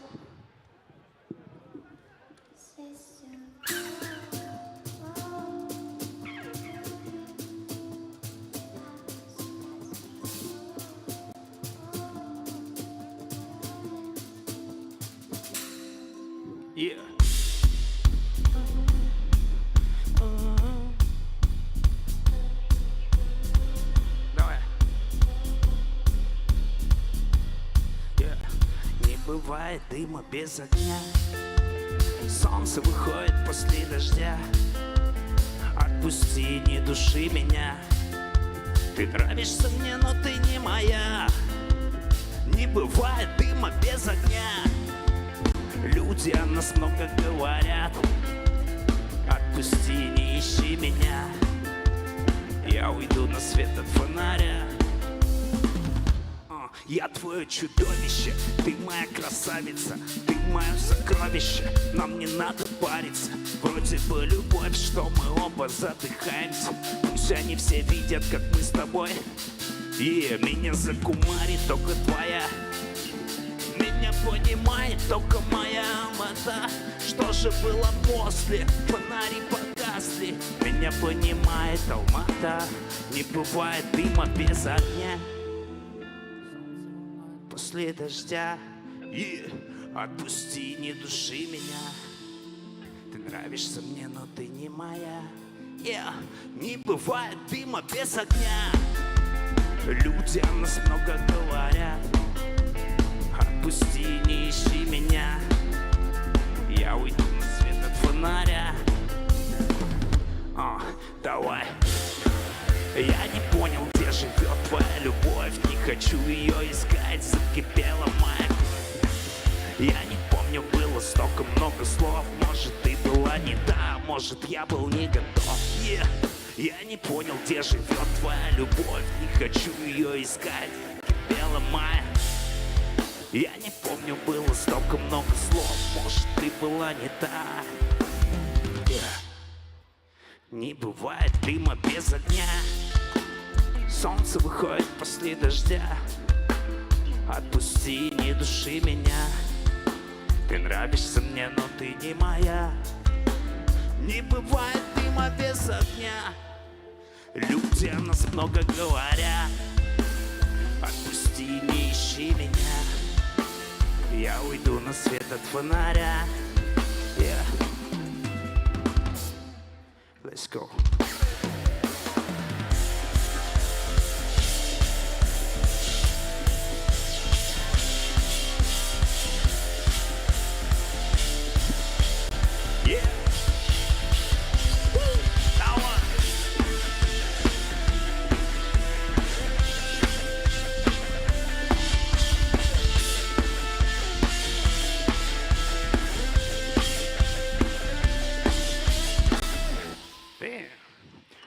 Спасибо большое, друзья. Спасибо. Дайте шума, Ташкент!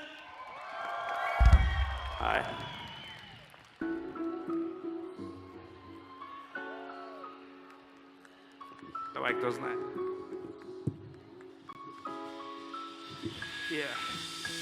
Кино снимать не надо нам.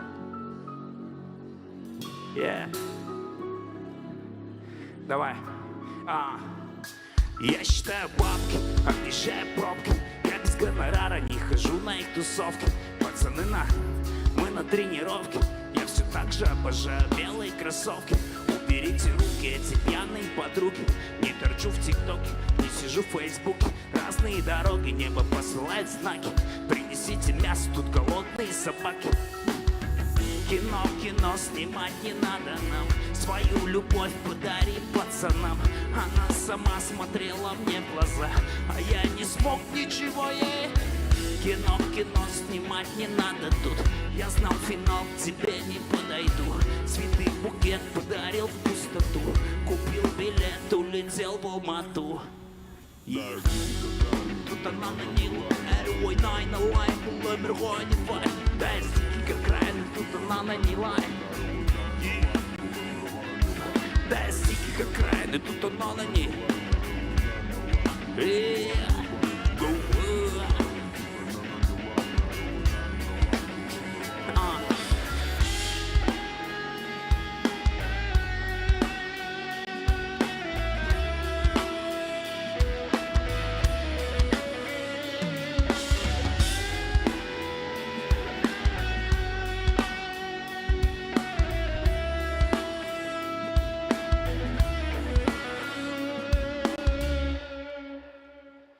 Дайте шума нашему любимому гитаристу и барабанщику. Хома и Леха, дайте шума! Damn, boy. Let's go. Let's go.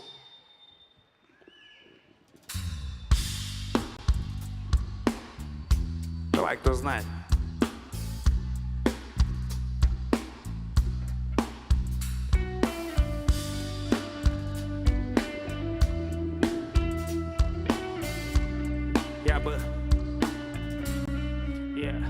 Я бы прокатил тебя, я бы полюбил тебя невозможно. Я бы подарил одну из планет. Мы улетали, аж мурашки по коже. Я бы прокатил тебя, я бы полюбил тебя невозможно. Я бы подарил одну из планет. Мы улетали, аж мурашки по коже.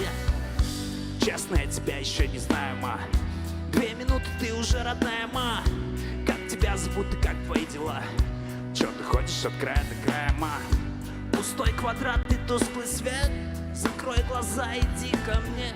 Знакомые бренды на твоем белье. После я уеду далеко, но буду возле. Обещаю, что приеду к тебе в гости. Возвращаться никогда не поздно. Ты мне нужна иногда. После я уеду далеко, но буду возле. Обещаю, что приеду к тебе в гости. Как бы ни манили эти соски, ты мне нужна. Я бы прокатил тебя, я бы полюбил тебя невозможно. Я бы подарил одну из планет. Мы улетали, аж мурашки по коже. Я бы прокатил тебя, я бы полюбил тебя. Я бы подарил одну из планет. Мы улетали, аж мурашки по коже. Покидаем остров, летаем в космос. Рано или поздно, сегодня можно все. Мысли вслух, аппетит растет. Мы с ней улетали. Я не знал, то ли это ночь, то ли это день. Залипал неоновый луч, нарисует день. Масло намажь на мою, масло намажь на мою. Я не знал, то ли это ночь, то ли это день. Залипал неоновый луч, нарисуй день. Масло намажь на мою постель, масло намажь на мою. Я бы прокатил тебя, я бы полюбил тебя невозможно. Я бы подарил одну из планет. Аж мурашки по коже. Я бы прокатил тебя, я бы полюбил тебя. Я бы подарил одну из планет. Мы улетали, аж мурашки по коже.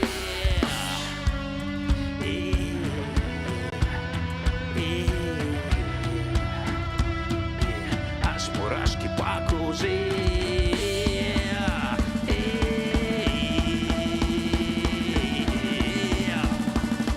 Улетали, аж мурашки по коже. Спасибо огромное, спасибо большое, Ташкент. Всех с праздником, да? Всех с праздником, всех победителей поздравляю. Всем удачи. Winner, chicken dinner. Поехали, let's go. Go.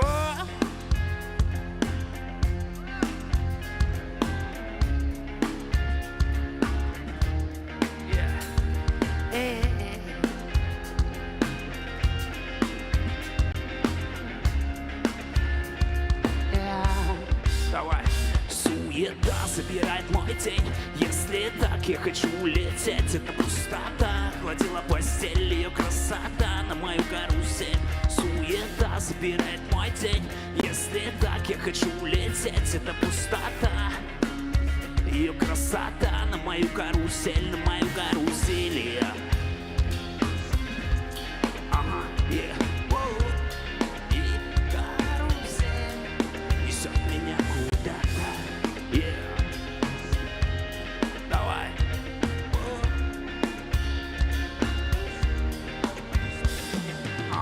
Yeah. Давай, yeah. Дай мне доступ, прыгай в карусель. Все так просто, мой личный космос. Ну и пусть эти люди раздельно. Нам параллельно. Найду ответ я на все твои вопросы. Разогревая, хочешь июль или апрель. Сегодня взорву тебя, как это папир. Такая сладкая, как эта карамель. Она замутила шоу, захватила зал. Я ее давно запатентовал. Руки потеряли контроль. Мои руки потеряли контроль. Она танцевала, вау, я запоминал. Тело закипело, как же ты. Я взламываю твой пароль. Мои руки потеряли контроль. Суета забирает мой день. Если Если так, я хочу улететь, это пустота. Хватила постель, ее красота на мою карусель. Суета забирает мой день. Если так, я хочу улететь, это пустота. Ее красота на мою карусель, на мою карусель. Карусель.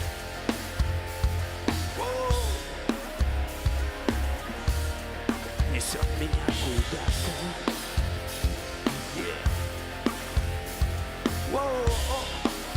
Карусель несет меня куда-то.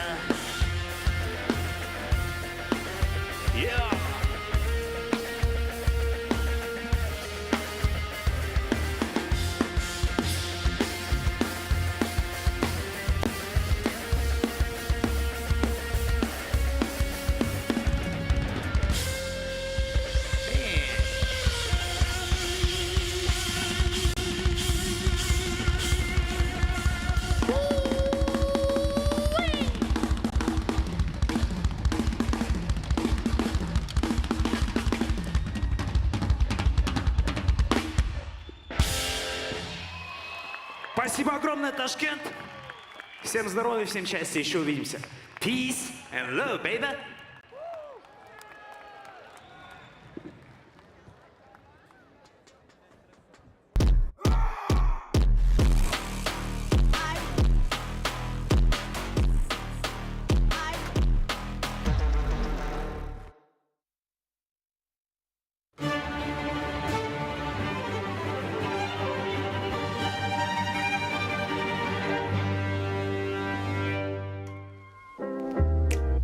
저는 농심 레드포스 소속의 XZY이고요.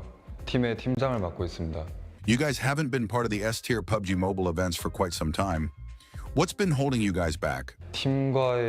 팀원들과의 서로 믿음이 부족하고 단단하지 못해서 성적이 안 나왔다고 생각합니다. If you wanted to face off 4 versus 4 against another team in the final circle, which team would you choose? 맞붙고 싶은 상대는 포메리칼 바이브 팀이고요. 이제 그 이유는 좀 개인적으로 친분이 있는 선수도 있고 이제 글로벌 챔피언십 MVP 2명 선수와 쟁쟁한 선수들이 많이 있어가지고 그런 강한 팀과 4대4로 맞붙고 싶습니다. Realistically, which team do you think is potentially the champion team of 2025 PMGO and why? 대표적으로 세 팀을 뽑고 싶은데 이제 리젝트와 저희 레드포스 팀과 이제 4MV를 뽑고 싶은데 최근에 사설 대회 했을 때 4MV가 되게 강한 걸 느꼈어가지고 4MV로 뽑고 싶고 이제 리젝트는 저번 GO 때 되게 압도적인 경기력을 보여준 그게 있어가지고 한 번 더 뽑고 싶고 저희 팀도 최근에 좋은 성적을 낼 수 있을 만큼의 연습 과정을 거쳤다고 생각해서 자신 있어서 저희 팀 뽑았습니다. Talk about your friendship with Doak and in how badly you would have him in your team. 2023 PMGC에서 처음 만나가지고 이제 경기장 안에서와 이제 경기가 다 끝나고 나서 되게 많이 친해졌었는데 그때 얘기도 많이 나누고 해서 이제 아직까지 그 뒤로 만나지 못했지만 아직까지 친분을 유지하고 있는 것 같고 이제 독 선수가 저희 팀에 와서 같이 하게 된다면 이제 독 선수는 장거리 사격과 이제 근접전 둘 다 훌륭하고 IGL 능력도 뛰어나서 되게 잘 맞을 것 같아요.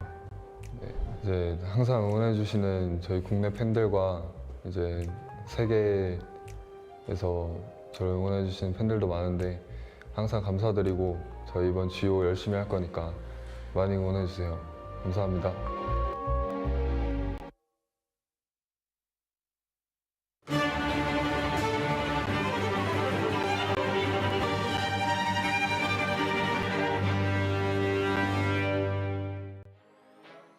Xin chào mọi người, mình là Dick Levitt, mình đến từ team PMGO Savior, vị trí ở trong team mình là tanker.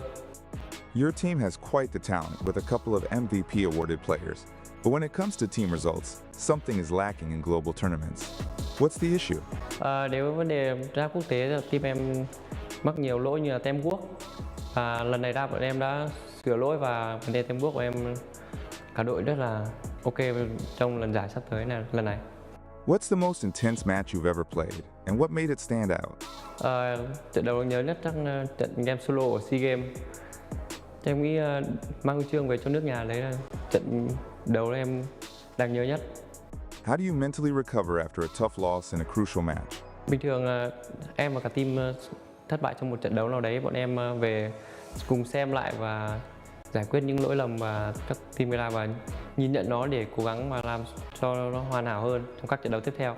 What's the best piece of match advice you've received from a fellow gamer or mentor? Cứ cố gắng thay đổi bản thân thì mọi thứ tốt đẹp sẽ đến với bạn. Which main event team do you consider to be the most formidable threat for you guys? Theo em thấy thì đội tuyển mạnh nhất chắc là PMG vì họ có những nhân tố bí ẩn như là MVP thế giới do top chẳng hạn và các thành viên còn lại cũng rất mạnh, cũng toàn ép MVP thôi. Cảm ơn các bạn đã cổ vũ team mình trong các trận đấu tiếp tới nhé. Bye bye.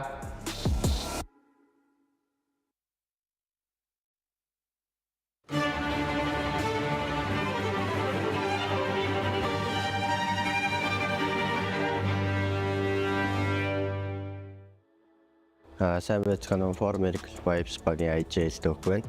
Talk about your recent roster change. How's the dynamic changed in the team with the two new additions? Манай хуучин одоо багийн roster гэвэл 98 сод байсан. Тэгээд одоо өчнөө жил яг одоо roster-уудаа нэгсээ сүртээ сольж чадахгүй тэгээс явсны тэгэл болохгүй мэн гэдгийг ойлгоос. Тэгэл ер нь roster-аас олсон. Тэгээд уур амьсгалын үед гэх юм бол ер нь хоёулантай нэлийн дотн байдаг байсан болохоор ер нь уур амьсгал нэг сүртэй нөлөө байхгүй. Яг л анх байдаг шигээс юм тэмээс. With the addition of Top, how confident are you guys that the trophy is secured this time? Ер нь бол бид нар official list-ийн тэмцээний ерөөсөө цомыг өргөж үзэж байгаагүй. Тэгээд ер нь бид нар өөрсдөө жаагаар үүсгэлэн байсан. Энэ манай Top ч гэсэн бас яг л адилхан юм байгаа болохоор энэ амар ихтэй байна.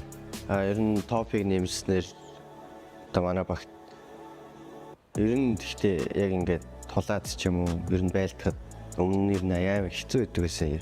Яг бүх юм би өөрөө зааж өгдөг байсан болохоор одоо яг өөрөөсөө хийх юм аа мэдээд шууд урд гашууд унгаачдаг болохоор ер нь надад айгүй амар давуу талтай байгаа.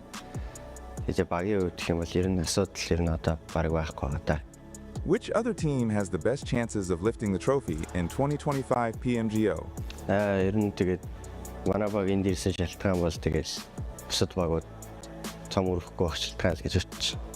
Any team from the qualifiers that really impressed you? And qualifying одоо багууд ер нь багуудын одоогор сайн судалж үзээ ер нь мэдхгүй. Яагаад гэвэл мэрэгжлийн таймерч байхгүй учраас. Гэхдээ ер нь миний мэдж байгаагаар бол T2K одоо хоёр тоглогчийн биеийг сайн мэднэ. Төрүүлээ оруулж хоёрыг. Тэгэд одоо тэр хоёртой ер нь анхнаасаа ер нь баг мэрэгжлийн одоо бүс рүү орж ирсэн цагаас эхлүүлээд тэр нь танил болсон болохоор одоо тэр хоёрыг дэшээ final stage руу гарч ирээсэй гэж ер нь бодож байна. Being one of the most hyped and most formidable teams mentioned by many other teams, how do you feel? Any messages to other teams? Манай багийн roster ер нь ингээд нэлийн одоо чанга roster ч гэсэн ер нь бол босод багууд яг л адилхан. Энэ яг зүгээр л дөрөв нүрээ хараад ерөөсөө тэгж байлддаг тоглоом биш. Тэгэхээр ер нь бүх багууд л хүчтэй өсөлт ажиллахаар одоо бусад багуудтайгаа одоо яг чад бүхнэрээ өрсөлдөж тийм юм л. За дүүг байла. PMGO дээр манай багийг дэмжээрэй. Үзсэнд баярлалаа. Баярлалаа.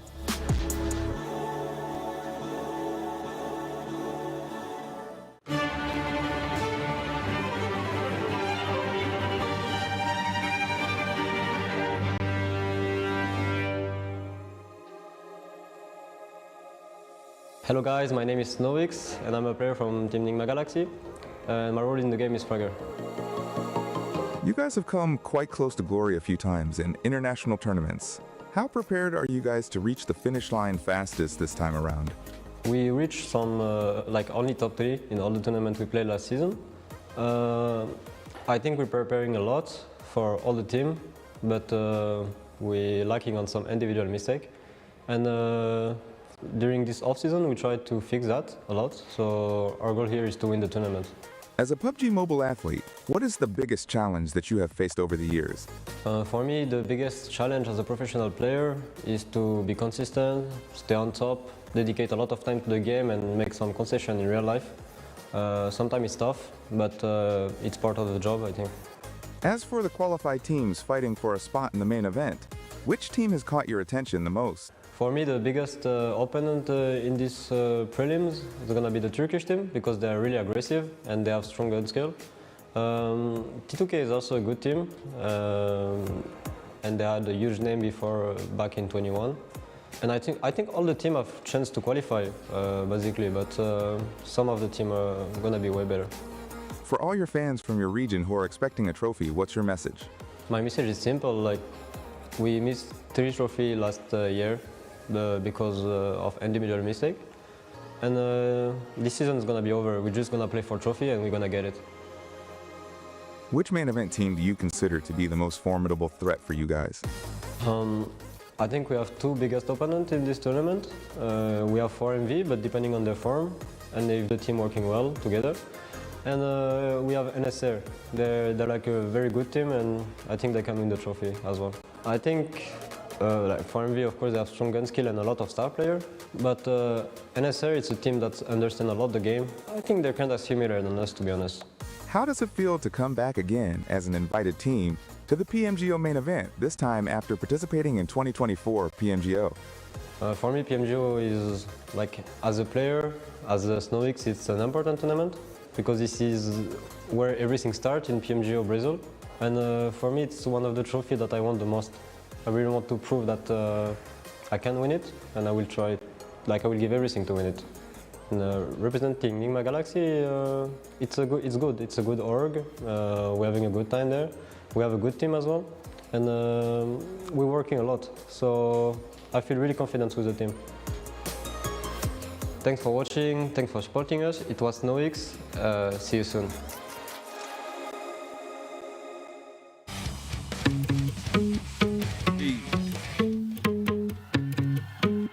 Yo, nimaga va assalomu alaykum. Insta kasali, hamma go'zal. Manu lekin show business bundan xursandmas deb o'ylayman. Nepex Esports.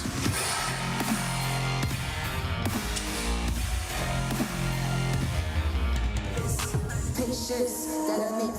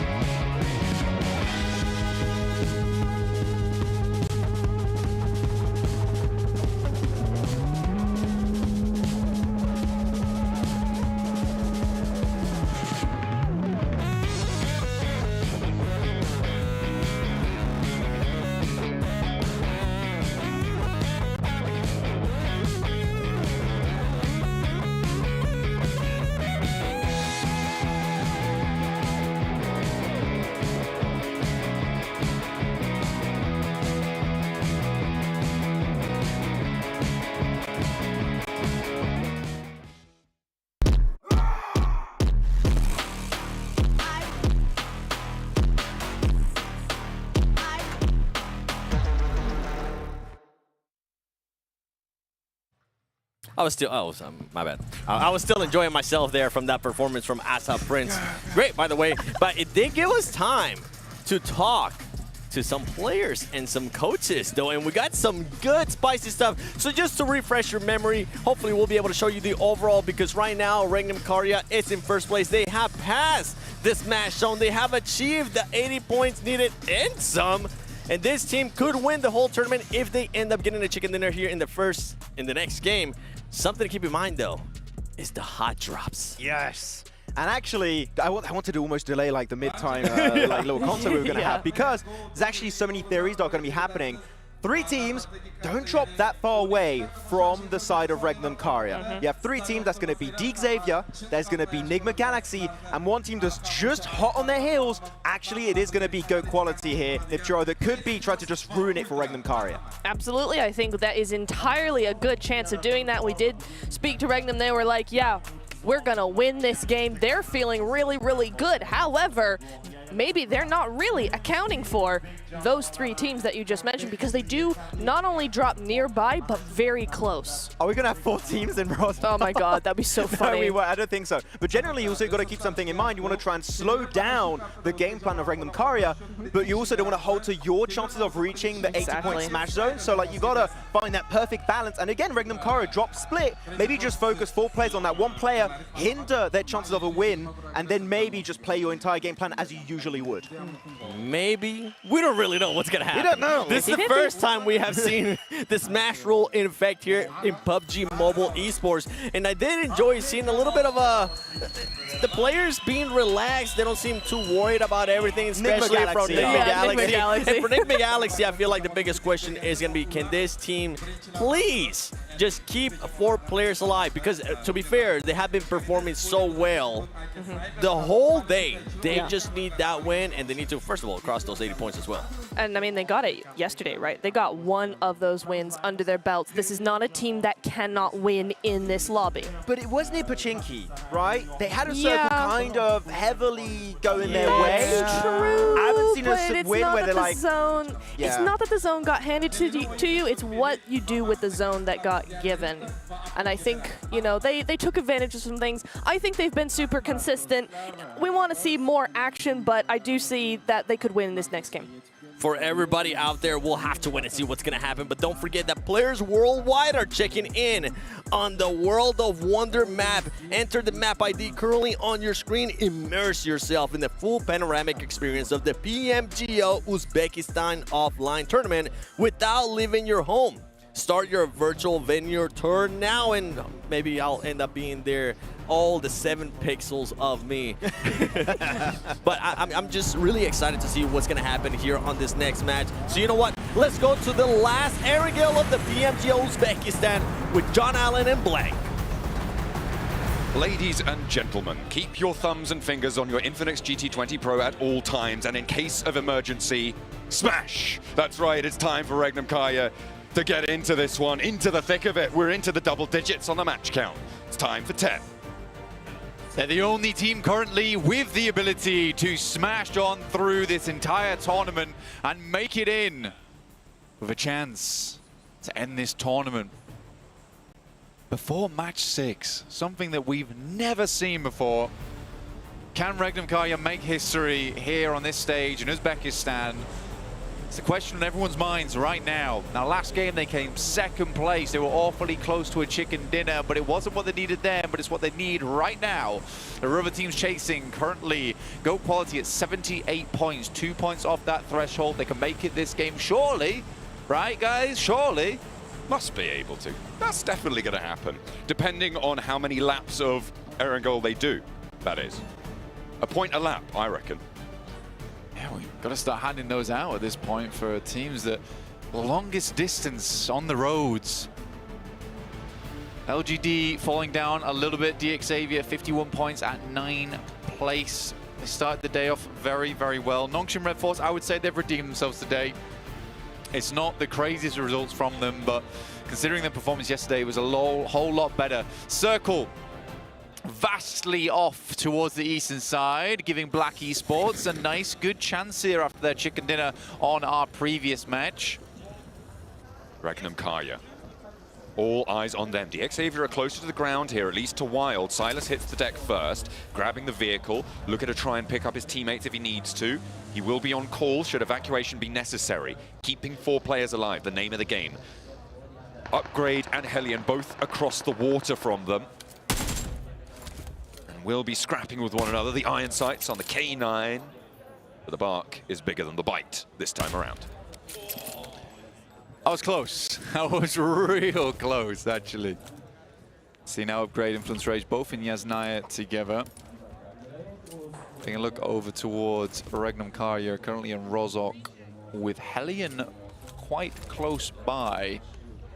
Currently on the north side, rotating through up towards Severny. Regnum Karya can get looted up quite quickly. The question is, do they want to continue finding eliminations, or do they just want to find a really strong central position, play this game out awfully safe in hopes of a chicken dinner at the end of this? It's a gamble. And it's uncharted territory as well, Blank. The theory crafting is all well and good, but it's yet to be put to the test. With this Smash rule set, how does it change the game? No hot drops, that is for certain. Not this time around, we aren't trialing that. Regnum Karya uncontested currently, as it stands. It felt like DXavier may have tried to get involved, but didn't quite have the inside track. Yeah, I think that for DXavier, obviously they've moved away from Pachinki. They're playing apartment schools, so they would be very close by, but it did look a little bit dangerous towards the start of this game. I will say one thing, though. We heard an interview earlier. I'm not sure if you guys were able to tune in at the same time. Perhaps you were going to take a little break, you know, get something to eat, get a drink. That's fair enough as well. But if you didn't catch it, there was a really nice thing that Silas said during that interview. He was talking about how they were pipped to the post, right? They were 1 point off. But despite all that, he went home pretty happy because he enjoyed himself. And I think that is a fantastic thing because honestly, when he was over on S2G, there was such an amount of pressure on that guy as a player. Moving over to Regnum, I think, has breathed fresh air into him. That's taken the pressure off. He plays a lot better. He plays a lot more free and relaxed in these games. And he's better off for it. And you know what? He is one of the most respected players in the world. And we were worried about that too, that would that pressure get to him? Would it mount up? And being able to take second place and go home, be like, I am just glad that I got to be there at the main stage in London. I think that deserves a win here at PMGO, that kind of attitude. The story that he has told with his career is impeccable. Upgrade on the hunt for them, though, and it will be Wild and Silas to face. Upgrade, spray down, Molodoy, get out of here. Those are potential champions you're hunting. I like that. Regnum Karya is not going to let anything get in their way going forward. Wildcard team rolls through. They're happy to jump out and take the shots back just because they want to play a little bit more passive. Doesn't mean they're down and out yet. Here's R8 up against Hellion. This is up towards Severny. Hellion made a long shoot over towards this position, but R8 has this one locked down, and Azik struggling to get away. Azik not going to be able to hold this, I don't think. And SK turn up the staircase. R8 convincing on their hold there. 10th place on the board, though. We were hoping for great things from this team. I mean, back in the prelims as well, they did manage to meet the mark to qualify, but we were wanting more. And I think that story has continued here. These are world-quality players, Blank. They have got, if you'll pardon the pun, the prestige behind them to back up the name. Yeah, and we rate just them. not quite been there. We right? rate them as a squad, right? Absolutely. R8 rate. Yeah. Oh, yeah. That makes sense. I'd agree with that. Yes, you would. I think, honestly, the prestige this team has certainly comes through. And yesterday, it started off quite well. And I think they took a slow downturn. DXavier here versus XZY will pop him out the vehicle before he can get too close. But they are a fair distance away, and the smokes are being unleashed now, hopefully keeping them position. Regnum Karya is in prison right now, locking themselves away from the rest of the lobby. Hoping for parole at the opportune moment. Nongshim Red Force, they have DXavier bearing down upon them from the hilltop, but they've got the roofs on their side. Tizzy drops back, though. I'm surprised they get back in a hovercraft after what happened to them last match, Blank, with Top giving them a spin around.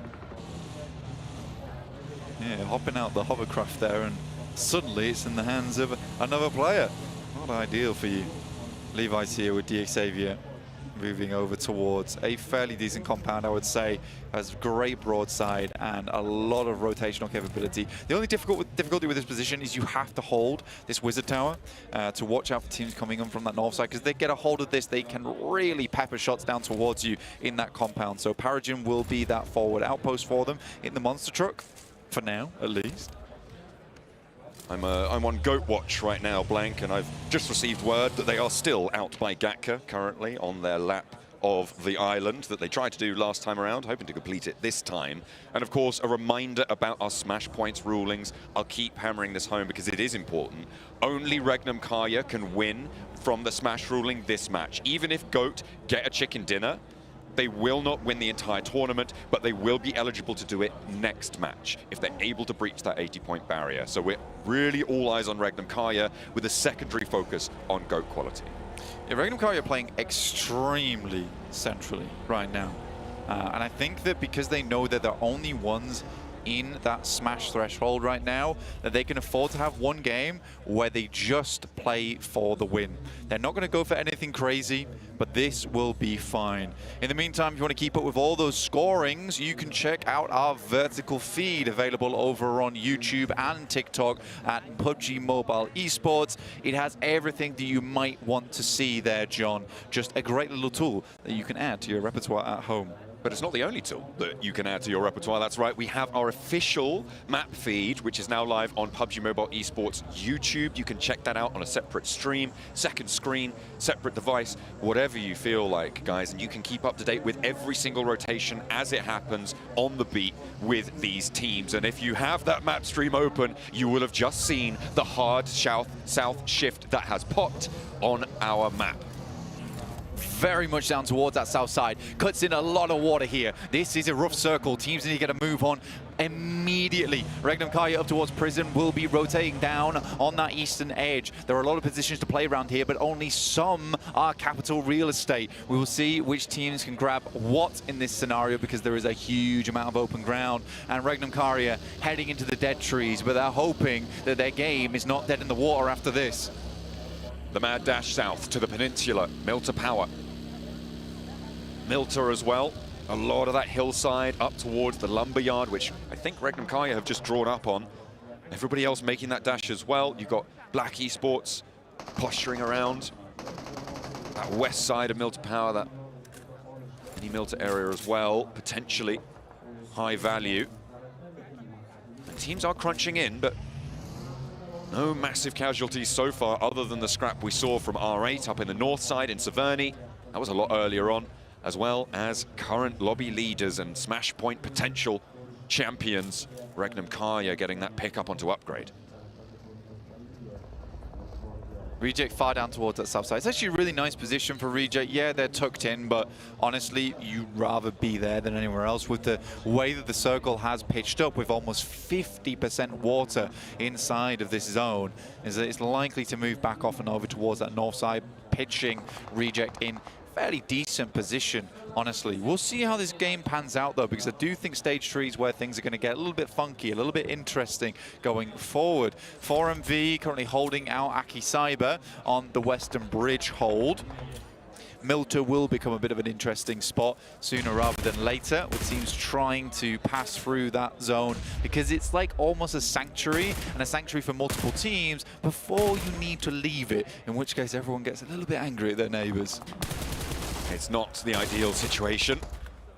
Aki Cyber taking that bridge mouth on the east bridge from Novo. 4MV with the oversight. Now this position for Aki Cyber is okay. It is holdable. Potential to have shots sent your way from players on the shoreline towards Milter. That could be pretty nasty for them to deal with, but right now it seems like Nongshim Red Force drawing a little bit short of that mark. Oh, look at this. It's GOAT quality. And they are sending towards the circle in a strange turn of events. Pretty late, though. Pretty late. We're about 10 seconds away from Zone 3, in which case the good thing about this with GOAT quality is they're already on the move here, so they won't have to break momentum, ideally, getting into this next zone. And it will drop over towards Regnum Karya. This is quite nice. They will have to deal with Nigma Galaxy in the near future, and they have DX Xavier down towards the south, also holding in. is not ideal for a lot of squads, especially with that tiny bit of water still in on that southwest side. Not really confirmed either towards Milter Power, well, Mini Milter in this instance, or Milter itself. Definitely a curious turn of events here. Regnum Karja out in the open as well, looking for maneuverability as opposed to safety at this point in time, but they do have their eyes on the ball here, constantly looking around, ensuring they don't get caught off guard here. With only 2 opportunities for another team in the lobby to take this one away from them, Regnum Karja also have to remember the points in this scenario, because it is not unlikely that we do go the full distance to the full 12-match set. This is what I'm saying, is it's the only game where they can really gamble on playing a safe match, as LGD starts to take hell of a lot of damage here coming through from R8. Marth, though, off the distance. That's Nigma Galaxy taking shots down the hillside, and R8 have to back it up. Allow LGD to get some first aid going. LGD sort of petered off at the start of today. They are on 60 points, but with 2 players alive. Potential for Afu to get the res onto Mau Mau, but the nades are more important. That bobbles forwards, and Marth nearly goes down to it. These buildings are treacherous, Blank, especially when you've got a presence up the hill like Nigma Galaxy currently have, and beyond the way from Upgrade on the south. Yeah, that does give, that nade actually was very crucial coming through from LGD. They needed to get a knockoff in that instance to ensure they had time to reset on that engagement. Likely now, though, that both teams will kind of just sit pretty for a while, probably poke one another now and again, but that is about it. Most teams not really having to move, though, John. I think the only team that's been struggling at the moment is Aki Cyber, who've been able to shunt their way past 4MV on the south coast. Just breaching into Milton now. Oh, R8 is not happy with LGD here. Certainly not. Nades. It's a lot of nades been invested. Molotovs as well. SK-Ton takes a lot of damage. Has to back off, but there's the spray down. That's Upgrade from the south side, a third party on this, and that's what I'm talking about with these angles. It makes it almost impossible to move through. Marth goes down next, a bobbled nade underarm from LGD, but Lings and Mau Mau fall. Prestige moves in whilst Ida looks for the res. There's the flush confirmed, and it's just Afu trying to hold off this push. A nade in through the window could be all it takes. The bounce is good for one, doesn't get the knock onto Afu, but now Ida's in for the fight. Auto shotgun goes, Prestige down. Ida is next, and he will win that fight. No, hang on a minute. He's been taken down in turn. So close to the wire, and around the window frame, Afu stands. But for how much longer? Oh, the car's in the way of the door. That is cruel. Unable to get out from that situation. R8 takes a lot of damage, and in swoops Nigma Galaxy. What a backfill from them. Been waiting on this fight for a while to break up. In the meantime, Circle moves down towards the south, in which case Regnum Karja is already on the move, looking for compounds. But 721, DX Xavier on the way, and already Toshbik gets immediately taken out by Lamborghini. A low HP player on Regnum Karja as well. 2 of them, they have been lit up on this transition. The question is this center circle spot good enough to be able to push them further? We're looking at GOAT quality on the north side. We're looking at Nigma Galaxy. They need a massive game here if they want to try and break that 80-point barrier and get in the running with Regnum Karja. Jump up into the all-too unpleasant jacuzzi above that smash point barrier. But GOAT quality are rotating onto the north. They are fighting. They are going for Nigma Galaxy. Nigma Galaxy better be ready for this one. I mean, they are currently pinched in. Snowix has this side angle, though, which I wonder if GOAT even knows about. Ego's out inside the blue at the moment. Regnum Karja currently holding down a Wizard Tower. This isn't an ideal spot. And 721 could put the hurt on. So unfortunate that they lose a player on that rotate as well, because it could have been a full 4-man inside this Wizard Tower, which would have been amazing for them. Redox will take down SK-Tom. Ralph rotates away from GOAT as Ego attempts to get towards the circle.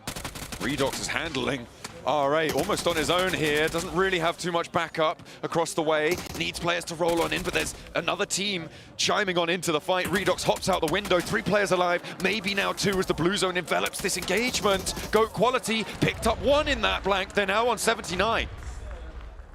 So close now. for GOAT Quality, but they're taking punishment as they're rotating in. Effys is quite far away, and he goes down to Buzz there. Xavier waiting in the wings for GOAT to go a little bit further, and Effys is so far back away from the rest of the team.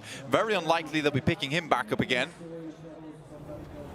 GOAT need one more point to break that barrier and be in the running. Regnum Karya still sitting pretty in the center, but the 7-2-1 aggressors, as you talked about earlier, potential to spoil that. We'll have to wait and see if that's going to work out for them. Enigma Galaxy needed 17 points at the start of this match, and it's starting to fade with Ralph and Snowix, the only 2 players alive. They've got 3 of those points, but they still need 14 more. And getting that done in this scenario, in this jam-packed circle, with GOAT Quality breathing down your neck, I'm not sure it's possible. Lit up in the open field, Ralph goes down, the vehicle in smoke, in flames, and it's the 7-21 aggressors to pick up the points. Enigma Galaxy draw short. And with that, a second elimination for GOAT will sit them in Smash territory. 80 points found. It would have been amazing for Regnum Karya if GOAT went down with just the 79 points, in which case they could have another go at it.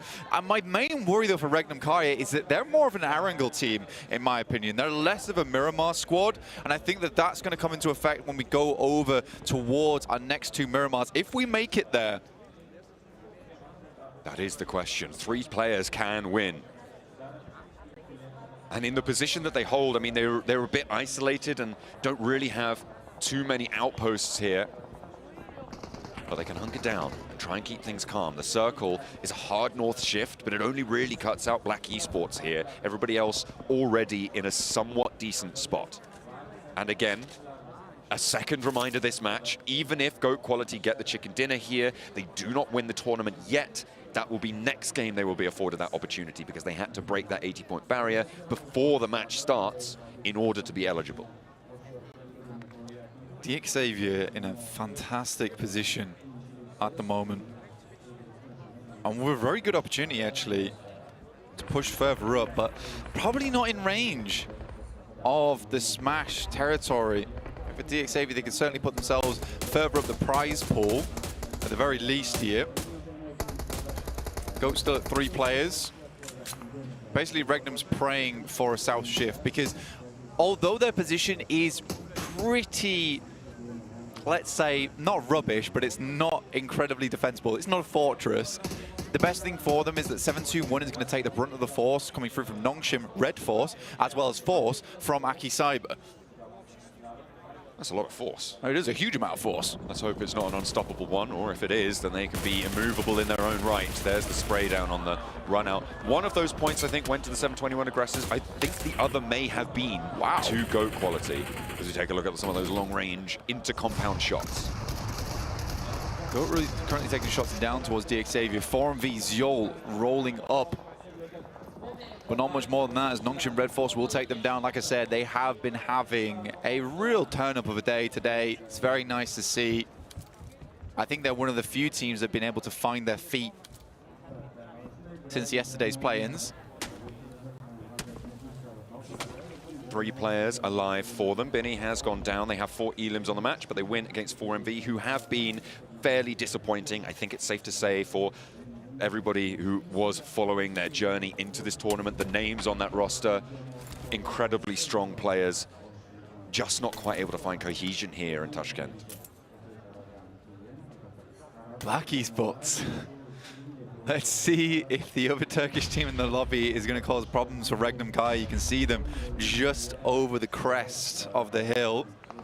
There is a position to play, and it's slightly difficult for Regnum Karya to catch them off guard if the smokes are placed down correctly. And also, they've got to keep watch over towards the 7-21 aggressors for a lot of time. But heading into stage 6 soon. For Regnum Karya, they're desperate for a southern pull on this circle. For Xavier, they'd be very, very happy to see this one move further up towards the north side, in which case it's a very difficult crossing for a lot of our teams on the south. The reason that Black Esports can't push up to this Regnum Karya position is because of this fight we're looking at right now. The position that Reject hold has oversight over to that ridgeline. They have that angle, but they're going to break to that west side, and that's Black Esports breaking west. In the meantime, Reject are handling this fight with Influence Rage in their compound on the east edge. Next circle. Popping now. It's in between the 2 squads. DXavier and Regnum Karya, this will force Black Esports into an engagement with 721 and Aki Cyber. For Regnum Karya, they just have this massive blockade for themselves, and likely a lot of these fights are going to resolve themselves on the west, in which case Regnum Karya will have a huge amount of space to play around on this south side. That is only if the 721 aggressors go down. And remember, they are within reach of getting this smash barrier broken too. They started the match on 60 points, meaning they needed 20 on this match. 2 of those already earned. A 10 elimination chicken dinner or 14 elimination second place would put them there. But that is a fairly tall order. However, in the position that they hold, it's not unlikely that they have a team or 2 crash into them and may be able to bolster that elim count. Spray down from Aussie over towards Force, who has to hit the deck, bide his time before that first aid kicks in. A nice bounce on the nade, finds Lord Cedric from Don. Is there an answer? Not quite. The nade doesn't connect from Symphony. Symphony holding off for now. Aki Cyber has been going back and forth here. They get in the vehicles. They're rolling up to this. Symphony taking shots, potentially not gone down just yet, though. Oh, behind the vehicle, Aki Cyber looking to charge it down, and it goes well. But the vehicle goes up. 721 aggressors, maybe? Is it Nongshim Red Force looking to put the hurt onto Aki Cyber after this roll down? We'll have to wait just a moment longer. The break away from Aki Cyber as Don picking Zvezda back up and on their way. Again, it was always going to be so likely that these fights resolve, but I always thought that 721 might get involved in it. But it's not meant to be. Panardi goes out, and that will be GOAT going down in exactly 81 points there. But they have broken that barrier. It doesn't matter if it's by 1 point or 20. The smash rule will apply to them the next match. Tizzy moving on in towards Aki Cyber. The 721 aggressors want every piece of this that they can find. Zvezda caught as the push through the smoke from Tizzy works out. Force now the last to stand for Aki Cyber. Will he be able to pull off another spectacular play? We'll have to wait and see. Nongshim Red Force diminished returns on this engagement as they are down to 2 players. The 721 aggressors ready to try and cut this one apart. Force goes down, and Aki Cyber are out. 6 teams remain. Down to Tizzy once again alongside XZY. 7 elims. Lovely stuff. DXavier dealt with GOAT earlier on. What a game this is. The only other team in the top 8 right now is the 721. And they'll likely be pushed in by this next blue zone, in which case Regnum Karya better be ready for this. It's all down to this circle, dude. With 6 teams remaining, blank. This is getting closer to the wire. Ooh, drum roll, please. 2 seconds, 1 second. Is it south? Is it north? And it cuts Regnum out. And DXavier almost have the easiest ability to take this game. They should do, by rights. The question is, where do Regnum Karya go on this? Do they try and hold their current position and stop the 721 aggressors from moving early? Or do they want to get ahead of the curve? They have to wait for the 721, unfortunately, because they need to clear out this south side before they can start figuring out what they want to do going forward. Realistically, they need a stage 8, stage 9 to crunch the guys from DXavier out of that compound, but it sits pretty neatly in on the northern edge, giving them free fire down towards this southern area of the map. The circle closes now. It will move in. The 721 aggressors will be first to move. You've also got Nepex and Reject out on that east side. Could potentially be a south cut from one of those 2 to stop things in their tracks. Yonik now starting to move. Smokes are blooming. Look at the investment of utility from actually both teams. Is that Regnum Karya laying a smoke train out on their north side? Potentially looking to get that move on, but the 721 aggressors have to move now. This blue zone doesn't do nothing. Tizzy in, will get sprayed down. That's picked up by aggressor. 4 points found here, but Yonik cut, and that's Wild for 1. Butcher with the second for Loxy. Wild gets the flush, and Butcher soon to follow. That is very bloody clean coming through from Regnum Karya. They needed those shots to come through immediately, pinpoint accurate, but now Reject sending shots through over towards this Wizard Tower. They know they have to move as well. This is going to be so rough for Regnum Karya. They're going to have to move off towards the left-hand side. Spidey down. That's the 721 aggressors out and eliminated. Regnum Karya now with no contest. They've cleared it. The first job is done. That crate gives them cover. They can move up to this ridge line. Reject are eating the lead from the north side. No DXavier way. can't challenge this angle just yet. Divine on the off. Need to be careful. Loxy! Go down low. Toshpik is out of it, but they have 3 players with cannons. And the crowd are their back. All of Turkey looking for it. Regnum Karya. Oh no, wild Divine's out of flash. position. 2 players left remaining for Regnum Karya. This could be it, but it's looking so unlikely. The circle cuts a little bit of DXavier back in. Regnum Karya desperately needs Nepex to crash over towards DXavier, but it's so unlikely. For Nepex, they have the tournament in their hands right now, Blank. Maybe not for themselves, but for their opponents that sit on the roadside. For Silas, for Loxy, for Wild, for Toshpik. These have to be some of the best plays of Regnum Karya's life. This is not an easy game, but we've seen Regnum Karya win with 2 before. It is possible. And DXavier getting pushed out into open ground on the next circle shift is going to be brutal, but so will Regnum Karya. Out comes Lamborghini. The challenge. Precious takes damage, gets back for the heal. Lamborghini breaking out wide. They're very aware of this presence. The issue is Regnum Karya just has absolutely no influence on this engagement. It's kind of up to chance. In comes Nate. That's kind of aggressive, honestly. Dangerous. Will just be looking to pick up his teammate, forcing them back. Nepex backed up just a little bit. Shots from Regnum Karya. They have that ridge, and that's the only thing they have. The trees in front of them, they're fine. But as soon as they're in nade range, they're as little as a twig, basically, in that scenario. Unfortunately, they have to wait until Paragon drops down, which he does now, before they can start to crawl up. It's a real only option here. Paragon's taking a little bit of damage here from the blue, honestly. He does have to heal that back up. Now Silas is starting to creep over, and Nepex is completely focused over towards DXavier at the moment. I'm not jinxing this. I don't even want to talk about Regnum Karya at this moment in time. Nepex scrap. DXavier looking to leave their compound. Mukesh down behind the vehicle, goes low, and Regnum Karya keep a low profile, staying out of it for now, waiting for the opportune moment. As the nades ring through. Lamborghini nade goes long, looks good for Precious. No, not quite finding that knock. A nice hop in to the vehicle, keeps him alive. Regnum Karya just sweeping round to the right-hand side towards Nepex's position. They've got cover. This is nail-biting. It's nail-biting, John.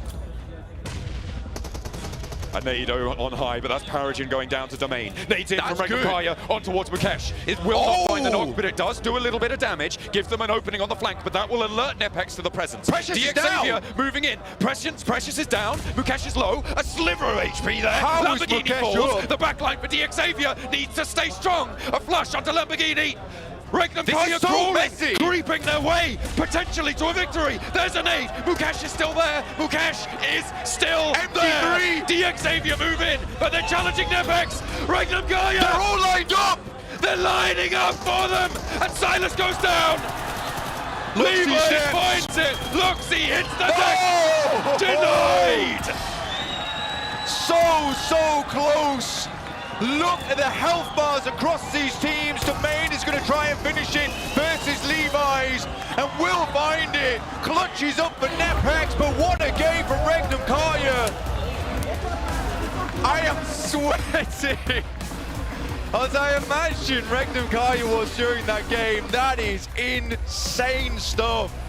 One Silas. hair either way, and that fight goes to end the tournament.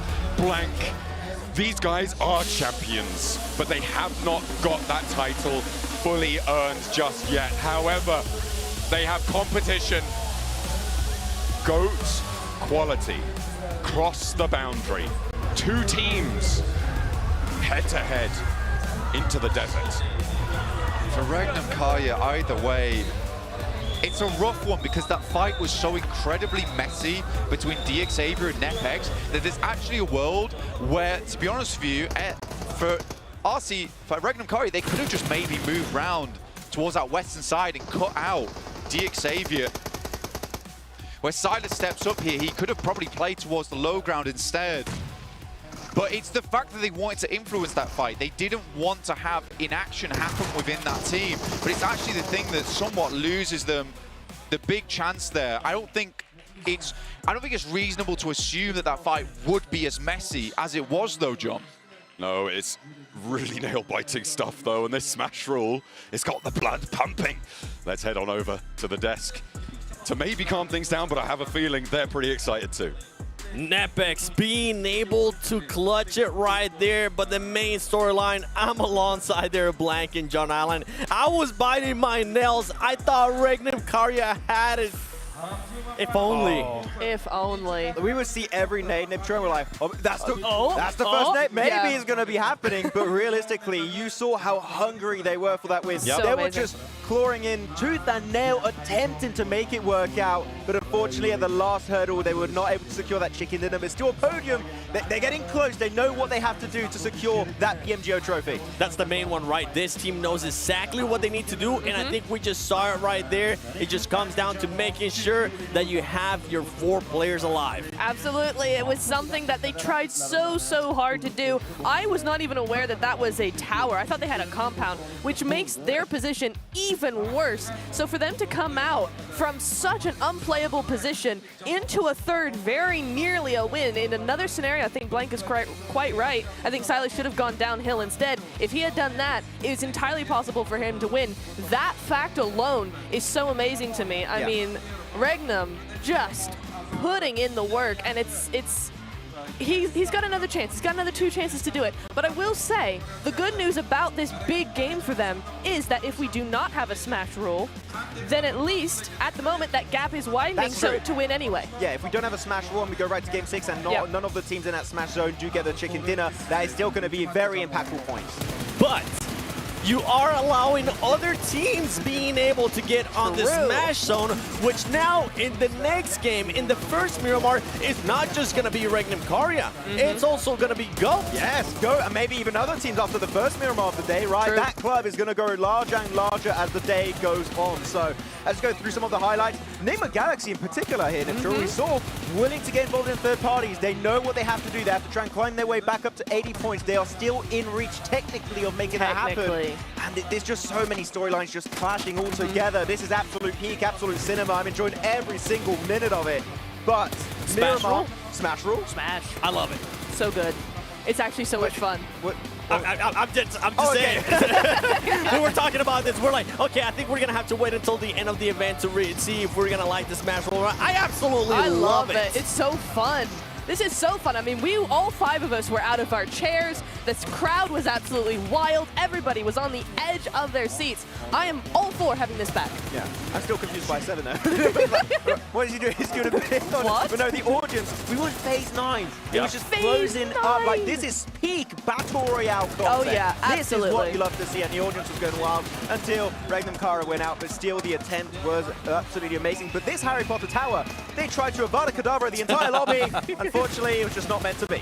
I mean, it shows that desperation sometimes gives you the strength that you need. I mean, that play in the car to cross the road, you said it before, it was smoking. It had 2 wheels popped off, and they still managed to get across that road. I do want to bring up one point, though, very quickly when we're talking about teams that are fighting for that Smash Zone 80 points, right? Enigma Galaxy giving 2 points to T721, who are getting closer and closer now. I mean, they did give points to Regnum in return, but that was another top 5 finish for them. Yeah. And they're looking better and better as the games progress. I mean, there you go. They started this match with 60 points. Exactly. Now they're just going to be, what, like just barely over double digits to reach 80 points. So one good Miramar could be happening for them, right? So we got so many teams that are going to be, again, we said it here, 7, joining that Smash Zone kind of club. And we're going to have to keep attention to so many teams, and that means more teams are going to be included in that conversation of possible hot drops. We know Miramar, teams are willing to fight early, are willing to camp roads, to maybe take vehicles away, to take down a player or two. The conversation gets very eerie and complicated as we go forward. I'm intrigued to see if the 7-1, when we end up going to the overall, if they did just enough to get to those 80 points when they end up adding up the placement points. I don't think it was enough.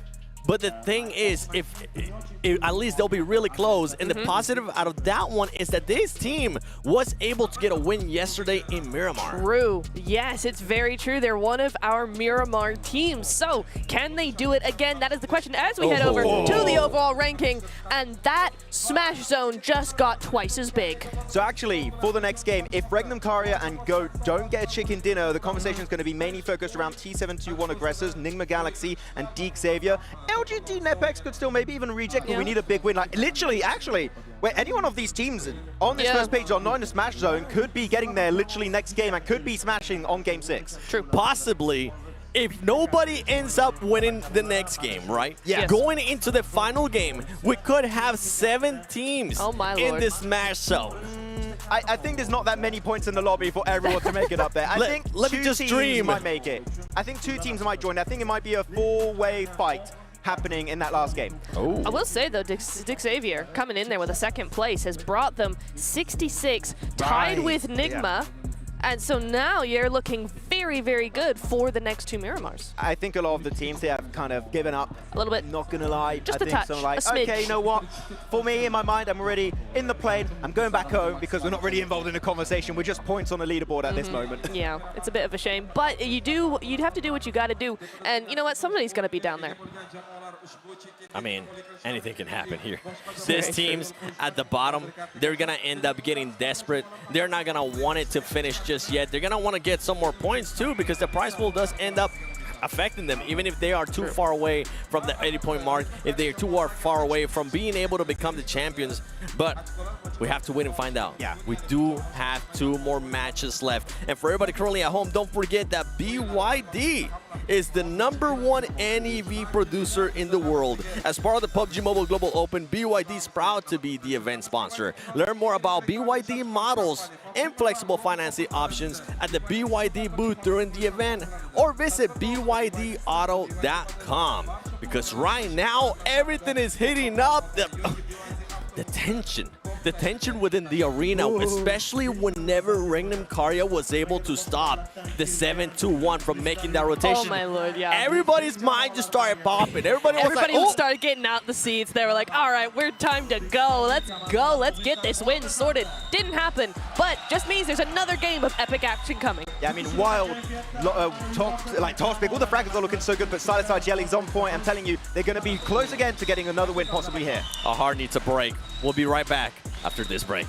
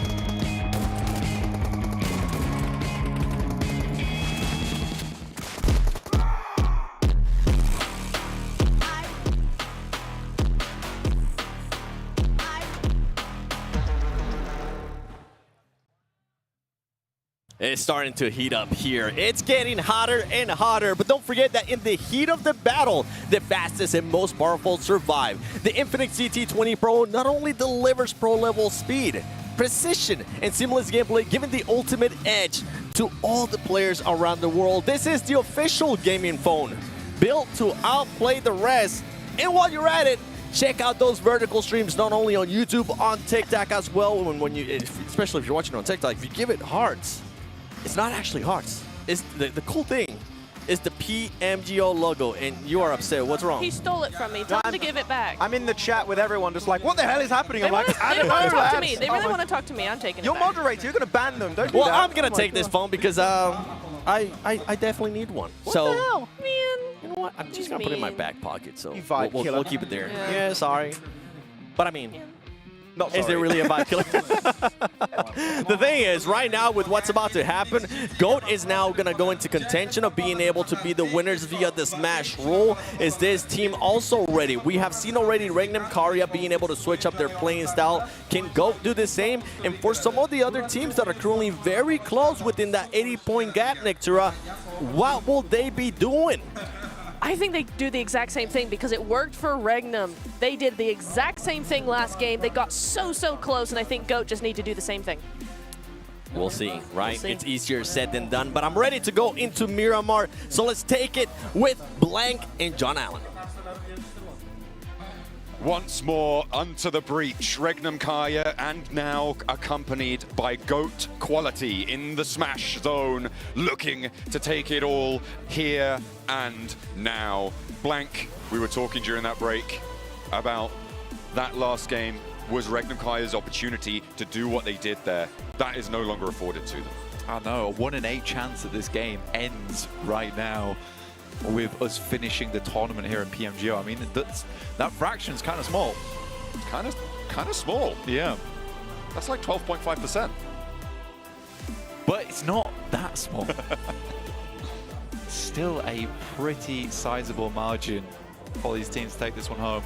GOAT Quality or Regnum Kaya. Regnum Kaya has come very, very close so far. Yesterday, they had 2 chicken dinners. Okay, I just got ahead of myself there. I thought GOAT Quality were hot dropping Regnum Kaya on the north side. They are extremely close. I'm all legit. Goodness me. I mean, They are very close, but no cigar this time. Well, actually, to be honest with you, it totally makes sense for Regnum Kaya to hot drop on GOAT. Because go for it. If they just hot drop GOAT for the next few games, 67 to 102 points is a crazy margin to get to. But 67 to 80 and a chicken dinner. Yes, but the question is whether they'll even get there. Right now, if they make this game hard for GOAT, it ensures that their point scoring stays ahead and the game would finish on match 6 with Regnum Kaya winning. So actually taking down GOAT going forward would be the smart maneuver.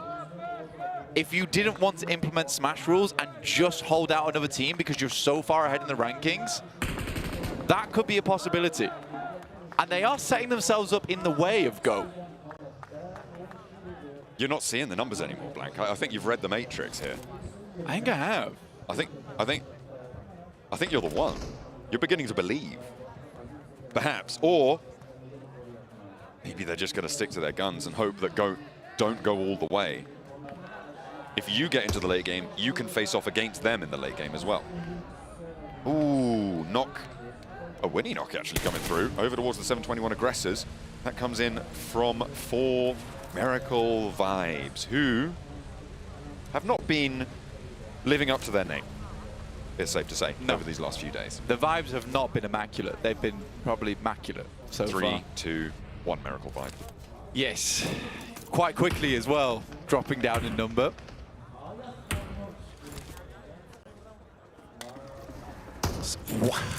Oh, what a circle shift. Straight down towards the southwest side, towards La Triera. We have seen this same circle multiple times. Reefus with the Winnie looking to hit a shot. Aesthetically, my favorite gun of the game. I love it. I love everything about it. I love the lever action. I love the sound of the reload. I love the scope.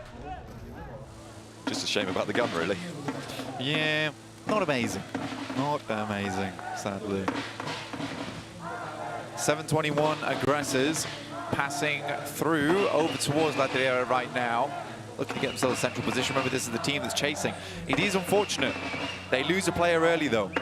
And on 67 points, that is the team chasing alongside with Enigma Galaxy and DX Xavier over towards that 80-point threshold. It is an interesting dynamic. Ooh, DX Xavier also losing one. Levi goes down and out. So 2 of our 3 chasing teams, not to count everybody else out, but those are the closest, have lost a player. And no points to be found in Retribution. Go have to pass through Regnum Kai, just so you know. I'm glad that I know that. They could rotate all the way down on the eastern side and try and pass him, but this is the main crossing for Go. The question, yeah, do they go through La Cooperaria is the question. It looks like they are. They'll swing, they're trying to swing wide on it, but... Whew. All right, DX Xavier in for a fight, though, in the meantime. Lamborghini goes down, and that's the second player to fall for DX Xavier. Upgrade, up for a fight, up for a scrap. Trying to put on a show for their hometown fans, who have been behind them all the way. No matter where they are on the tables, they're winners in their hearts. Buzz goes down to a nade from Nate T. A drop down from Paragin. Pump action around the door frame, spots one. Sends it into the wall instead, thinks better of it. Thinks, you know, that's kind of mean to shoot someone else. Not going to do that. This is unbelievably good news for Regnum Karya, as well as Go. 721 losing a player early. DX Xavier soon to fall with Paragin on no HP. Attempts to get the shot, will find one, but that it is it. DX Xavier goes down with 66 points. And no chance for the smash rule to happen now for them. No, absolutely, because you cannot activate it unless you have already earned 80 points at the start of the match. Only Regnum Karya and Go have that in this match. The 721 aggressors, Enigma Galaxy, and the outside chance of a couple of the teams beneath them as well do have that in the back pocket, but they need massive games here. The smallest game needed is for the 721 aggressors, and they're fairly central on the circle. Casting our minds back over to the leaders right now, the 2 teams that sit on the precipice.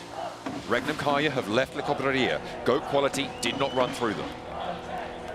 No, but they've held them out for a long, long time. Redox still leaving from El Pozzo, and Regnum Karya is slowing down. They are setting up the caltrops right now. This is hilarious. This is not how I expected it to go down. No. But I'm really happy it is. It's creating tension. Definitely creating tension. I think this is going to go to match 6, likely. I feel that too. You know what is really impressive, Blank, and I don't know if we've really covered it enough. Goat Quality. They came through from prelims. This is not one of these direct invite teams. This is not one of those massive names from global PUBG Mobile esports scenes in the past few years. These are really impressive plays coming from an up-and-coming team. And that is exactly what the PMGO is all about, right? And the fact that we haven't really touched on that speaks to the quality.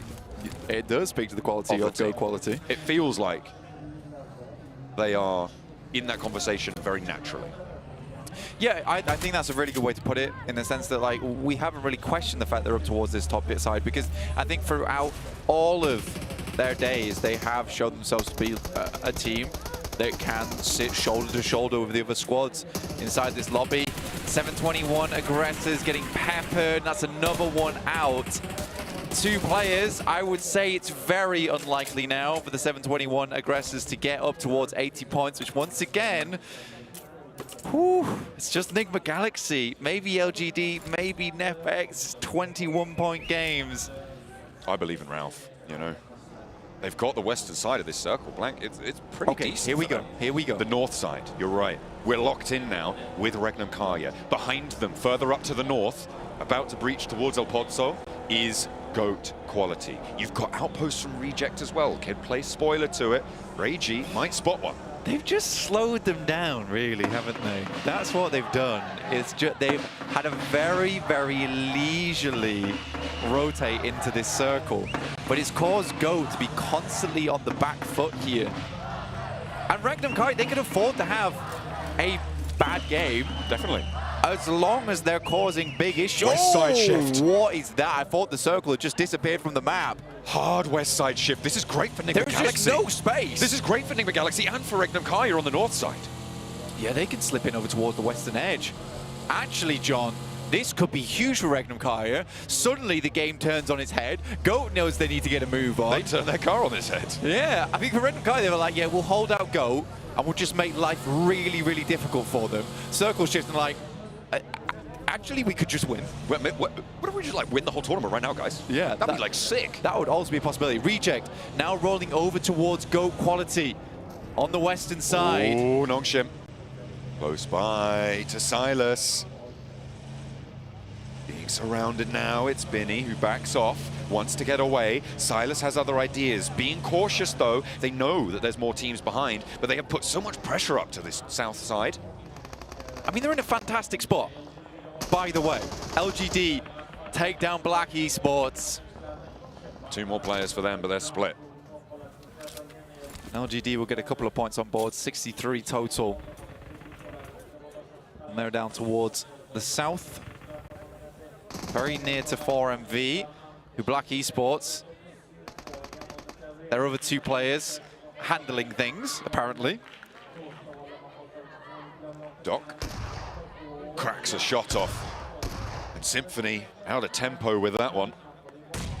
Aussie, nade from Ziol up on high. LGD looking to play with the big boys too. Maybe get an off angle with Ling. Not going to be able to find it. They aren't out of possibility of getting into the smash bracket as well. LGD, they have been quiet today, but with 63 points, 17 points behind that margin now, they would need a 19-point game total, as they have already earned 2 points, in order to break past that 80 points. And fingers crossed that neither Goat Quality nor Regnum Kaya win this one. Regnum Kaya allowed Goat Quality a little bit more ability to get on into the middle, and they have used that. Well, they had to free up space, right? They definitely had to free up space. They wanted to take this western side, then they have to allow Goat Quality in. But Goat Quality is taking a hell of amount of damage right now. Uh-oh. As they pass through open ground, it's Enigma Galaxy, and they crash. Oh, just get out of there. Just get... Compound Ralph is there. He's fleeing like his life depends on it, and maybe the tournament depends on it too. Snoix has the backup. Beautiful shot. Goat Quality lose a player. Ralph goes down in response. But that is nasty. Enigma Galaxy, crucially, did not get that point, but another player knocked. Varonic falls. Effie's dropping as many smokes as possible, knowing he needs to get his player back up again. R8 struggling as Divine lays down shots from a distance. I think that was the flush onto Goat Quality. They're on 2 players now, Blank. Regnum Kaya maybe with another opportunity here. As soon as Goat Quality go down, they can play the same gambit that they did in the last match. Yeah, well, I mean, to be honest with you, they already caused this, right? Where because they just kept stopping and starting and stopping and starting, it required Goat to just jitter behind them, essentially, and force them into this decision where they didn't really have a very good spot to go for at all. So unfortunate, and again, it just gets ahead of them. For Regnum Kaya, though, fantastic position on this north side that they can start to work down towards on the south, but it's LGD with that compound that I'm worried about, and I'm waiting for this next circle to decide where we go, because if it heads down towards the south, LGD have a very good chance of trying to get in towards, as Max likes to call it, the Smash Club.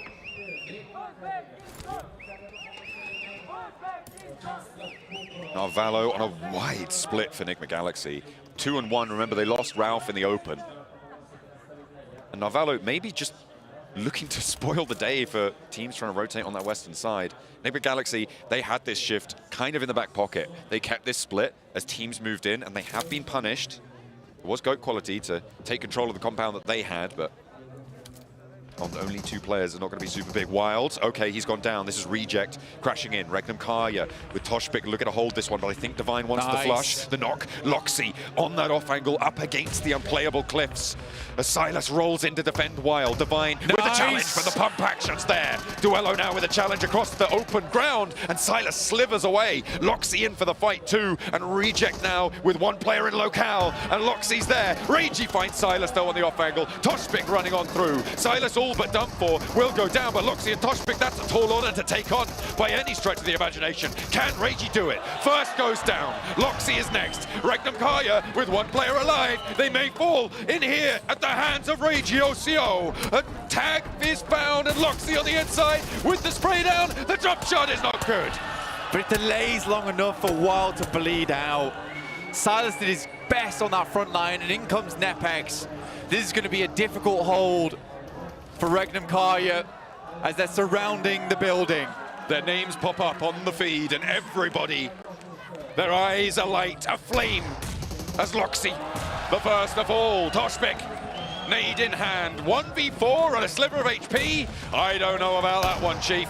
Toshpik with the shotgun, falls, and Nepex keep the tournament alive. Regnum Karya out, no possibility at a smash from them, and GOAT in a pretty tough situation themselves over towards the eastern side.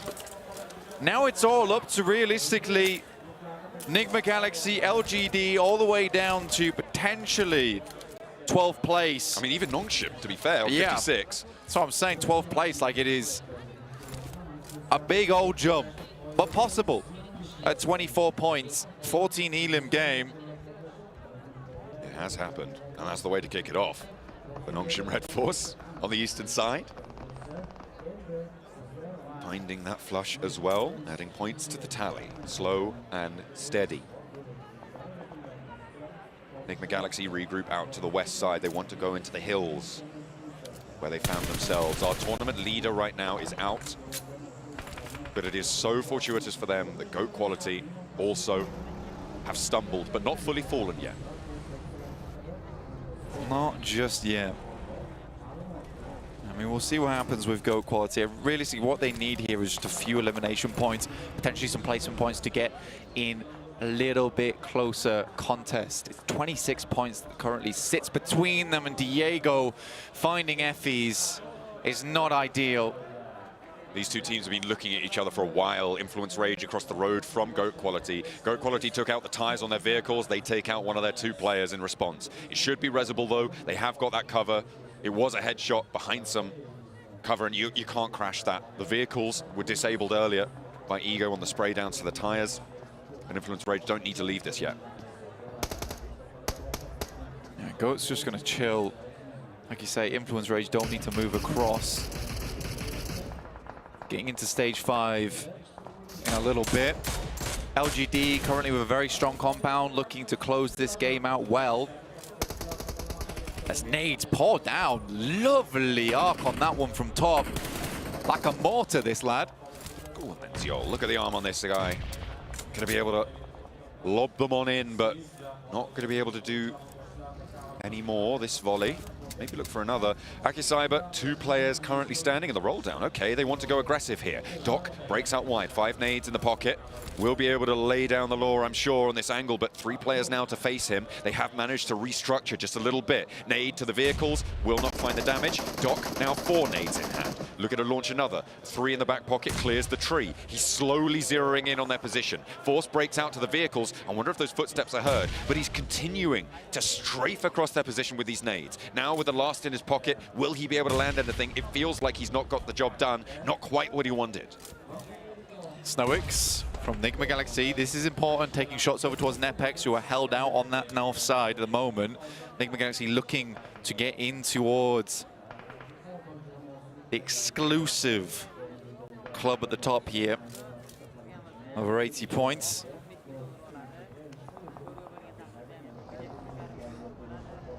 Nepex rolling on up for the challenge. Rex sprayed, damaged, low, down. Now Nigma Galaxy have 1v1s, and on both sides it goes either way. Now it's an even trade, and Narvalo all the way across the way may have a high ground angle. He does. He takes it down. This res can go through, and Enigma Galaxy, 5 elims, 9 points remain. 71 points. This is the last chance for them today to get into Smash points. Goats starting to rack up those placement points as well, which will be nice as we head further and further into this table. Right now, not giving anything, but likely going to be living a while longer on these circles as we hit stage 5, which moves away from the unplayable zone on the western side of the map. Upgrade still in this one too, looking to push further in. 5 elims this game, not bad at all. Narvalo, because Enigma Galaxy was so early to this zone, was able to clamber up those cliffs. Nobody else is going to be able to do that anymore, Blank. If he can crawl across, if there's a way, if there's a path to move further south, he is on Overwatch. For Enigma Galaxy, he can keep their rotations safe. He can scout out these locations. He is going to be within range of teams like LGD if he can get that far south to be able to take shots as well. The 721 aggressors, though, they are across the road from Enigma Galaxy, and they are chasing as well. 721 aggressors currently moving across this ridge side, but with only 2 players, life is going to start to get a little bit more difficult for MV. Still battling off against Aki Cyber. I feel like this fight has been going on for a long, long while. Both teams grey and aged by the end of it. I'm liking LGD's position more and more, Blank. I mean, it has to be said, they are the only 4-player team in a central type position, right? Nobody actually has a central position because it is fairly open, but LGD have buildings to play around, they have that cover, they have a lot of control over the south, which is where the majority of larger player count teams are. Noxian Red Force currently knocking on Influence's Rage's door, asking if there's any more room in the circle. Influence Rage lights are off, no one's in, I promise. No one just closed the curtains just now.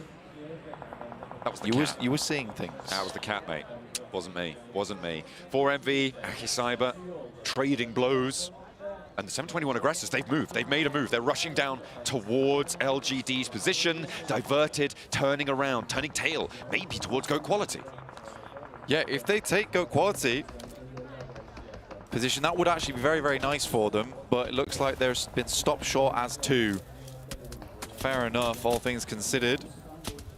I think this is not Valo taking shots at them, and they have no idea where it's coming from. He spots aggressor. Oh, he's taking him down. They really do not know. Yeah, it's because Enigma Galaxy have such massive control over this northwest side. Looking pretty good. Aki Cyber Zvezda, who was a bit of a force to be reckoned with. He's able to find a nice nade over towards Doc there. Cyber still have more to do, though. With 4MV, 2 players alive. You got Top and Zyol to deal with. Top wants to change the tune on this engagement, but Doc is already flushed out by Don. The M249. Another point for Aki Cyber. They're up to 60 with 2 players alive. Zvezda, Mini 14 in hand. Top of the hill, Zyol fending off against Upgrade. Over the way. Nongshin Red Force crashing into the Influence Rage compound. They were home, it turns out, Blank, but unfortunately, looks like Doc has a chance for the 1v1. Lil Boy around the corner, goes low, but doesn't find the knock. Lorizin can lob those nades in. Lil Boy wants the heal. Lynx has got the links. It's the links. Good to see it. Has to hop out. The players are bleeding out on the ground floor here. Lorizin up to the wall. XZY has the challenge with the M249 on the off angle. Doc in with the shotgun. Lorizin by the fence, clips him as he falls through the window, but goes down to the off angle. That's Goat actually stealing away on towards Doc. Didn't get the flush on him though. Oh no, Ego will take down Doc, so that's 1 elim. It's better than nothing. I mean, they don't need elims, they need chicken. It's true. That's what they're looking for, but with only 2 players, guarding out a team is the first step on the road. I mean, as 2 players, it doesn't look horrible from their position, honestly. It's just when teams start to flow over their way, or when they're pushed out next. I still like Narvalo's high ground. I think it's going to have a big impact here. With 5 elims, they still need 9 points. That could be just the chicken dinner. Could be adding a couple more on the elims and getting up towards 2nd place as well. We'll have to wait and see how they look for it. In the meantime, Nongshin Red Force looking for the heal. Tizzy does get back to full HP, but the blue zone is pushing. Lil Boy has to get out of here or go down trying. Molotov to the top of the stairs, forces him down, and they can look for the challenge. They know he can't get back up there. Nicely played from Tizzy. That was a very long shot, by the way, coming through from Narvalo over towards Upgrade. I really do wonder what the distance on that was. 721 aggressor in such open ground. Upgrade wants to pass over the top towards them. It's not happening. Woo! Molodoi with the double. 6 teams remain and 2 players alive. This is the scenario that Regnum Kaya were in last match. It's almost exactly in terms of the numbers. Not in terms of the position, different map, different game, but the point still stands. With 2 players, they're not in a terrible spot. Yeah, Nongshan Red Force starting to move across the road here towards Go, inside this building. For Go, realistically, a high placing would be good for them. 1 elimination is not amazing, but Upgrade, Ramses will find 1. Luckily, the nade is clean from Effie's. To stop the push from Nongshan Red Force. That goes to Enigma Galaxy. That is important. Remember, now they only need 8 points on this match. Ego will be rezzed, but Enigma Galaxy starting to be the only team to control it. Narvalo, I think he's dropped down from the high ground here, Blank. Yeah, it was only going to be so useful for so long, honestly. And he got use out of it over towards LGD. Lings again, actually hitting that unreal shot, but LGD has gone down to 2 players, make that 1 player. Still giving grief over towards Upgrade. How does that happen? You had the full compound to yourself. Narvalo fairly low on ammo, but he can resupply from his teammates now. Zvezda trapped behind the headland with the blue zone at his back. Has to stand up for Aki Cyber, but is bowed down once again. Circle shrinks. LGD have completely left this building. They only have 1 player left. Blanca, 2-player chicken dinner. It's not impossible. There's 4 players alive on Upgrade. They have 11 elims too. Yeah, the issue for Upgrade right now is that, well, the good thing for Go is that Upgrade is struggling to take shots over towards Go and peeking this side of the hilltop because Enigma Galaxy is watching that location. Some good shots here coming through from Buzz. Ooh. Taking out the vehicle tires as well is smart, preventing quick rotation outwards. Enigma Galaxy on the move on the north side. Buzz can't slow it. And they are gearing up for a push towards this next circle. Lings is back in the buildings. That ridge to his west, Zvezda wants to crash it. He goes in for the fight. It's his only option, and he's going to take it. Sees the opportunity. Lings will look to hold and find the spray down with the UMP. That is LGD now up into the top 4. Enigma Galaxy starting to rack up those placements, Blank. They need 8, which means they need more than just placements here, unless they get that chicken dinner. Yeah, right now, if Enigma Galaxy went out, they still wouldn't be in just yet. That vehicle's on fire. This is a risk. They're low, they're ticking to the blue zone, but they're moving out. Buzz still has the angle. Is he going to go for it? No. There are shots coming through, thick and fast. Molodoi will find 1. Effie's goes down next. 81 points, 85 with the placements. Still chasing Regnum Kaya. Enigma Galaxy tasting the smash point threshold here. Not quite there just yet, though. An Upgrade could have something to say about it. This is Enigma Galaxy's last chance. 2 elims and a 2nd place, or just the chicken dinner. Ways for Enigma Galaxy to make it in. Playing the west side here is smart. Lings is still alive. Upgrade on 4. Molodoi, by the way, 10 elims on this match. He is popping off. Yeah, Molodoi honestly has been pretty phenomenal throughout the entirety of the tournaments from every single set. It's just been a difficult group of teams to adapt to, I would say. Oh dear, Redox popped. Molodoi again. Of course it is. And they're outside the zone, John. It's really horrid trying to get over this side. And Lings has got absolutely nothing to say about it. MG3 in hand. There's going to be an Uzbekistani win coming through for Upgrade. They've got the crowd at their back.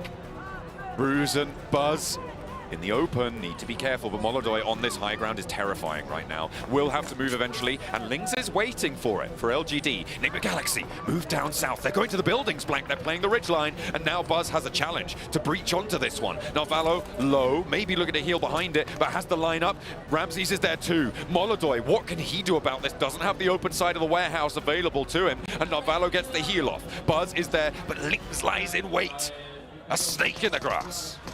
Yeah, an upgrade has still not spotted him somehow. Again, this is outside the zone, and I know what Nigma Galaxy is trying to do here is they're trying to buy time for second place, but they need 2 elims to make this work. Navallo over to Buzz, 1 down. If they get the flush here, they need it, but there's the refrag from Ramesses. 2 players now for Nigma Galaxy. They need more. They need more. Ramesses moves forward. Snade pushes him up to the ridge. Can't back off now. Snowix wants the res, but Ruzan and Ramesses are twisting the screws. Navallo with only corrugated sheet metal between him and Upgrade, and Molodoy is on fire today. Ruzan moving around, but they aren't going forwards. They don't need to. The zone closes towards them. The MG3 in the hand. Upgrade is rezzing as well. Those oh-so-needed elims not going through to Nigma Galaxy. This has to be a messy fight. They can afford to lose it as long as they take down 2 of those players. Navallo forced out by the Molotov. Another to follow it up. Navallo nearly forced out of the smoke, just playing on the edge. Molodoy now, attention to the longhouse. Circles closing. They need to go now. Move out of the door? I don't think so. It is a firing squad that awaits you. Upgrade trying to stop Nigma Galaxy from getting into the Smash Club. They deny the points. And Upgrade with a huge performance from Molodoy. Rampage across Miramar plays spoiler to the hopes of the Smash Club. A fantastic game there from Upgrade overall. Now, here is the rub. Next game we go into, Regnum Karya can honestly just afford to play Mosquito with GOAT quality. That's all they need to do, is they just need to make their lives hard. I don't really think there's any other teams that can quite catch up to Regnum Karya at their position. And now they just need to play this out. Not necessarily a hot drop, just be frustrating to play against and hamper GOAT's game. Be a lead weight upon the ankles of your opponents. Stop them from rising to the top. Is that how the championship is won? For Regnum Karya, it may be an option. Or will they go out with a bang? They might just smash it. GOAT might need to change their drop spot, honestly. I'm not even kidding. Maybe. I think that might be the necessary option. Denying the points here. Not putting on a show for the crowds. I mean, you know it's death that awaits you. That flow down towards the south flank into those buildings was their death sentence. And Upgrade are all too willing to execute. Molodoy at the front with a mega performance. Over to the desk. Congratulations there, Molodoy, but we gotta talk about what's gonna happen in that next match. I don't think that was enough for Nigma Galaxy to be able to clutch it and be in this match, so we'll have to wait and confirm it once we end up going to the overall. But along the lines of what Blank and John are saying, GOAT needs to be careful, because at this point the gap is so massive between themselves and Regnum Karya. Regnum Karya could just hot drop them.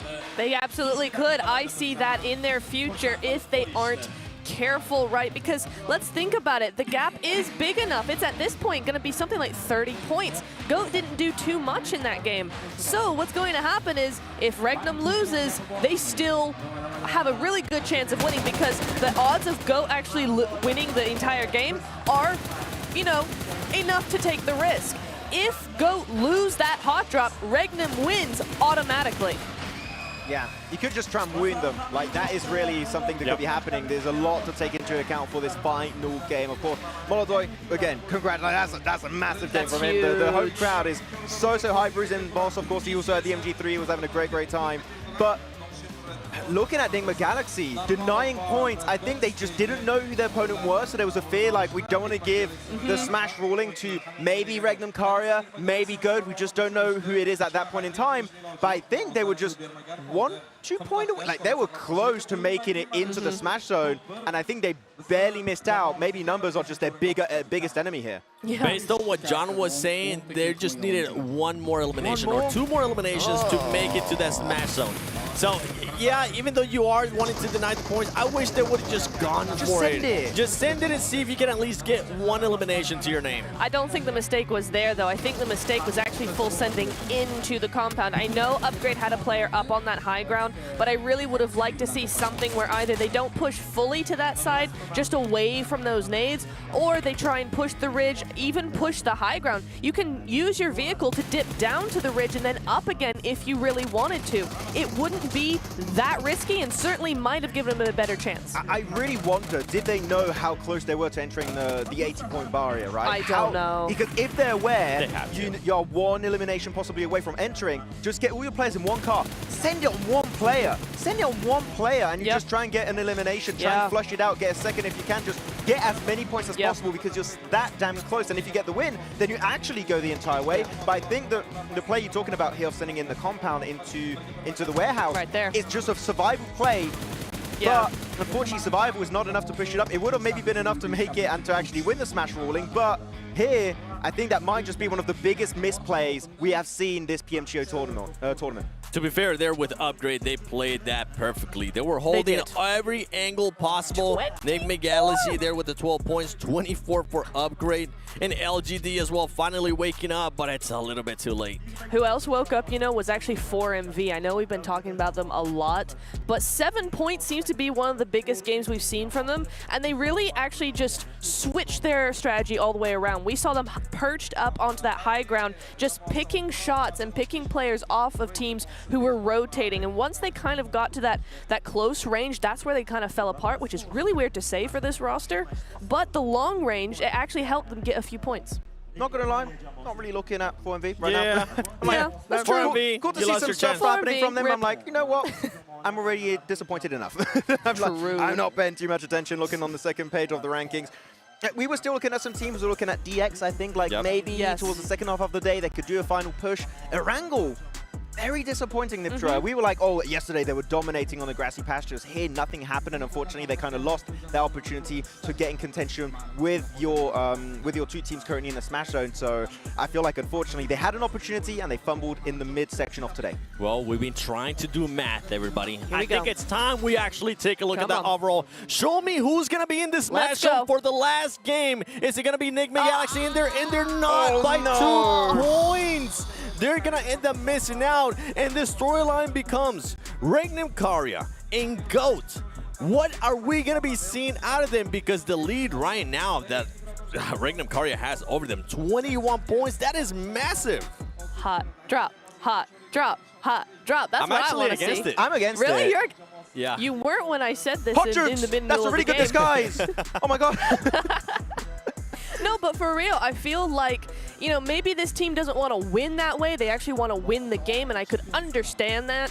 But at the same time, they've got like 30-point difference there. And I feel like for Regnum, this could be a very, very easy way to secure this win. Okay, all right. Max, I don't agree with it. You don't agree with it. Tell me why. Like, I get the theory behind it, right? You are technically saying you fight GOAT, you already have enough of a point lead. If you just eliminate them, then you win the entire tournament. I get that.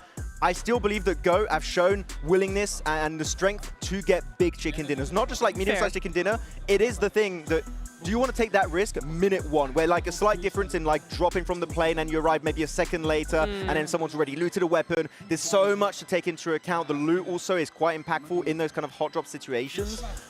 I get, again, the theory here, Niptra. I think it makes a lot of sense. I think the risk is just so high that there's too many factors to take into account. Would you be willing to compromise, Max? Would you be willing to do something maybe along the lines of setting a trap for a rotation for GOAT? That, yes. Yes. Approved. I could be on board with that. So you're jumping. I'm not jumping, I'm compromising. Ah! That's, you know what? We can shake on that. Mark of a good analyst right there. Yeah. Compromise, yes. And you guys can't see her right now, but she let me hang it. Oh. You want to give it Max stuff for leaving. But yeah, for some of these teams, I mean, we'll have to wait and see who's going to end up surprising and who's going to be playing that spoiler role. I do want to continue on with this storyline. Regnum Karya versus GOAT. Show me how they've been performing today. Which one is the team that's been performing the best? I think I have an idea, but overall, wow. Damn. GOAT does have 1 win. They do. They do, but Regnum Karya has everything else, honestly, at this point. Yeah, and right now it's between these 2 teams, right? No matter what happens, reject or wait till in the rankings. They're not involved, meaning 100%. Next game, we will be crowning a new PMGO champion. Is it going to be a team as Regnum Karya, or is it going to be GOAT quality? We'll have to wait and see in the next few minutes. Any guesses? Regnum. right? Yeah. Okay. Don't make me do it. Oh yeah, don't do I it. don't want No, to. do What's not. the tape? Don't. Make sure you be ready right here, because after this break, we're gonna go into the final match of the 2025 PMGO Uzbekistan.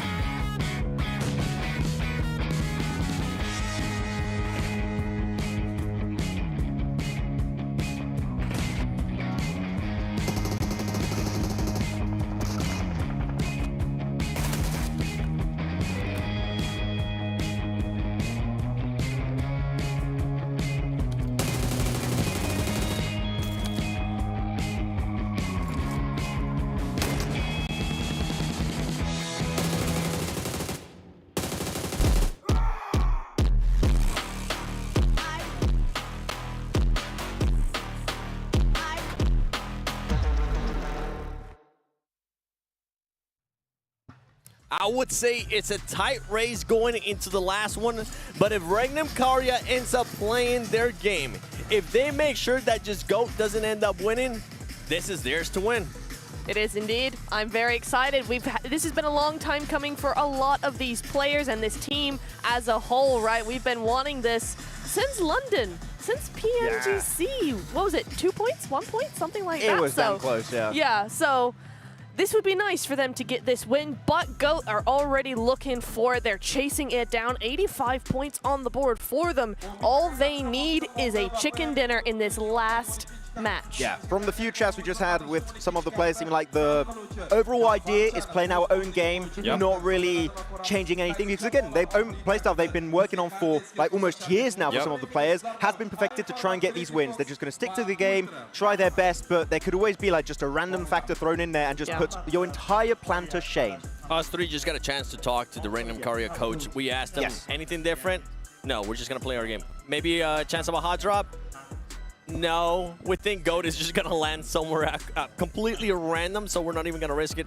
But he did say, Max, that they are willing to maybe compromise a little bit and try to cut him off in a rotation if possible. Compromise? I think I heard that not too long ago. No, realistically, if you know the entry point of GOAT, how they tend to enter into the circle, we can just maybe go for wide rotation and shut that down specifically that way without really putting yourself in too bad a spot itself, right? So I think there's a really big opportunity. We do see stuff like that going down. But again, we're just theorizing at this point. Anything could happen. Phase 1 circle could be one of the weirdest circles we've seen in a long time. We might get an island finish over to the east. Okay, maybe not.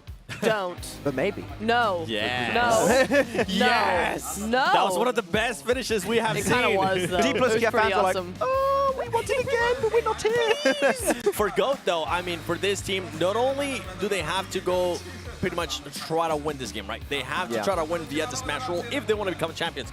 But if they don't end up being the champions, if they don't end up winning, they need to be careful because there is one team that's fairly close by. Yes. 7 points away, and that's Enigma Galaxy. I mean, I've been talking about them all day. 7, 3. They hate that number. 2. Enigma Galaxy are chasing that second place, and you're right. There are only a few points left for them to close that gap and to actually beat GOAT out at that second place. And the way that they played that last game, 7 points seems to me entirely possible for Enigma Galaxy. The third place curse, man, is really bad for Enigma Galaxy. But Redox said second place. We were trolling him, going like third place. He said, we go in second place, which realistically, Enigma Galaxy, when it comes to getting wins, like they do struggle, but they tend to always get some pretty high point games, like at least elimination-wise. I think there's a high chance that here GOAT could just be targeted by a team they don't expect, which could be Enigma Galaxy, because at this point, I don't think they have too much to lose realistically. Yeah, I was looking at some of the other teams. One team that you actually mentioned that doesn't really matter when we look at the overall, but it does matter of what they're able to do here. It's going to be 4MV. This team, nowhere near the front, right? I looked at top earlier. I was like, I'm kind of sleeping right now, and he just laughed it off. Don't worry, I have a good friendship with him. Fair enough. He got the joke. He got the joke.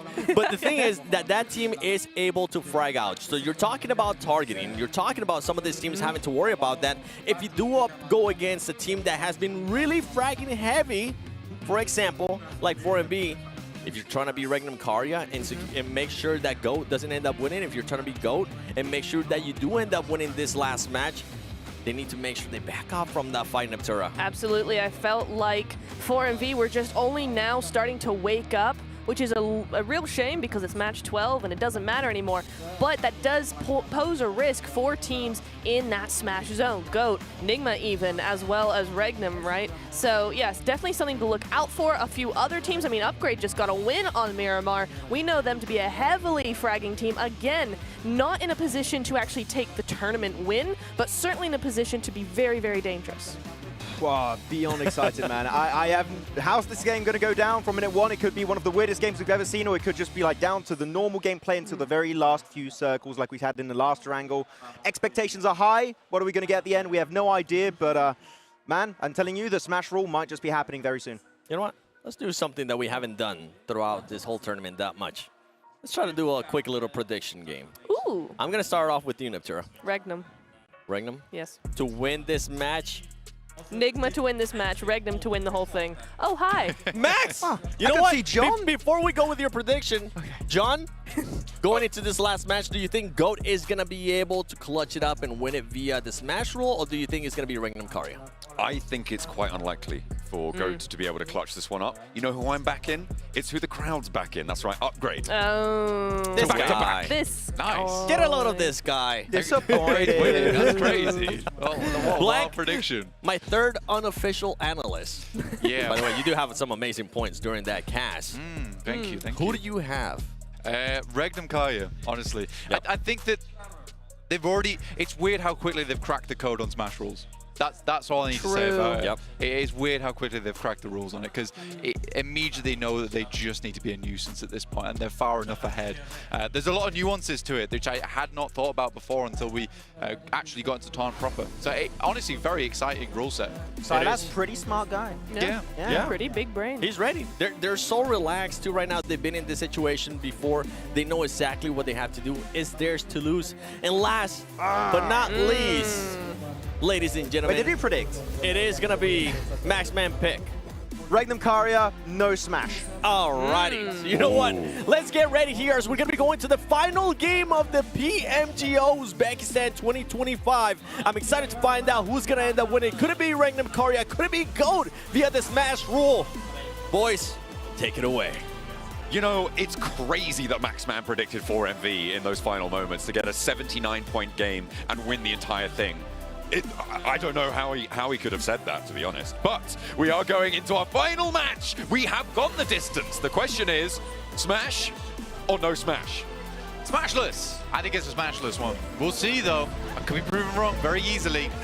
We'll see what happens. I mean, for Regnum Karya, I think, honestly, for them, it has been a wonderful tournament. Like I said earlier, I think Silas absolutely deserves this win here at PMGO. That team, not just him, but his team as well. I mean, Wild, Loxy, they're all so good at the game. And I'm very, very proud to see their development over time, because they started on Regnum Karya looking really quite all over the place. But since then, things have only gone from kind of, you know, lackluster to better. All right. To even better to PMGC. They've almost got it. And now here at the PMGO, they're looking to take themselves an international stage. And I really do believe it can happen. But this is interesting. Regnum Karya heading down towards Picado. They decided not to go up towards La Cobreria because they assumed that GOAT Quality would be switching their drop spot, which they do have to Torre Armada. But if they drop La Cobreria, they could have held them out. But there's a lot of variables there.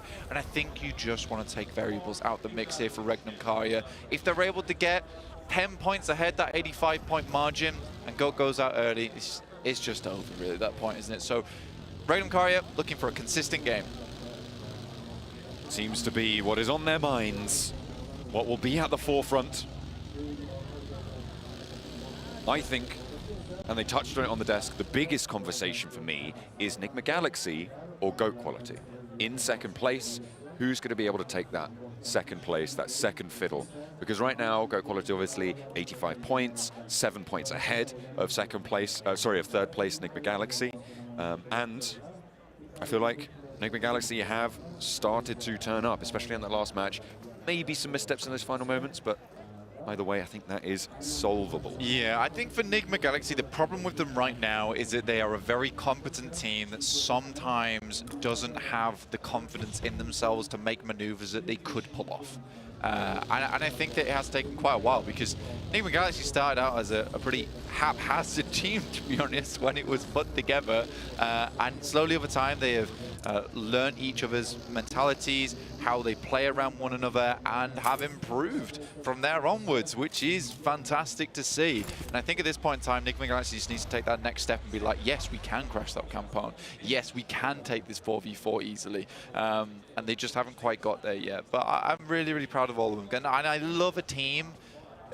More than anything, I love a team that sticks together and works through their problems, because that doesn't happen more than enough in PUBG Mobile. It's like one tournament loss and teams disband. So very happy to see Nigma Galaxy stick with this team, realize, you know, that there is potential there.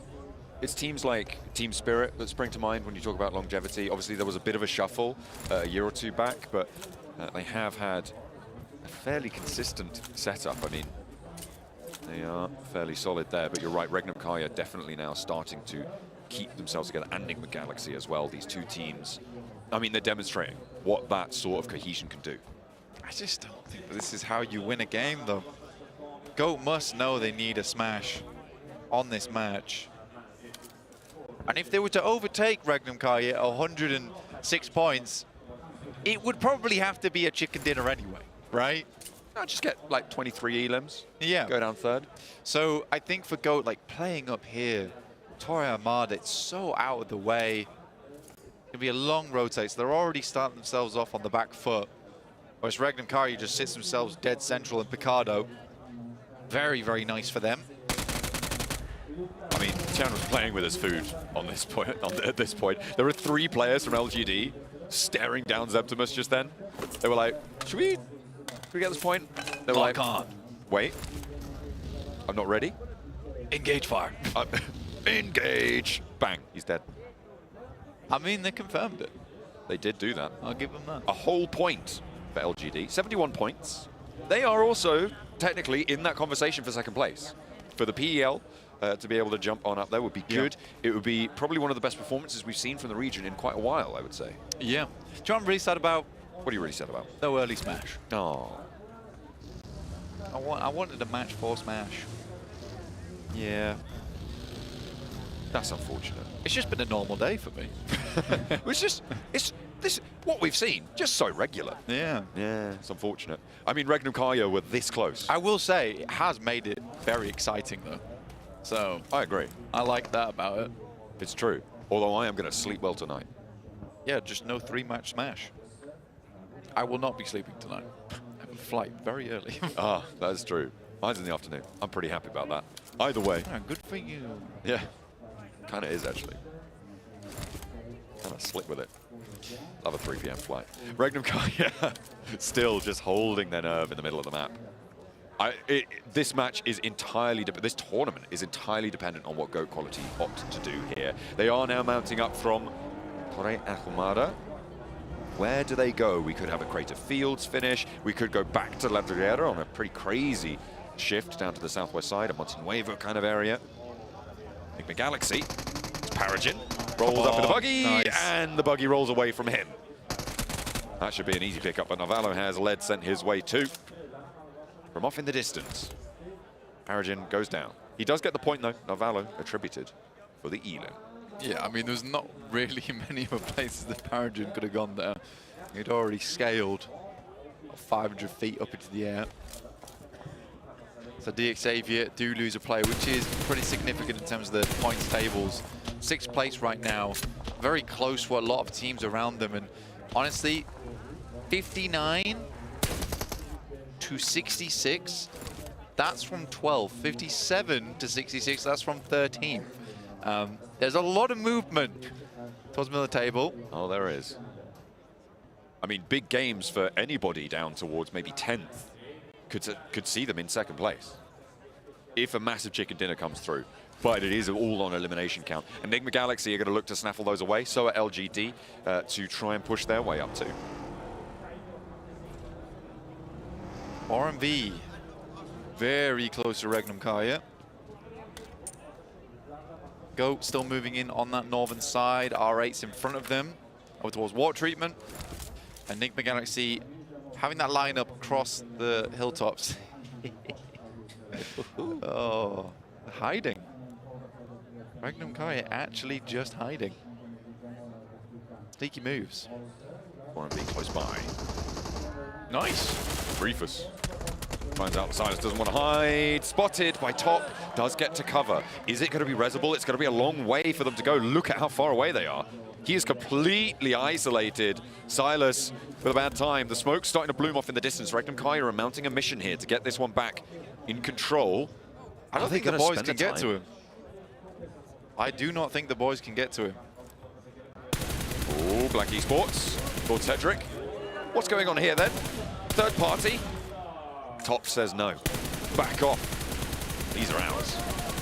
Circle moves up towards the north though, giving GOAT a good chance at this one. Wow. They could move down towards Hacienda itself quite quickly. And that's Silas being flushed out, leaving Regnum Karya on 3. Not a way you wanted to start your game. Loxy gets knocked by Doc. Is Regnum Karya going out this early in this match? Made in. Toshpik needs to tag the res now. Loxy going down, and he will fall. Toshpik getting peppered. Off angle there, Wild behind the bales. They need to hide now. 106 may be drawn short. This is an opening, and things just got tenser. It's literally Wild. Last alive for the team. Yeah, he's going to have to go the distance. I think, personally, the only problem with Smash rules for all these teams is that it's absolutely getting into their mental space. And they literally changed up what they did last time, which I think worked perfectly. Toshpik flushed out, Wild, final player remaining, go towards water treatment. R8 being pressed right now by Nongshan Red Force. Wild's down.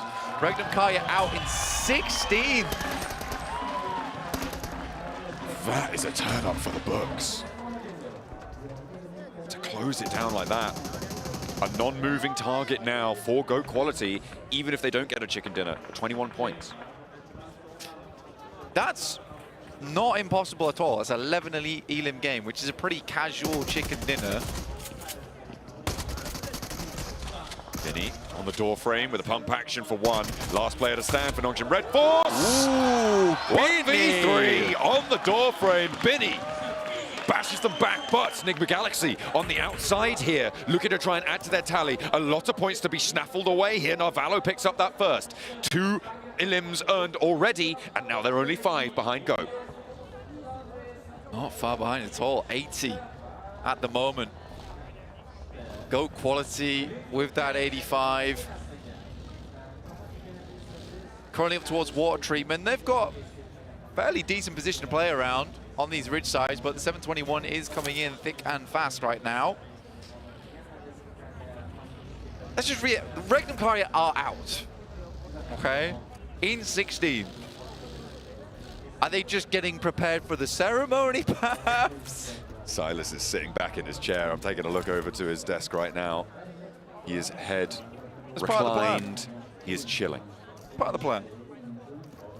We turned up, we had a good time, we went home. One fight changes it all. And by 4MV nonetheless. Team that has been sleeping. That's what Maxman was saying. Yeah. A 50, 100 million elim game, and it starts with the tournament toppers. Let's zero back in on this match for a second. Understandable. Northwest is GOAT quality.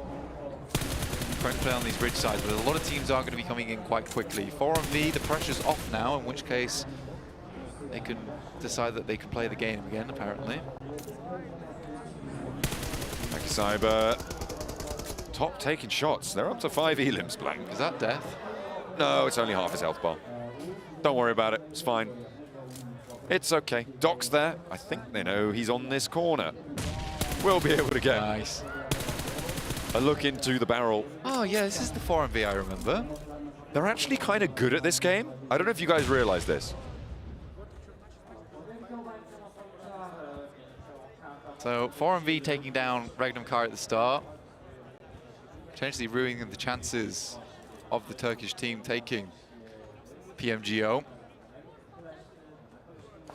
We'll have to wait and see for GOAT quality and what they'll do with the rest of this match. It also wouldn't be out of this world for Nigma Galaxy to surpass them. It would be, they'd be a large game, but not a crazy large game. What would it be? 2 elims right now, 16. They'd need a 19 elim game. Pretty large. Yeah, they would have to be in charge. That is for certain. But not out of this world. No. Maybe out of this galaxy? Out of this Nigma Galaxy? That's right. That's crazy. That's so, because you made that joke first, but I just like did it explicitly. Yeah. Here's that replay of Doc taking down more and more players from Regnum Karya. GOAT is playing rather slow, which isn't really their MO. And again, this is what I'm talking about in terms of the way that the mental game kind of creeps in with the Smash rule, is that GOAT know they need a chicken dinner now, right? That is the essential turnout. It makes you play differently. It makes you play differently, and I think you can run simulations on how this would go down, but when it comes to the psychology of the players, that does switch things up. You know what was crazy about that replay, by the way, for Nongshim Red Force? That was the last shell in the pump action shotgun for Binny to be able to take that 1v3 down. Every single shot counts. Yeah, he's a recycling Binny. That's right. He's in there, keeping the environment nice and green. Circle moves off from that northwest, which forces GOAT qualities to move out into open ground. He can play underneath this ridge where Nepex is currently playing, but Enigma Galaxy extremely close. They have pushed across the road. GOAT quality. Oh, I hate into the this building. spot, man.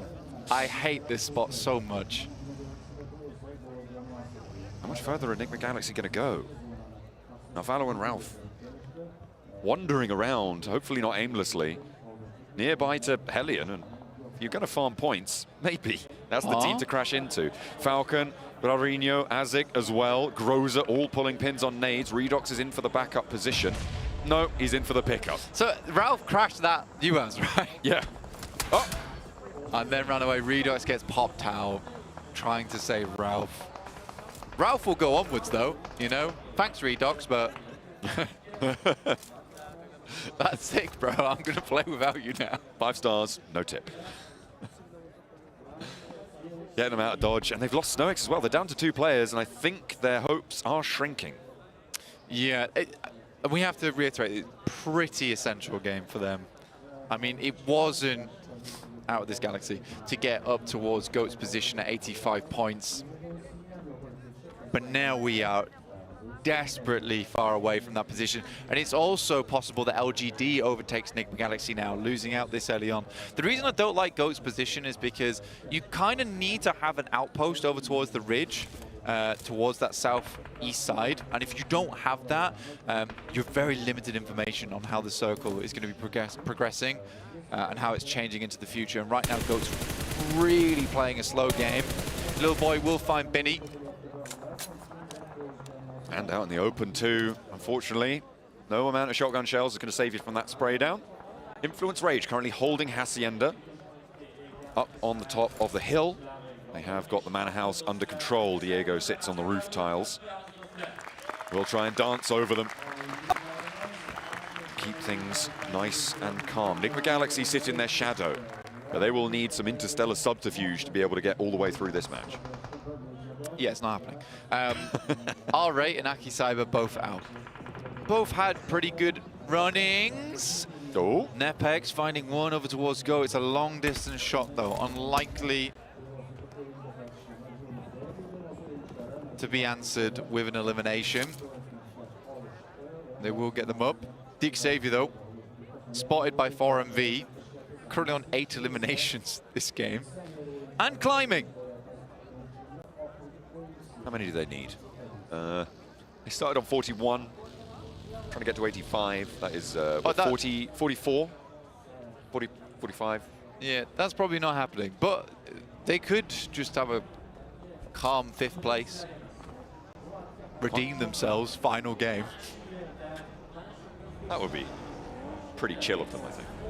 Right, so GOAT's starting to move out now, and they absolutely need to. So they get up towards the ridge side, and this is where they need to get that scouting done. It is absolutely essential.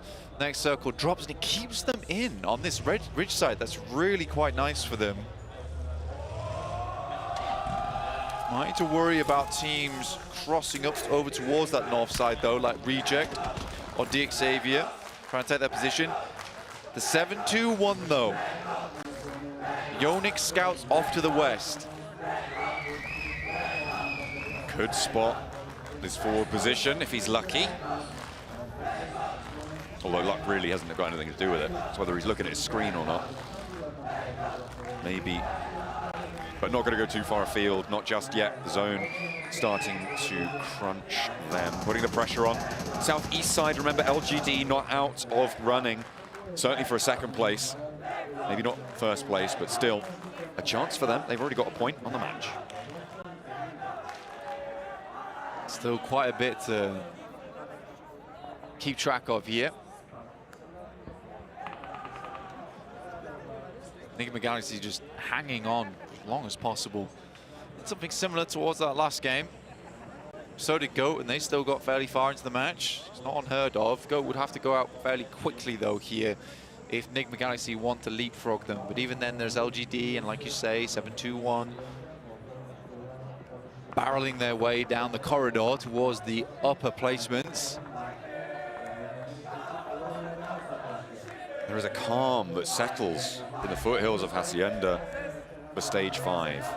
The moves to be made yet to come through. The 721 aggressors push up to the circle fairly straight away.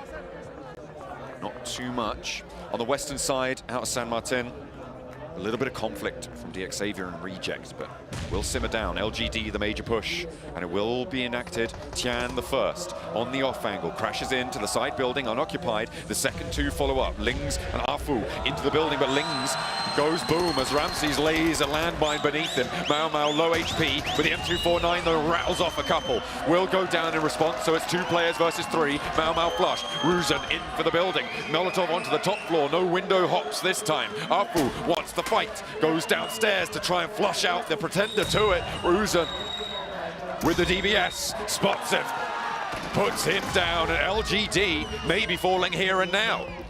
I mean, they're already massively diminished. And that Molotov should do the trick. He is just out of the way of it somehow. I have no clue how. Molotov will burn out his teammate. They should know. He's on this corner, the third party. Tian still up. Influence Rage now over the ridgeline. 4MV as well, also up to 10 elims on this southeast side. Makes no sense how Tian doesn't go down there. I don't know what kind of elevation he had. Ling's very low. Molodoi will finish it off. That's the player to do it. Circle will be closing now. We can refocus back over towards GOAT quality. Stuck out on the northwest edge. This will push them in. This will force their hand. Upgrade with 2 players on the southeast side. LGD fall for the PEL, 4th place at the moment, with the 721 aggressors wanting to take that away from them. They have had their moments here, but it is not where we will be putting our attention for the remainder of this game. 4MV finally take a casualty. They have been in the wars so far and profiting mightily from it. Molodoi looking for even more. Unreal plays coming through from this guy all today. A huge elimination game coming off our previous Miramar. Now GOAT are gearing up to go. You can see them all in their vehicles. What's their next move? Reject crawls over towards the eastern side, and they're heading over towards Nepex. They know they have to do something. This is the moment that could decide the tournament if they're able to clean through it. Horns down, head first, Goats charge in. Nepex on the backside of this compound don't have a front hold on it, and that's going to allow them up to the wall fairly cleanly. Varanik does take a little bit of damage, but they have the time to go for this one. The 721 aggressors could maybe flow in for a third party on this if they want to find the points, which I would hazard a guess that they do. We'll see if that comes into effect. This could be good. Ego nade up on high. Lands it? No, not quite on. Now they know where he is as well, which is a little bit problematic, but they've given space here, allowed the 2 compounds at the front for GOAT to get in. Nades flowing through. Rex takes a little bit of a tickle there. GOAT's been saving utility for this moment in time. Nepex looking to hold them out. They've done it multiple times before with several other teams, but never quite with a team like GOAT. Ego, again, another nade in, and it finds Domain. An opener onto the corner building. You could see Mukesh and Precious immediately needing to respond here. They're pushing in, but GOAT quality are hot on this fight, on the trail of an Elim. And there they go, in for Rex. Ego first down, though. Will not be able to win the face. Mukesh has the backup. Baronet is next. GOAT quality falling. Banati the last to stand. Their hopes dwindling before their very eyes. Out in the open of the yard. Will be going for the fight with Precious, and it is all over for them. The GOATs made mincemeat of by Nepex in the compound. And now it's only Enigma Galaxy that can change this. But Regnum Kaya, I think they've realized. 2 thumbs up from Silas, he's happy. It's done and dusted. The last storyline here is Enigma Galaxy pushing through to a 2nd place. The 7-2-1, 69 points, looking to go even further from the eastern side. Enigma Galaxy bear down upon by Influence Rage and the Butcher himself up north. Reject rolling across to Hellions. The southwest side needs to conclude. 14 Elims for 4MV, by the way. They are popping off here. Falcon down first as Reject make the breach happen. Raurinho has to hold the corner with the DBS, but it's the nade from Groza to find the damage. Duello goes down, 1 for 1 on the trade. No third party yet, but 4MV getting ready to stick in for this fight. Open sides on this warehouse. They have the open doors to play around. Duello flushed away. The nade from Raurinho forced away by the burn from the Molotov, and Groza hots across the high ground. Hellion trying to keep them in check right now. Raurinho keeping this one going. Enigma Galaxy awaiting that inevitable push. The MG3 in action. Apollo with a nade. 4MV moving in, trying to get ahead of this curve. Groza down next. A nade in from Ragey. A nade in from Ragey. 2 go down. And now it's the last to fall. Reject. Hold it out. Hellion fall finally. 16th place locked in. They will not go no further. But who will find the opening? Enigma Galaxy on the east side with 6 teams remaining. They need to start racking up these Elims. These placement points will start to come too. 4MV may have their story cut short, and they will fall. 15 Elims, 14th place. Reject starts to work their way up the tables, but Nepex unwilling to give ground here as they move on down. Reject has a new task ahead of them. Enigma Galaxy holding out down towards the southeast side. We are in the top 5 now. Enigma Galaxy needs 4 more points. 6 more points. Who wins the tiebreaker? That's the question. GOAT have at least 1 chicken dinner. It's definitely GOAT that wins the tiebreaker, so they need 6. Clean 6. The 721 aggressors, not out of possibility that they could also take this 2nd place away, Blank. 69 points to 85 is jumpable with a chicken dinner and 4 players alive, starting to light up. Over towards Rex, not going to get the flush yet, though. Spidey, the 721 aggressors, it goes central once again, forcing teams into the battleground. A cage match between 5 squads, all chomping at the bit on these tables. It has been so close over the last 2 days, Blank, and it is always going to be close all the way to the end. The divisions between these teams, almost impossible to see through. No light can make it past that gap. Shoulder to shoulder with one another as they march towards stage 9. 5 teams in stage 8. A lot of players still in this one. Enigma Galaxy's got a lot of skin in the game here. Refusing to go down in 3rd. Airdrop picked up by Divine. Holy Bullets added to the roster. Push from 721 aggressors. Backed off. Scouting done. Yonik dropped off. Has to hit the deck. Damage was sent his way. That's all the way from south from Influence Rage.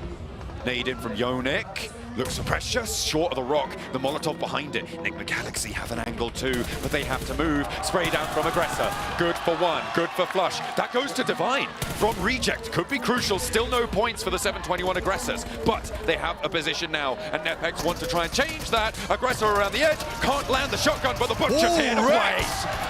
And the UMP able to take it down, Retribution found, but through it all, Enigma Galaxy now alone on the east side.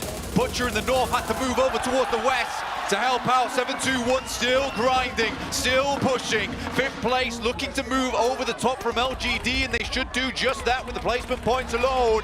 We are in the final circle. 5 teams remain. Enigma Galaxy have claimed a point blank with 1. They need 5 more. Reject, eliminate, influence, rage. They're picking up the points. 2nd place would be all Enigma Galaxy need on the eastern side. Can they find it? The blue zone's pushing them in. Aggressor. I don't think they have the points to reach 2nd, but can they assist Enigma Galaxy in their ascendancy? Out into the smoke. Will be shut down if they go down now. Ralph is low. Duello falls. Nepex. 3 teams remain. Ralph is there. Novello needs it. Novello, stay alive. That's all you need to find. The 721 Aggressor with the nades over the top. Reject now. Looking to keep it together. The blue zone's pushing, and he's going to get the res. Navallo, their solo sentinel, needs to hold out on the southeast edge. The 721 Aggressors, they've got a foe in front of them. It is Reject, rejecting the possibility of going out in 3rd here. Reject sightlines towards Navallo. He makes it to the tree. The 721 Aggressors spot Ralph down again. Only Navallo. He's out in the blue zone. He's going to go down. That's disaster for Enigma Galaxy. How are they going to close this one out, though? As our attention turns to the table toppers. Reject getting overwhelmed by the hometown crowd, but it is not about them now. It is about Regnum Kaya. It is about the PMGO title. A great way to close it down here for Uzbekistan, but Turkey. Tumultuous applause. Regnum Kaya, assisted by the rising sun in PMGC, but now that sun sets here in PMGO. And Silas takes yet again another international at PMGO.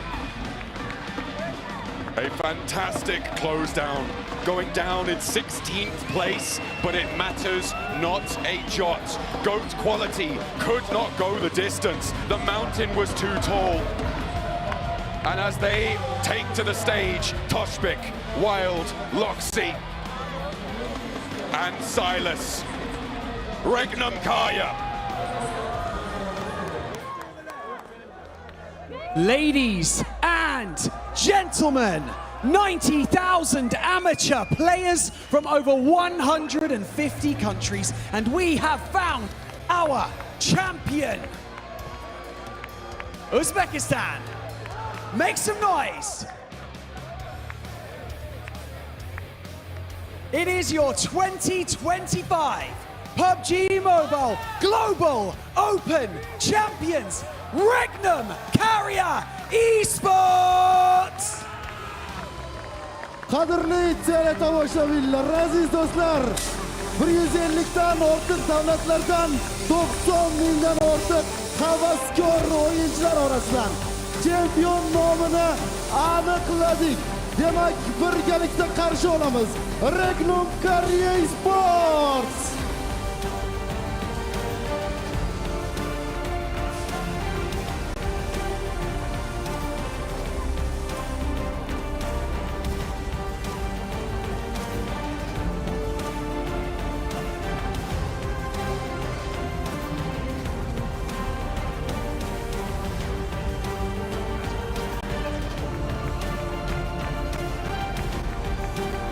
Wow, that was a nail-biting situation right until the bitter end. Gentlemen, we have to have a quick conversation, don't we, here on the main stage? I've got to first and foremost say, we were here through the heartache at PMGC, so close yet so far. Now you've come back stronger than ever. Try to describe how you guys feel right now. Nasıl hissettiğinizi böyle bir büyük zaferden sonra bize biraz anlatmak ister misiniz? Yani çok mutluyuz. Çalıştık, başardık. Daha yolun başındayız bu sene. Kazanmamız gereken çok şey var. Destekleriniz için teşekkür ediyorum. Sağ olun. We are so happy. We really studied, worked a lot, and we are here. And it's just the started of the way, so we have just started. We have so many things to win for this year. So thanks for your support.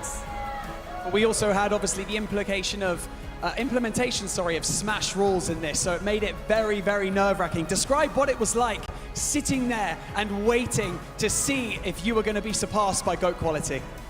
Smash kuralının gerekliliklerinden dolayı takımın kaybetmesine, ya ölmesine rağmen orada oturup beklemek, şampiyon olup olamayacağınızı bilemeden oturmak, sessizce durmak nasıl bir duyguydu? PMGC'den daha gergin olduk. Yani gergindik bayağı. Cidden zordu yani oturup beklemek. Yani geçmiyordu zaman. Şu öldüklerini anlayınca çok şükür şampiyon olduğumuzu anladık. It was much more stressful than PMGC, so it was really hard for us. And when we got that the GOAT killed, the other team killed, we got that we are the champions, so we were just relieved. I mean, one final thing before I let you guys go. The crowd here have been absolutely phenomenal, and you could hear the support throughout the entire arena for the whole duration of today. What would you like to say to them? What would you like to say to your fans and your family at home who have been supporting you on this journey? Hayranlarınıza ve sizi destekleyen bu süreçte sizin yanınızda olan ailenize ne söylemek istersiniz?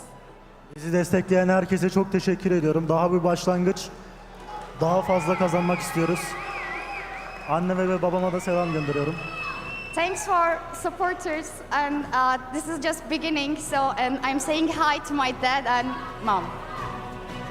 Well, thank you so much for joining us here on stage. Congratulations once again. We'll have you back on stage soon for our ceremony for the end of the show. But for now, we're going to head back to the analyst desk to break everything down of what we just saw in that match.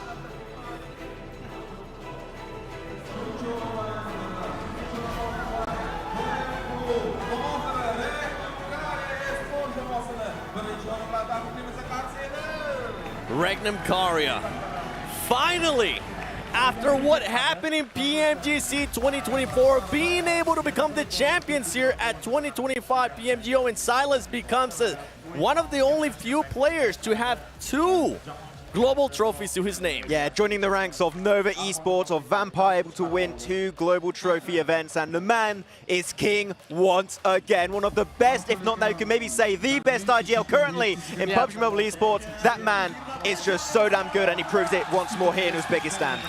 So good. Every play that they came in that they weren't thwarted by was really, really, really good. We saw so much come in from them. We saw the aggression. We saw the strategy. We saw those epic rotations as well. Fully deserved. I think everybody watching is going to be rooting for them. So a massive, massive congratulations to Regnum Karya.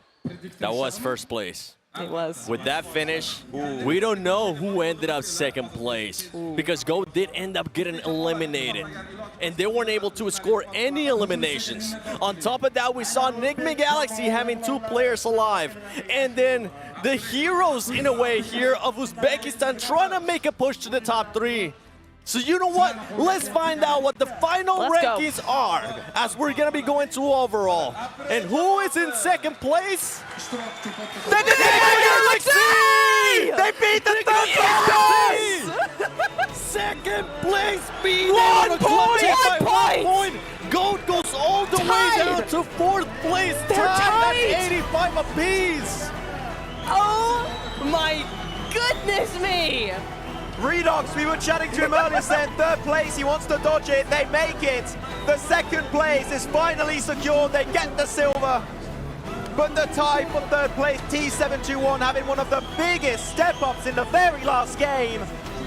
Absolute madness from this Uzbekistan team. If for some reason this would have ended up being tied between T721 and Enigma Galaxy, they would have ended up winning because they did have 2 chicken dinners. But Enigma Galaxy, with those 2 players alive, being able to just stay alive a little bit longer, are able to finally clutch up a 2nd place after a heartbreaking 3rd place at PMGC. Norvalo is the man, the myth, the legend from France specifically. Yes! Able to push them up at the last hurdle. Oh my word.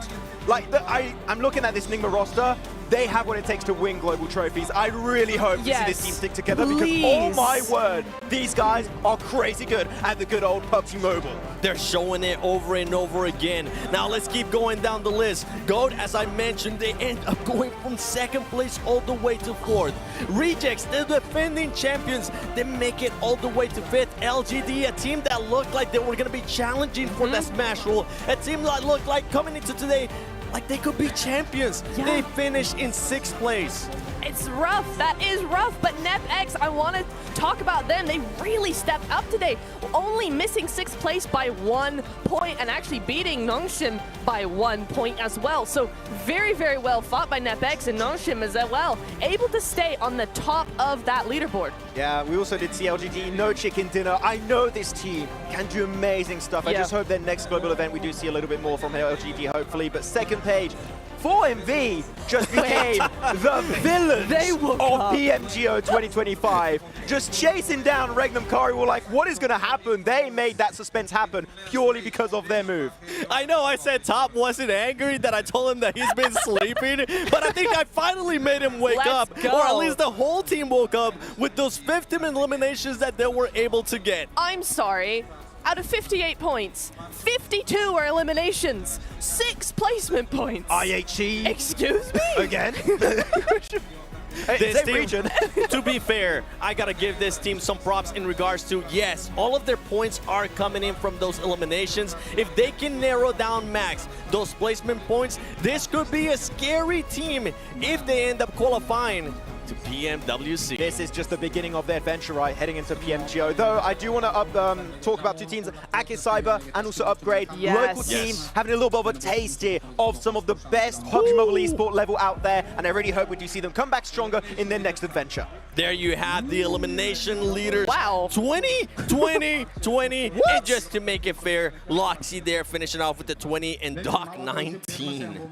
That's 20-20-20 vision, right? That's He got 19 out of the 52 elims, right?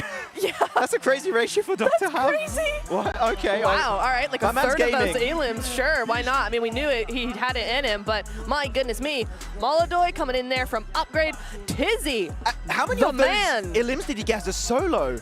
Because he was always So just many. a He was sole always survivor. just solo. That's mad. Hey, Tizzy, I'm excited. You, Well. sir, well done. Yes, Chuka. you. Chuka. But you know what? That was just the elimination leaders. I want to see who's going to be the main event MVP. For everybody watching at home, take a quick guess. Who's it going to be? Any guesses? Ooh, I don't know, man. I really don't. All right, that's fine, because I don't know either. So you know what? Show us who is the MVP in just a bit. We're leaving the suspense build up. We're letting you guys do the math in your head. I'm actually trying to think of who could be the MVP. I mean, but we just had so many good performances from a lot of players. It might be Narvello, actually. He was popping off in Game 5. But then... No. All right, I'm just throwing I think it out might there. have to be somebody from those top eliminations. Yeah, that's fair. Tizzy? Tizzy. Yeah. I'm going with Tizzy. No, survival time's going to be way too low. No. Oh. No, No, but no, he no. survived to like 3rd place in one of those games. As Could a be solo. Loxy. Yeah. Molodoy, like Molodoy, could be. I maybe. mean, Molodoy the thing is, was popping off. Where's the damage? Like, what's the survival time looking like? I'm Yeah. not sure. Like, there's so many things than just eliminations to take into account for MVP. Same with Molodoy. He did end up, I think it was in one match, 11 eliminations. So we don't know what happened with that. Well, you know what? I think it's time we stop guessing and we actually end up showing the main event MVP, because I'm ready for it. Everybody's ready for it. And it's none other than Doc! What? Finally, he gets an MVP award outside of CSA. I did not know it was possible, but the man does it despite one of the worst performances of 4MV. That's hysterical. No way. 4MV are currently looking at this result and they are just laughing at themselves. How do we have an MVP with 17-minute survival time average? Since when does that happen? 7. Eliminations. Okay, I'm looking at Doc right now. He can't believe it either. He is laughing. He's like, how did I manage that? That is so funny. But well deserved. You want to know the crazy part? Funny.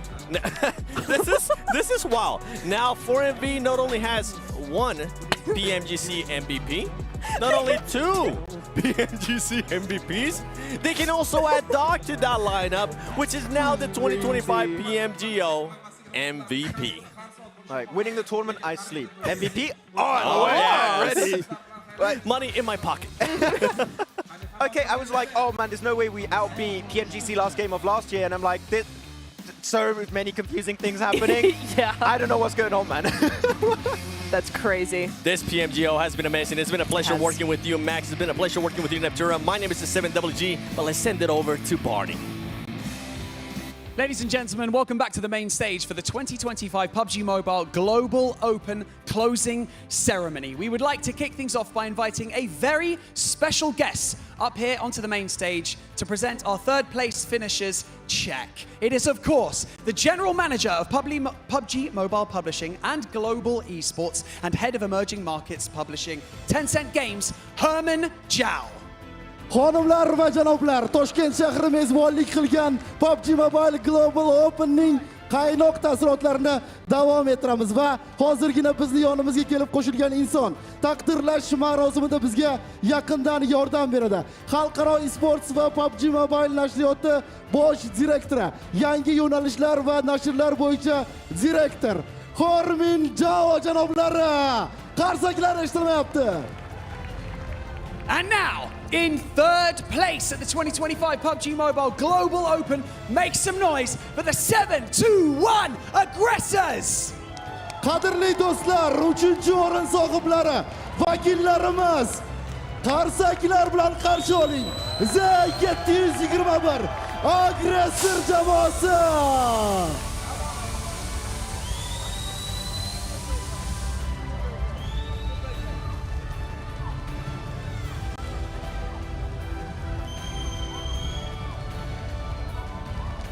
Ular uchun 40,000 AQSh dollari mukofoti taqdim etilyapti. Olqishlab turamiz. Congratulations, gentlemen. There is a check for $40,000 that you are holding right there. An absolutely impressive performance, and hopefully this will fuel your fire for your next live event. Qarsaklar eshitilmayapti, qadrli do'stlar. Tabriklaymiz, sog' bo'ling, salomat bo'ling. Herman, you stay right here. You can stay here. And now, please welcome to the stage your second place finishers at the PUBG Mobile Global Open 2025, Nigma Galaxy. Ikkinchi o'rin sohiblari, Nigma Galaxy jamoasi.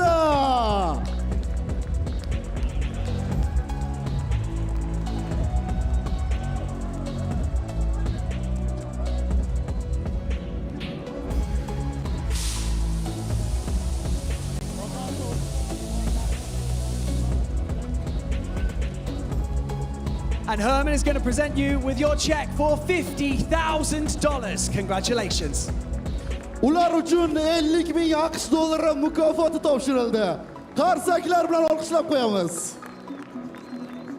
You should all be so proud of yourselves. Congratulations once again, and we cannot wait to see you at the next competition. And thank you again to Herman Zhao for joining us here on the main stage.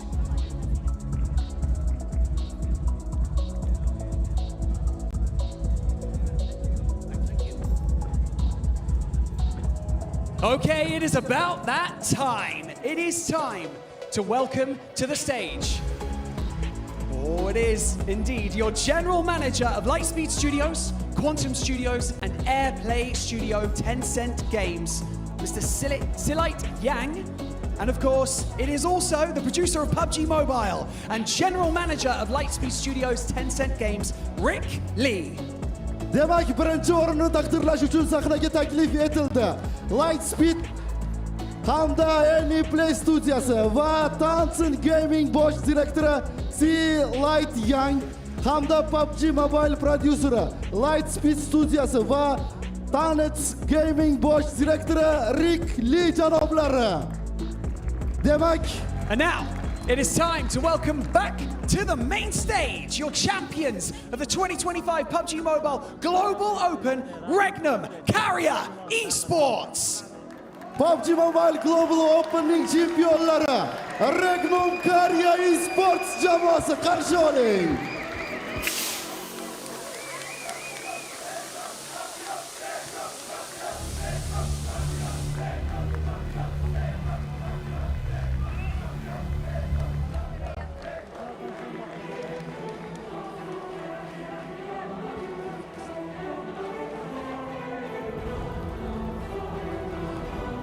And you have this check right here for $100,000. Congratulations. Ular uchun 100,000 AQSh dollari mukofoti taqdim etildi. You finished in style and it was truly spectacular to witness. Congratulations once again.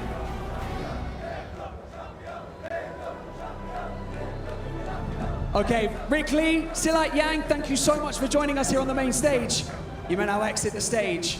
Regnum Carrier, I'm going to take this check from you, and I would like you for one final time to lift that trophy and cement your legacy in PUBG Mobile esports history books. Ladies and gentlemen, make some noise one more time for your champions, Regnum Carrier Esports. Regnum Carrier jamoasi chempionlik kubogini ko'tarmoqda.